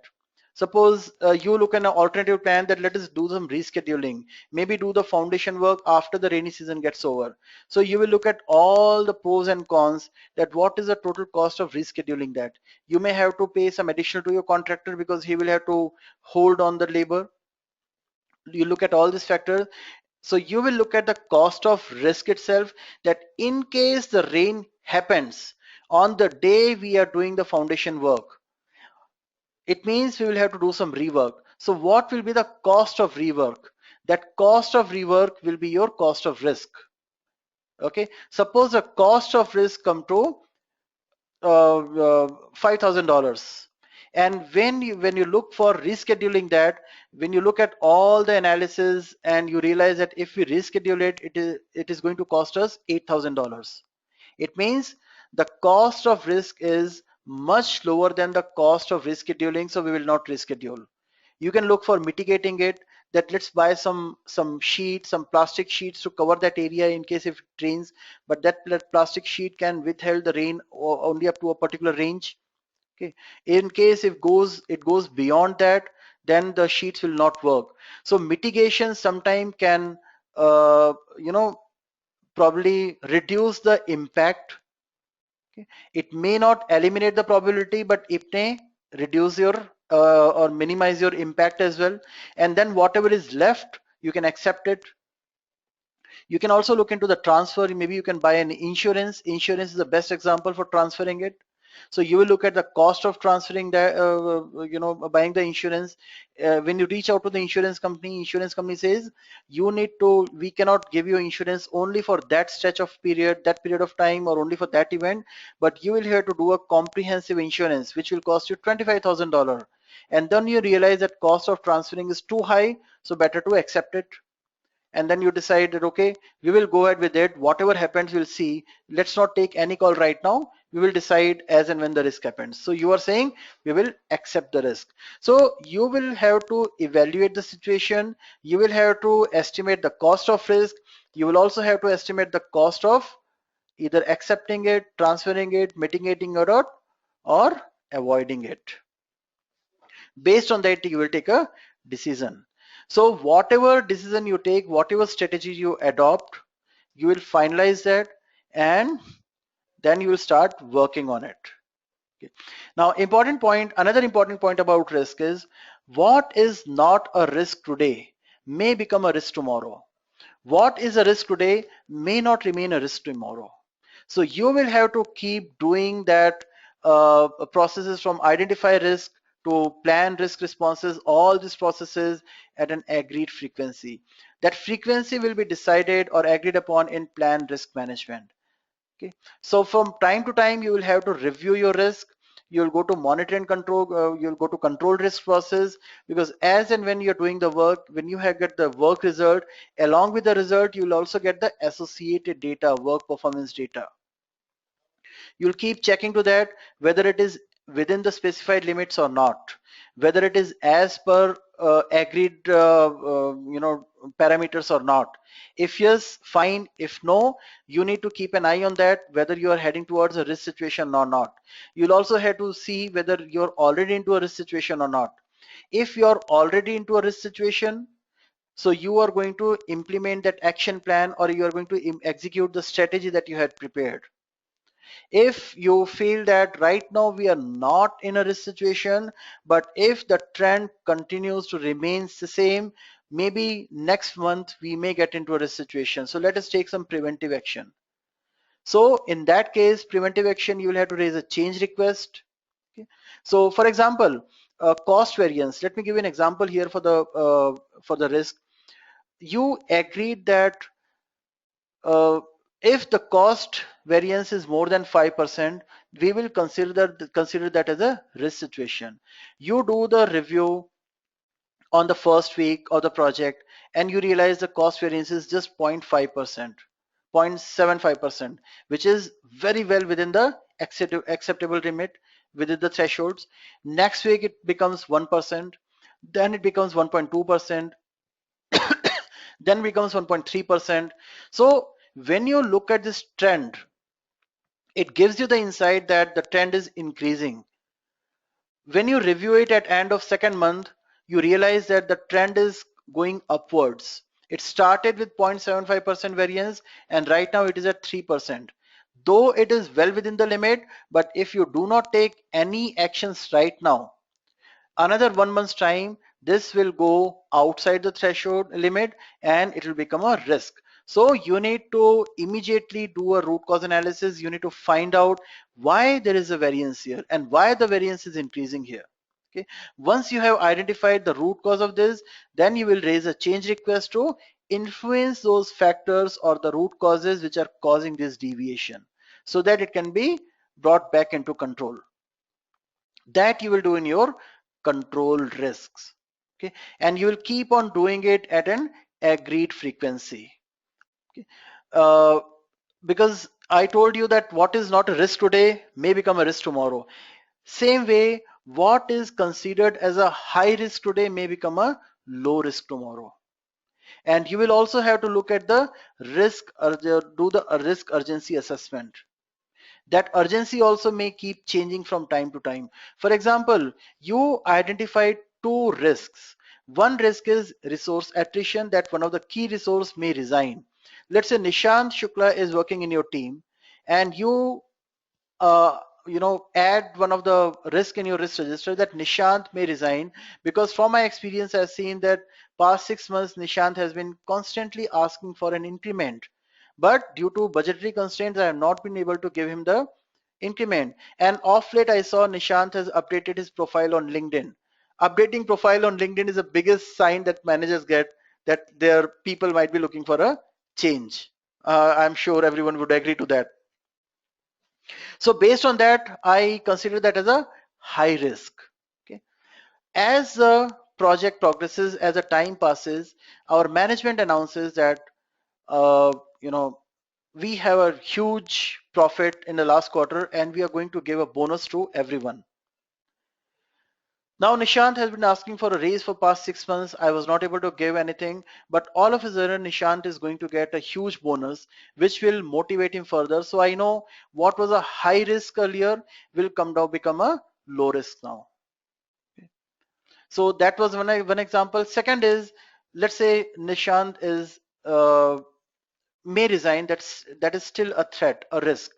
There is one more risk, that is network outage. Network outage has a very low priority but very high impact. So the risk score for network outage is, let's say, 2, and the risk and the score or the PI score for Nishant resigning is 6. So attrition is very high and outage is low category risk. One fine day you are sitting in your cabin, Nishant walks into your cabin and hands over his resignation to you. I'm resigning. You are still going through that resignation letter. In between, you get a call from your another subordinate who says network has been out for past 20 minutes. And you work in a very crucial environment where if it goes beyond 20 minutes, it can be catastrophic. So what you'll do is you'll say, Nishant, I know in the risk register your score is very high, but I need to pay attention to the another risk, network outage. I need to take care of that immediately. Your resignation can wait. Let us meet in the evening, let us go out for beer and let us discuss it over the beer. What are the issues that you have? And we'll take a call on that. But network outage is something that we must address immediately. That is your risk urgency assessment. Risk urgency assessment is not dependent on the risk score or on the PI score, probability and impact score. You will have to keep reviewing that also from time to time. Okay, so that was all about your project risk management. Any questions, any doubt, anything that you want to ask here? Please give me a confirmation or your question in the window, and while you type, let me have a sip of water.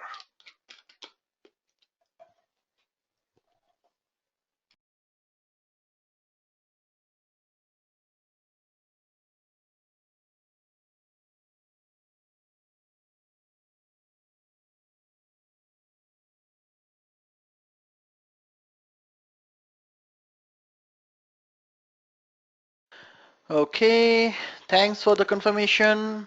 Thank you. And with this, we move on to the next knowledge area, which is your project procurement management. Okay, Raki is asking for any more examples for risk. Raki, can you please tell me from which area you're looking for? You want the example? I can definitely give you if you give me some more specific area where you are not clear. IT industry. Okay. Mm, let's say, okay, I'll give you a very generic example, which may be applicable in IT as well. Your customer may not give you an approval for design. You have prepared your design and you need approval from the customer on that. Okay. Customer organization does not follow process. So the likelihood is very high that it may get delayed. If it gets delayed, your project, you cannot move ahead, because this is one element. Until and unless you get a go ahead from the customer, you cannot move into the next phase. You cannot start your subsidiary next activity. Okay, so this is a risk. Okay, you identified that as a risk. So what will happen is how it is going to help you. I mean, when you identify that as a risk, when you document it, how it is going to help you. Okay. So you will share that risk, maybe not all, but some of the risk with your customer, with your senior stakeholder as well. So you will make your customer aware of the situation that, see, if we do not get approval on time, this is how the project can get impacted. This will be the impact on your uh, overall schedule. Okay. So you identified that as a risk. You gave the score, the probability as very high. Let's say on the scale of 1 to 10, you gave it as 8, because you know from your experience and knowledge that customer organization does not follow any process. And if that risk happened, the impact also is going to be very high. Again, on the scale from 1 to 10, you gave it a score of 8. Okay. So the score, overall score is very high. Now what you're going to do, what strategy you're going to adopt for this? Can you avoid it? Let's say probably not. Can you accept it? Not. Can you transfer it? Not possible. You cannot hand over this responsibility to anyone. So what you can do is you can mitigate it. How you can mitigate it? So you will identify some action items. You will list down some proactive actions, what you need to do to minimize that risk. And one of the key action item in that list will be informing the customer that on this particular date, let's say today is 16 July, as per your plan, 31st August is a date when you're going to reach out to the customer with the preliminary design, and you will have to inform the customer in advance that if you do not provide us approval by 3rd of September, the entire project schedule will go for a toss and there will be a delay. So be prepared and get ready. Now your responsibility as a project manager, your responsibility does not end there. You will have to keep them warning, keep reminding them. Okay, that okay, this is a progress, and if we continue to work the same way, you are going to receive the preliminary design on 31st of August. So what you'll do is, when you have made the plan, you did all your strategy and proactive action plan, now you're at the control risk. So that time is 6 weeks away from now. Every week you are reviewing that. First week you review, you realize that it is exactly as per schedule. You do not expect any delay in the project. So you inform the customer that you are going to get it on 31st August. When you prepare your work performance report, when you prepare your project dashboard, you will highlight the fact there that the customer is going to receive it on the agreed date. Next week when you meet, you realize that the project is not on schedule, there may be some delay. So you take some corrective actions because customer has already allocated some resources and informed them that you're going to receive this on 31st August. So it is a risk which is being monitored very closely. Okay, and how you are able to monitor it closely? By doing this control risk from time to time at a periodical interval. You're doing it from time to time. You're reviewing that. Are you heading towards a risk situation? Will you get into that situation where you're not able to send it to the customer on time? And once you send it to the customer, once you reach to your timeline, you give it to the customer, you will have to provide this information with a very clear cut instructions that we expect a result or your answer on this by 3rd September, because if we do not get approval by 3rd, entire project is going to get delayed. So this is not I'm not suggesting this to offload your responsibility or share your responsibility or pass the buck to the customer, but this is to ensure that the customer also realizes the significance of giving you approval on time. It's more of a communication that you need to do, and if you do that on time in a proper way, customer will realize that, and you will be able to eliminate the risk permanently from this project at least. Okay, is it clear now? Okay, thanks for the confirmation. Thank you. So with this, we move on to the next knowledge area, which is project procurement management. So in case if anything for your project needs to be bought from outside. Any product, service that you need to buy from outside, you will have to follow the processes given in project procurement management. So project procurement management has processes in planning, executing, controlling, and closing as well. You will plan the procurement, so you are going to make a you're going to do a make versus buy analysis. How you're going to do the make versus buy analysis? We will first of all look at the requirement, and then you will take a call whether you want to build it inside, you do want to do it within the organization, or you want to buy it from outside or outsource it or give it to someone. For example, you have some guests coming at home and you need to prepare food for them. Okay, so there can be lot of factors which will influence this. There may be a lot of things which are going to impact your decision. Suppose you are working, both husband and wife in the home are working. There is no time for anyone. There is no time that you can do some cooking. So you may decide that because we do not have time, let us get food from outside. Let us order food from outside. Okay.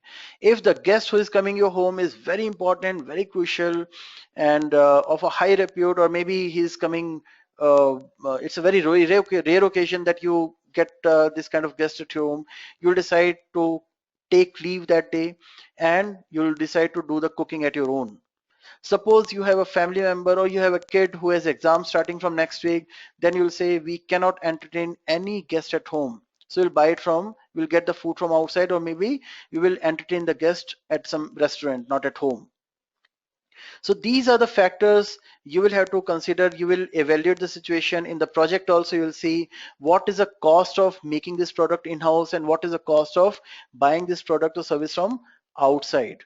Okay, what is the risk of doing it inside? Sometime it may happen just to mitigate or transfer that risk, you have decided to go for procurement. While talking about the identifying the risk, I gave you an example of the rain. During the rainy season, if you have to do the construction, maybe you need to buy some plastic sheets. Okay, so that's a compulsion. You will have to buy it from outside. You cannot set up a factory, you cannot set up a manufacturing plant to manufacture the plastic sheets. You will have to buy it from outside. Then you will come to your procurement management plan where the decision is already taken that we have to buy it. Now the question comes, from where we are going to buy. You will probably do some search on the net. You'll find out who are the probable vendor who can supply you these sheets. You will have some criteria for them, vendor selection criteria, that okay, we are going to buy it only from those people who are registered with our organization, or maybe we will buy it from the oldest shop, or maybe only for those from those people who actually are who follow some standards, some ISO standard. You can have all these requirements there. You must have seen when you see any tender information that only those organizations who have a turnover of over $1 million a year are eligible to apply. That can be your criteria. And the important point here in this knowledge area, in this process, is what type of contract you're going to use, whether it is going to be cost, time and material contract, whether it is going to be a fixed price contract, or it is going to be a cost reimbursable contract. So you will take a decision, you will decide what kind of contract you want to get. The important factor in taking that decision will be how much clarity you have over the scope. Okay, suppose you need to go from your place to airport, or maybe you are in some other city where you need to travel from one location, one destination, from A to B. If you do not know the route, okay, you may look at the different option. You'll call a cab to go there, and then you'll start negotiating with that person. Because you do not know the route, you do not even know how far that place is, you may want to avoid going by the fixed price contract, because you do not have any clarity over the scope, you do not know the route. And if the cab says I want $100 to go there, you'll say no, let us go by a meter. Whatever distance we cover, whatever time I consume your services for, I'll pay for that.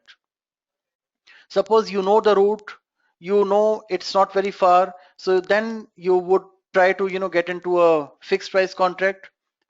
So that all depends on how much clarity you as a buyer has over the product or services that you're going to buy. That's not just one element. There may be multiple factors element. Your enterprise environmental factor, your organizational policies and guidelines will also play a crucial role in that. So you will take a decision there, and based on your make versus buy analysis and decision and the rationale for that, you will reach out to the people. You will give them the RFP or RFI, request for proposal, request for information, or request for quotation, and those companies will start bidding for those that work. And you will do the conduct procurement, where you will bring all the bidders on board. You'll call them, and then you'll do a open conference there. PMI insists that you must maintain transparency in these processes. So you will look at all the criteria, evaluate their proposal, and then you're going to award the contract to selected vendor, shortlisted vendor, and you will have an agreement with them. And those vendors will start giving you the work, and then you need to do the control procurement. So whatever work is being done by those vendor, it is as per plan or not, is it as per the process we agreed for not. You will keep on doing this comparison variance analysis in control procurement. And once all the work awarded to the vendor is done as per the contract, we will take it to the close procurement. Okay, close procurement is, again, we will review what was the work that vendor was supposed to do, how much of that has been done, what has been done, was it as per the agreed terms and conditions or not. Suppose you had a condition in your agreement that if the work gets delayed, there will be refund, there will be some penalties, or there are some rewards if the work is done ahead of time. So you will look at all these things, and then based on that you will take a decision whether we should put some penalty or we should reward our vendor. You may have to do some negotiations, trade-offs, and then finally you will notify all the parties that this contract is null and void, it is completed now, terminated now. So that was about your project procurement management. Any questions on this? Any questions so far? Okay, let me sip some water again.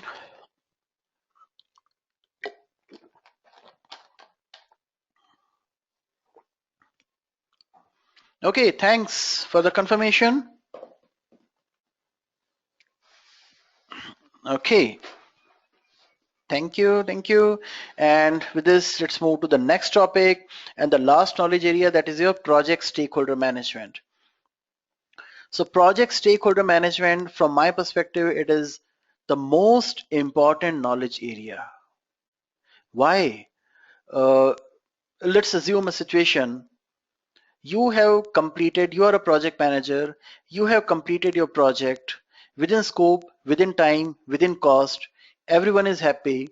Your sponsor or your vice president goes out with the vice president of the client organization. They go out for dinner and they are discussing some business there and the project which we have recently finished. And the client's VP says, "Man, you did the project fine, but I'm not happy the way it was managed. You gave me goosebumps a lot of time." So in spite of doing this work within scope, time and cost, there's one single statement from the customer and you are off the next project. Isn't it? It's so not. And that can happen. Your VP will immediately make a note of that, and immediately he will inform the stakeholders here or maybe the sponsor that I do not want Nishant to handle the next project. Why? Because the client is not very happy or satisfied. Why? Because Nishant as a project manager failed to understand the expectations of the stakeholder, and that's why the customer is not very happy. And we cannot afford to make our customer unhappy, because that is going to have a significant impact on the business. So that's the reason I always insist and suggest people to first of all identify all the stakeholders, make a comprehensive or detailed list of all the people involved, note down their expectations, what their expectations are, what role they are playing in this project, and then you make a plan of stakeholder engagement, that how you are going to manage the expectations of the stakeholder. Who will manage that? Because your senior vice president of the client organization may have a different expectations from the project than the client manager for this project. Okay, note down their expectation. You will have to do the power versus interest grid analysis also. You will have to find out where do they fit in power versus interest. Okay, based on that you will make your communication plan. Remember, I had told you that communication and stakeholder management, these are the areas which cannot be looked into isolation. So we will identify the stakeholder, we'll note down the expectations, and then we will make our plan that how we are going to manage their expectation. So we'll say, okay, we have a VP from the customer organization. He is going to receive certain communication. Who is going to send this communication to him? Let's say project manager himself. So project manager will go and visit them, will have a face-to-face meeting once in a month to ensure that their expectations are being fulfilled. So once the plan is made, then as the project moves into next stage, you'll keep on doing that exercise from time to time. You will manage stakeholder expectation, or you will make sure that they are engaged by providing them the right information at the right time in the right format.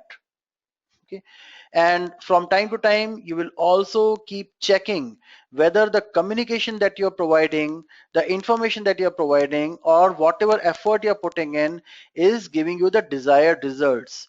Are their expectations being managed or not? Are their expectations being fulfilled on time or not? Okay, so that is your control stakeholder engagement.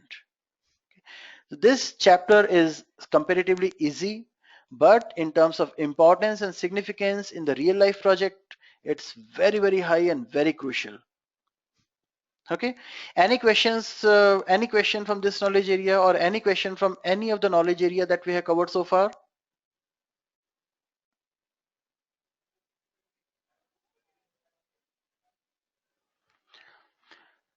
Okay, great. Thanks a lot. Thanks a lot for the confirmation. And with this, may I request to take a quick, probably 5 to 8 or maybe 10-minute break. I need to just grab a cup of coffee, and I also need to take a bio break. Shall we go for a break? Quick 10 minutes break. Okay, fantastic. Thanks a lot. So we will resume exactly in 10 minutes from now. Just stay on, hang on, another 1 hour or probably 45 minutes, and then we are done. Okay, so I'm going on pause and I'm going on mute.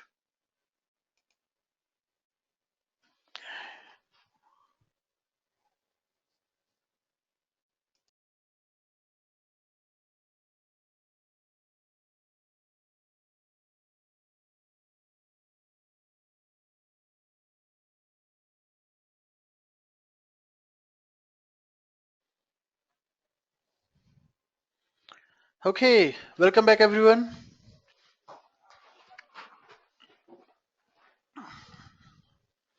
I hope you had a refreshing break.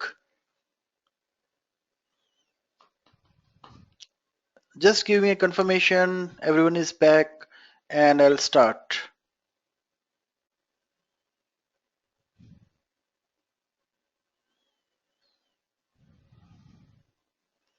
Okay, thanks a lot. Let's give in a couple of more minutes for everyone. Thank you, thank you. It's quite encouraging to see that still there are so many people. Is there anyone from India right now?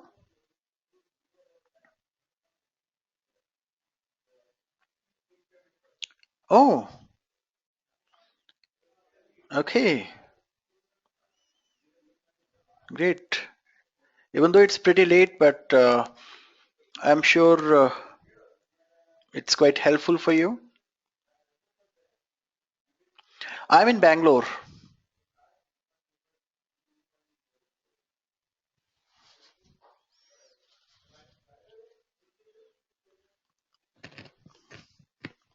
Okay, great. Okay, so let's get started. We still have a couple of topics to go, and these topics are very, very important and very crucial because they are you'll get a lot of questions from these topics here. So we are going to do critical path, and after that we will do the earn value analysis, and we will also very quickly go through the risk management as well. Okay, so critical path and earn value are something which are very important, very crucial. You'll get a lot of questions from these topics. So the next topic we are going to discuss is understanding the critical path. So first of all, let me explain you what is critical path. The words, as the word says, as the definition says, critical path, it means it is critical. It is critical in probably in some sense. So the word critical has absolutely nothing to do with the nature of the work. How it is calculated, let me go to the whiteboard to explain you this. Suppose this is the starting point of the project, and this is the end point of the project. And between this, you have some set of activities to be carried out. Sorry for this.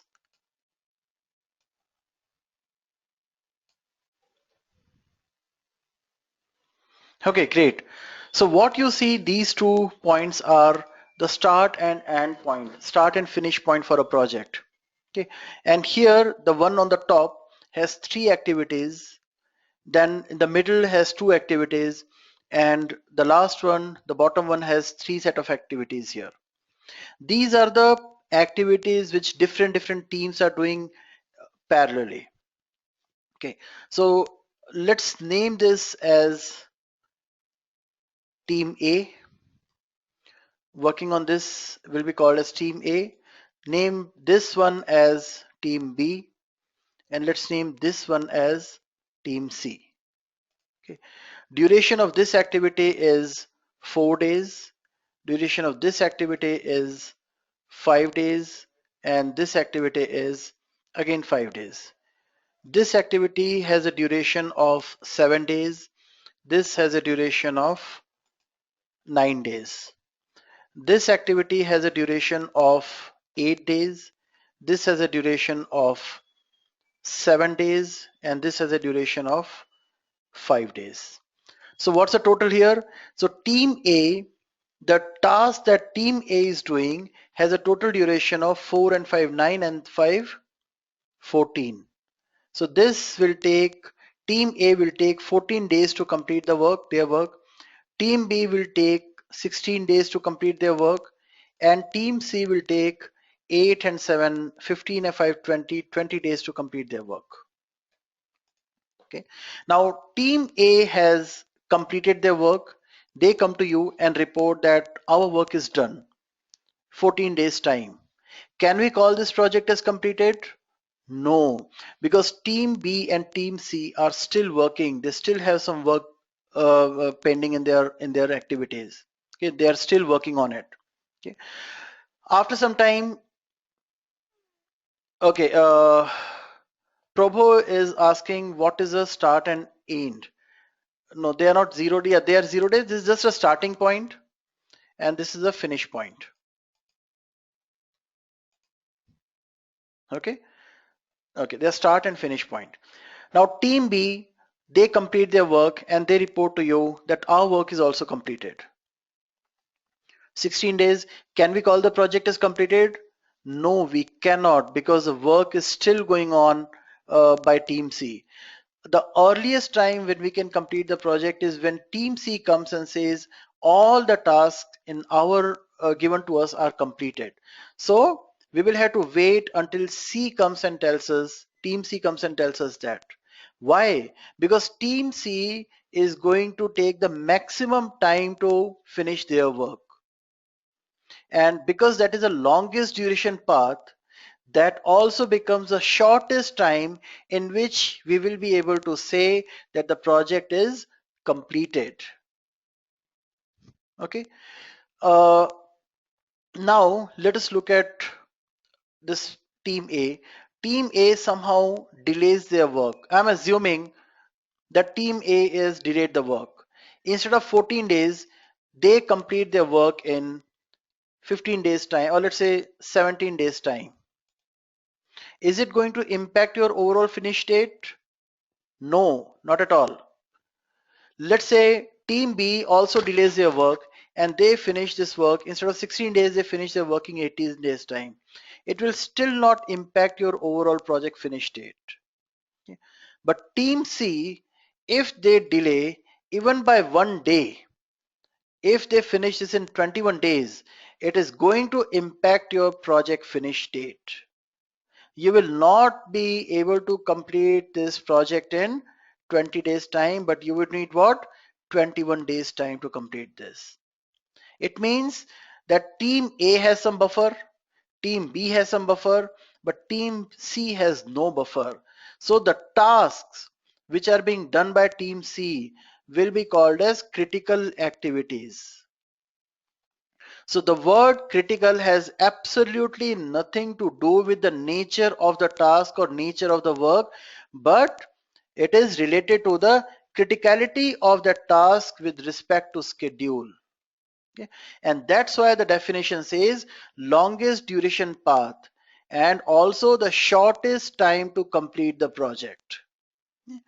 I hope this is clear to everyone.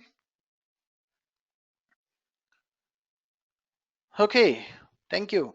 And then we move to the next slide here to understand what exactly the critical, how we calculated it. So critical path, the calculation of critical path consists of three distinct operations. First, we need to identify the forward pass, where we will calculate the early start and early finish date for each activity. Then we will calculate backward pass, and then we are going to calculate float. So without wasting any time, let me go to the next slide where I have an example to make you understand how it is calculated. So first we are going to calculate the forward pass. So forward pass is early start and early finish for date for each activity. So as I said, forward pass means we will calculate what is the earliest possible date for this activity to start, and with this duration, when earliest it can finish. Okay. The so we will know the early start date, and then using this formula we can calculate our early finish date. This is a simple example, not complex, so we can calculate it manually as well. So early start date for all my activities is 1. Starting on day 1, having duration of 6 days, it is going to complete on day 6. Let me know if you are able to keep up with the animation here because it has some amount of animation. Okay. So let me just look at the audience view so I also can see what is going on there. Give me just a minute, please.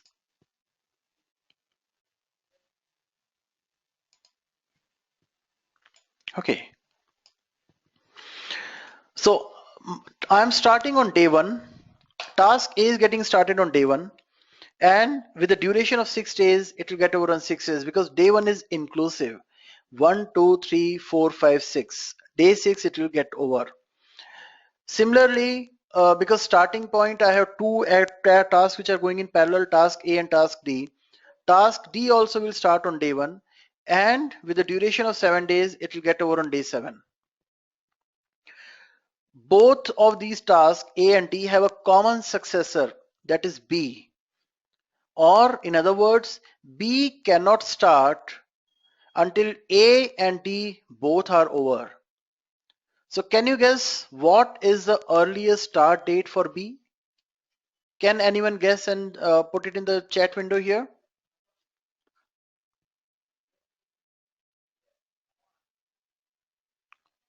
Yes, fantastic. It is 8 days. Prabhu, it is 8. I'm sorry if I'm not pronouncing your name correctly. Okay, so the earliest possible date for task B is day 8, because it is going to consume all 7 days. Duration is a 7 day, starting on day 1, 1, 2, 3, 4, 5, 6, 7. Day 7 will be entirely utilized, and the following day, the next task will start, that is day 8. Having duration of 5 days, it will get over on day 12. Again, day 8 and day 12 are inclusive. So that makes it 5 days. Finish of B is going to kickstart C, which will start on day 13 because the predecessor is getting over on day 12. And having duration of 8 days, task C will get over on day 20. Similarly, task B, end of task B will kickstart task E as well. E will start on day 13. Earliest start date for E will be day 13, and having duration of 9 days, it will go on till day 21. And both of them have a common successor F. So the earliest possible start date for F is day 22. Starting on day 22, having duration of 5 days, it will get over on day 26. Okay, so this was our forward pass. Now from this point we need to go backwards, and we will now calculate our backward pass. So backward pass is, we'll calculate the latest finished and latest start date. So latest finish date, because we are starting backwards, so it is going to be day 26. To get over on day 26, what is the latest date, by what is the latest day by which task F must start? So formula for this is LF minus duration plus 1, that is 0, day 22. To get over on day 22, it must start, sorry, I'm so sorry. To get over on day 26, this task must start latest by day 22. And to allow F to start on 22, task E must get over on day 21. And to get over on day 21, latest by which E must start is day 13. Because C is also a predecessor to F, so C must also get over on day 21. And to get over on day 21, latest by which it must start is day 14. So task C is starting on day 14, but task E has to start on day 13. To allow E to start on day 13, task B must get over on day 12. To get over on day 12, latest by which it must start is day 8. Okay. To allow task B to start on day 8, latest by which A must get over is day 7, and to get over on day 7, latest by which it must start is day 2. Similarly, task D also has to get over on day 7, and to get over day 7, latest by which it must start is day 1, because the duration is 7 days. Okay. So we have calculated our forward pass, we calculated our backward pass. Now we need to calculate float. So float is simple LF minus EF for any activity. We need to calculate what is the float or buffer or slack for each activity. Buffer, float, and slack are, it's one and same thing. Okay, and we will have to calculate this float for each and every activity. Formula for this is LF minus EF or LS minus ES. Okay, using this formula, I can see task A has a buffer or float of 1 day, but D has 0, B has 0, C has 1, E has 0, and F has 0. So if I look at task A will start on day 1 and will get over on day 6. If this task gets delayed by 1 day, it is not going to impact the next task, or it is not going to impact the overall project finish date. Why? Because there is a buffer of 1 day. But if you look at task D, no matter what path you're going to follow, it will have to start on day 1 and get over on day 7, because if there is any delay here, it is going to impact the schedule of next task and subsequently the project finish date as well. It means this task, task D and B and E and F, wherever you see the float as 0, are critical tasks. So D, B, E, F will make the critical path here. That is how critical path is identified. Okay. Any questions on this?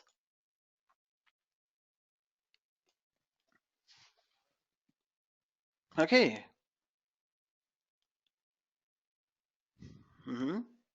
Okay, thank you. So for the examination, you must pay attention to the structure what you see on the screen right now. A lot of people make mistakes because they try to do some mental math. Please do not try to do any mental math in the PMP examination, especially for critical path questions. You will be given a pencil and a paper there to do the calculations and use the formulas and all. Whenever you get a question like this, immediately draw this kind of diagram. Each task must be represented by a square and put small boxes on all four corners of it, and write down the start and finish date for each activity for forward pass and backward pass. So that's the way you must solve these critical path questions wherever is needed there. Okay. And moving to the next slide, it talks about your the formulas here. So I told you about float. So one is called as free float, second is called as total float. So the question that you're going to get in the PMP examination may mention only the float. If there is nothing prefixed, like they are not saying whether it is a total float or free float, you will have to assume that it is total float. And the formula for total float is very simple: ls minus es or lf minus ef for any activity. Okay. Total float, you can do a little bit of mind mapping here. The moment you read this word total float or float, it means we are talking about what impact this activity can have on the overall project duration. And free float is amount of time by which this activity can be delayed without impacting the next task. So total float, overall project duration; free float, next task. Okay. Uh, One point to remember here is, if I say total float, does not mean that you have to add 1 plus 1 here. That for task A, there's a float of 1 day. For task C, there is a float of 1 day. So the total float is 2 days. No, absolutely no. Okay, you will never ever sum up these the values here. Float is always associated with individual tasks. Okay, so free float is, I want to see what is a free float for task C. Okay. So for that, I'm going to use this formula: early start of successor. So what is the successor here? I'm asking you a question. Please tell me what is a free float for task C. Task C, which is here. So what is the successor of task C? Successor of task C is task F. So early start of successor, that is 22, minus early finish of predecessor, that is 20, minus 1 is going to give you 1 day. Okay. Why I'm adding minus 1 here? Because I'm assuming that I'm starting these activities on day 1 here. Task A is starting on day 1 and task D is also starting on day 1. Some people or some instructor use day 0. There's nothing wrong in that as well. Okay, it's just the way you calculate the numbers here. If you are keeping the base duration as 0, then you need to remove this -1 from here and +1 from there, +1 from backward pass formula. Okay, so remember, I'll repeat, total float means impact of delay on overall project duration. Free float means impact of delay on the next task. Simple, clear? Is it clear to everyone?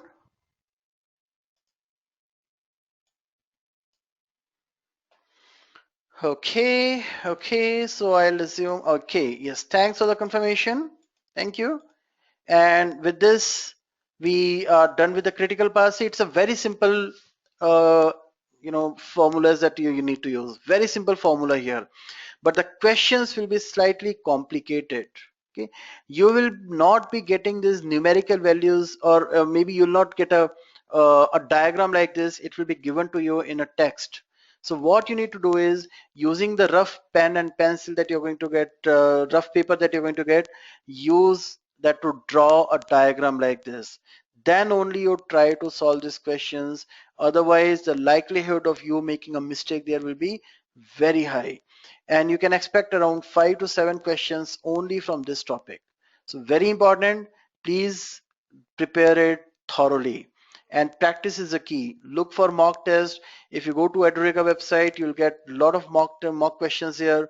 We have 1,000 mock questions. A lot of them are numericals here. Okay. So if there are no questions here, then we can move to the next topic, which is earned value management. So earned value management is quite interesting here, and it's again very important. You can get around 9 to 10 questions also, up to 9-10 questions also in the PMP examination, highly scoring, and that's the reason I have added this topic here. Okay. So earned value management is basically a technique by which we measure the performance of the project. Okay, how we are doing with respect to the project. And for that, let me straight away take you to the example here, our whiteboard here.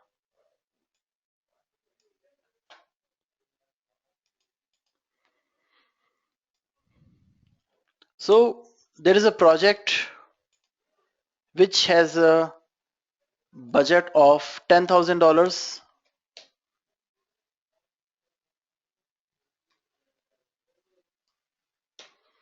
and it has a duration of 5 days. Okay. Can I call it this way, that in 5 days time, I am planning to finish work worth $10,000? I can call it this way. Okay. So what I'll do now is, I'll make my plan. Remember, when we say earned value, means we are always talking about the dollar value associated with the project. Okay. So I make my plan that every day I'm going to do some work. So let me just draw some lines here. Monday, Tuesday, Wednesday, Thursday, and Friday.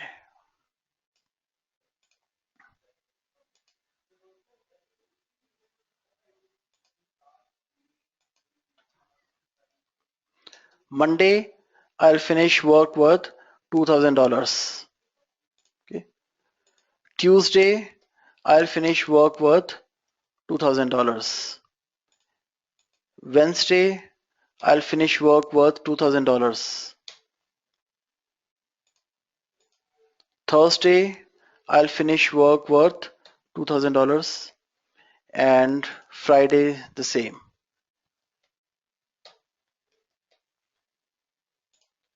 So every day I'm going to spend $2,000, or in other words, every day I'm going to finish work worth $2,000. Okay. So I make my plan, I save my baseline, and I start working on it, and I work till Wednesday. On Wednesday, I need to do some report. I need to prepare some reporting here for my customer, and I need to do the health check. So I am going to do this on value assessment on Wednesday. So this will become my status date. Okay. Now let's look at some of the values here. By this time, how much work I was supposed to complete? Work worth $6,000. So Monday, Tuesday, and Wednesday, 3 days are done. And in 3 days' time, I was supposed to complete work worth $6,000. How I come to the $6,000 figure? Because every day I'm doing work worth $2,000. So this will be called as my planned value. You need not to worry about these acronyms right now. In the slides, they're all given in detail. So planned value for this project up to this point is $6,000. Then I need to figure out how much work I have done in actual. Oh, sorry, I removed that. Planned value is equal to $6,000. Okay. Then I look at this actual progress, how much work I have completed so far. Let's assume that I was supposed to complete 10 tasks until that time.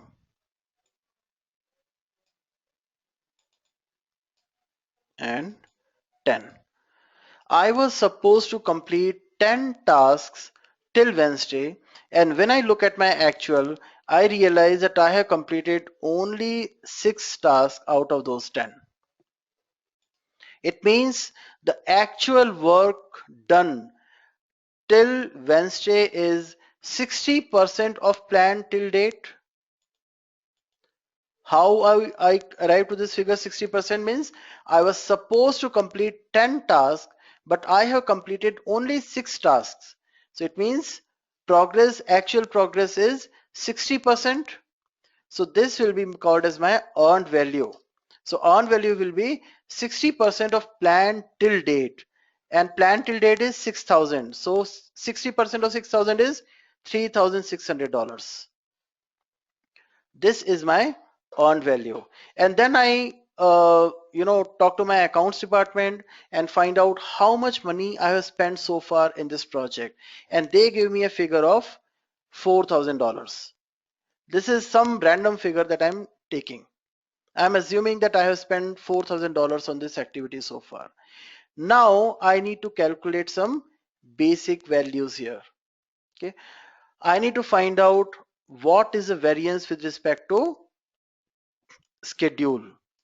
So for the formula, so I'm going to calculate my schedule variance. SV. Formula for schedule variance is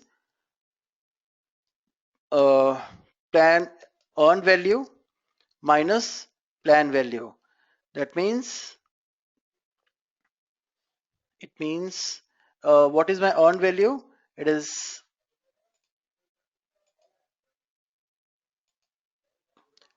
3,600 minus $6,000. That makes it a negative value of $2,400. Minus $2,400.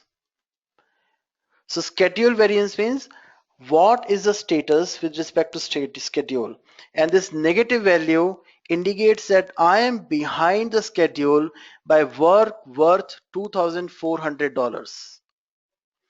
Then I look at my cost variance. Formula for cost variance is earned value minus actual cost. Okay, it means $3,600 minus $4,000, which is my actual cost. So that is again a negative value of $400.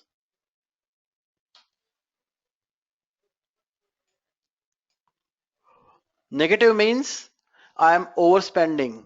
I'm running out of my budget. I'm spending more than I had planned for. So cost variance negative is not a good news. You are behind schedule by so many dollars, by work worth so many dollars. Schedule variance 0 means you are on track. Schedule variance positive means you are ahead of schedule. Okay. Cost variance negative is not a good news, you are overspending. Cost variance 0 means you're exactly on budget. Cost variance positive means you're spending less than what you had planned for. Okay. Now we will also calculate our indexes here. So first I'm going to calculate my SPI. Formula for SPI is schedule for is earned value divided by plan value. It means $3,600 divided by $6,000. So that is 0.6. So my SP, that is schedule performance index for this project, is 0.6. And then I'll calculate my CPI. CPI for this project so far is earned value divided by actual cost. It means 3,600 divided by 4,000, that makes it 0.9. So the benchmark for CPI and SPI both is 1. Your SPI less than 1 is not a good news. You are behind schedule. SPI 1 on means on track, and more than 1 is ahead of schedule. Similar way, CPI less than 1 is not a good news. Cost performance index. Rakhi is asking what is CPI stands for. CPI means cost performance index. Okay, so CPI less than 1 is overspending. You're spending more than what you had planned for. 0 means on track, and greater than 0 means you're spending less than what you had planned for. So I'll take you through these acronyms now. So when you get the slides, you'll get all these details here.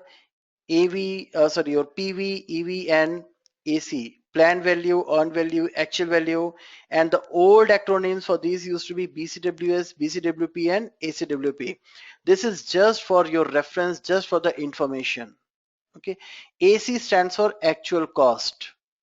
Earned value, EV stands for earned value, PV stands for planned value. Okay. You also, so there are the formulas here. Cost variance, formula for cost variance is earned value minus AC. Schedule variance is earned value minus PV. Okay. So negative value is over budget.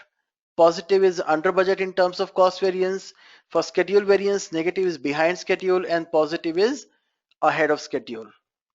Similar way, we'll calculate our CPI and SPI. We calculated for our project. So less than 1 both CPI and SPI is not a good news. Greater than 1 is a good news. Okay. And you need to memorize these formulas.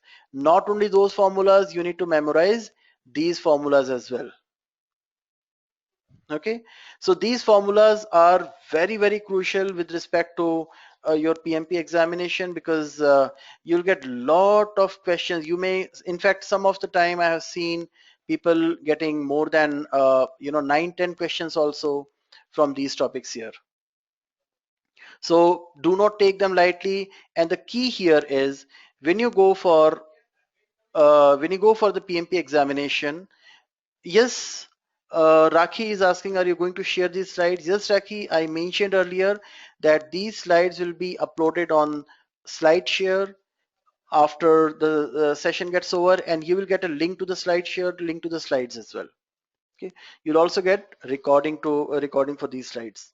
So the formulas are also given here, and if you go to PMBOK guide, I'll tell you the specific page number. It is probably 228. Oh, no, it is.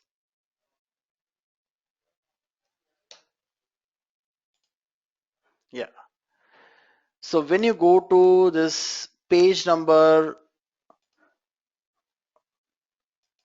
217 of PMBOK guide, you can make a note of this page number here, page number 217 of PMBOK guide. Earn value starts from there, and then you need to come to this table on this page here, which is I'll just tell you in a while. Yes, page number 224. make a note of this page number here. It has all the formulas which you need to memorize, which you need to understand, and which you need to memorize. But what I explained you is the basics of earned value, and if your basics are clear, you can solve any question related to earned value in the PMP examination. Okay, so make a list of probably take a printout, put it in your desk and memorize these formulas. And key for the examination is when you are about to start the examination, there will be a 15 minutes time when you need to go through the tutorials. Utilize that time, write down all the formulas on the paper, on the rough notebook that is given to you before the exam starts, because once the exam starts, people tend to get nervous and they may forget this, and you may not have time to think and recall what was the formula for this particular type of question. So go to that section in the PMBOK guide, go through the formulas, understand the formula. You also will have to calculate to understand how to calculate this two complete performance index. So two complete performance index is simple. What is the current rate, and to be able to complete this project on within cost, within the budget, what is the run rate that you need to maintain in future. We are running short of time here, so I will not be able to spend more time on this, but one of the webinar that I'm going to do in future in coming weeks, I will do a detailed evaluation with, I'll take you through a deep dive of earned value management. We'll probably do another webinar on specifically on this spot topic, which you can attend here. And that's all I have for this webinar. And now we can open it up for the questions that you have. Any person has any question, any doubt from whatever we have covered, please feel free to ask now.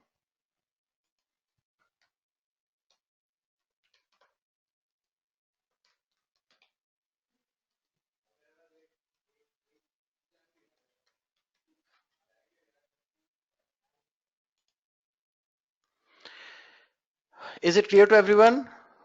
So I'm writing my contact details here.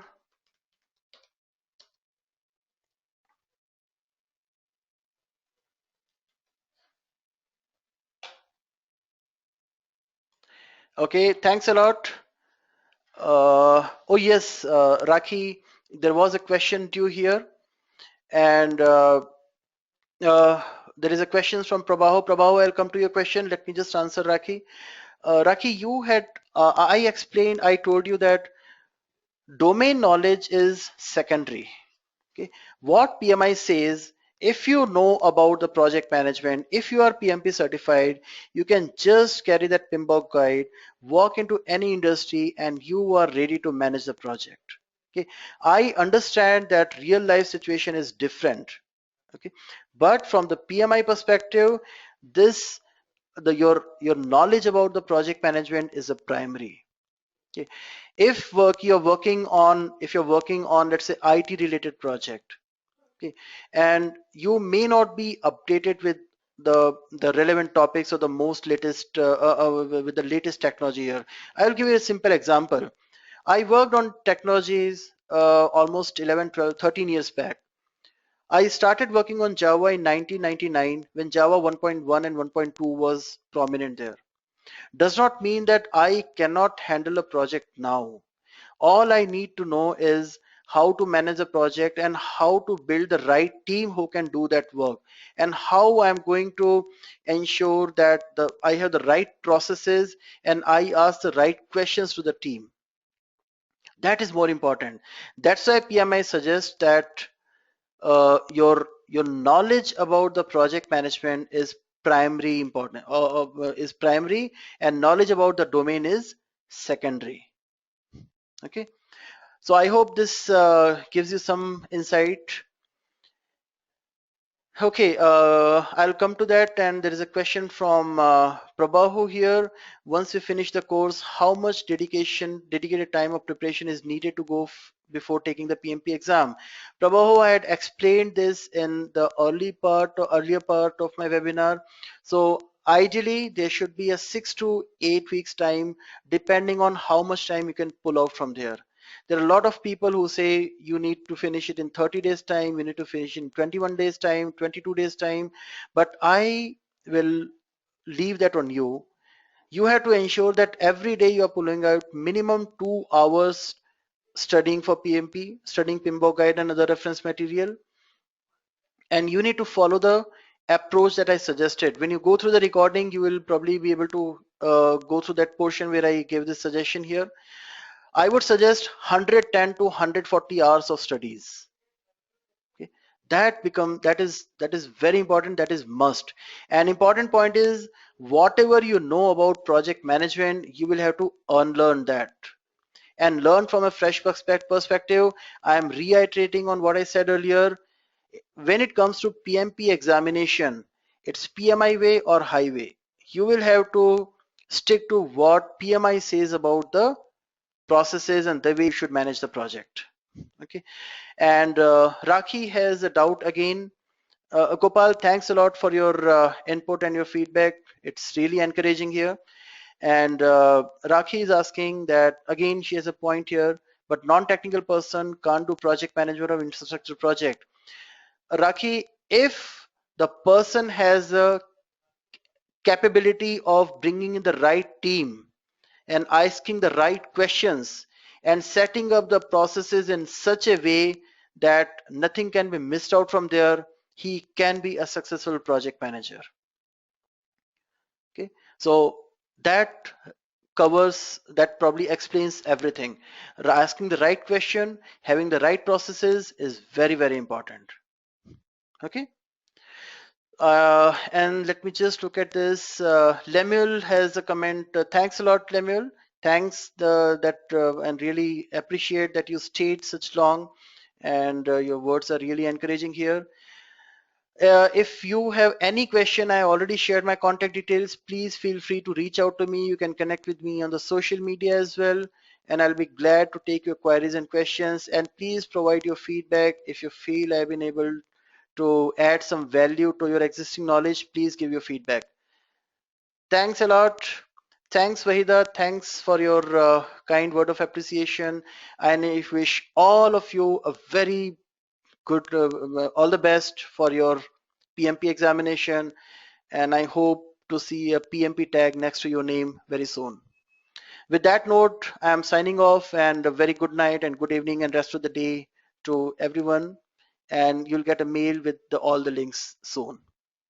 Thank you. Bye bye. Take care.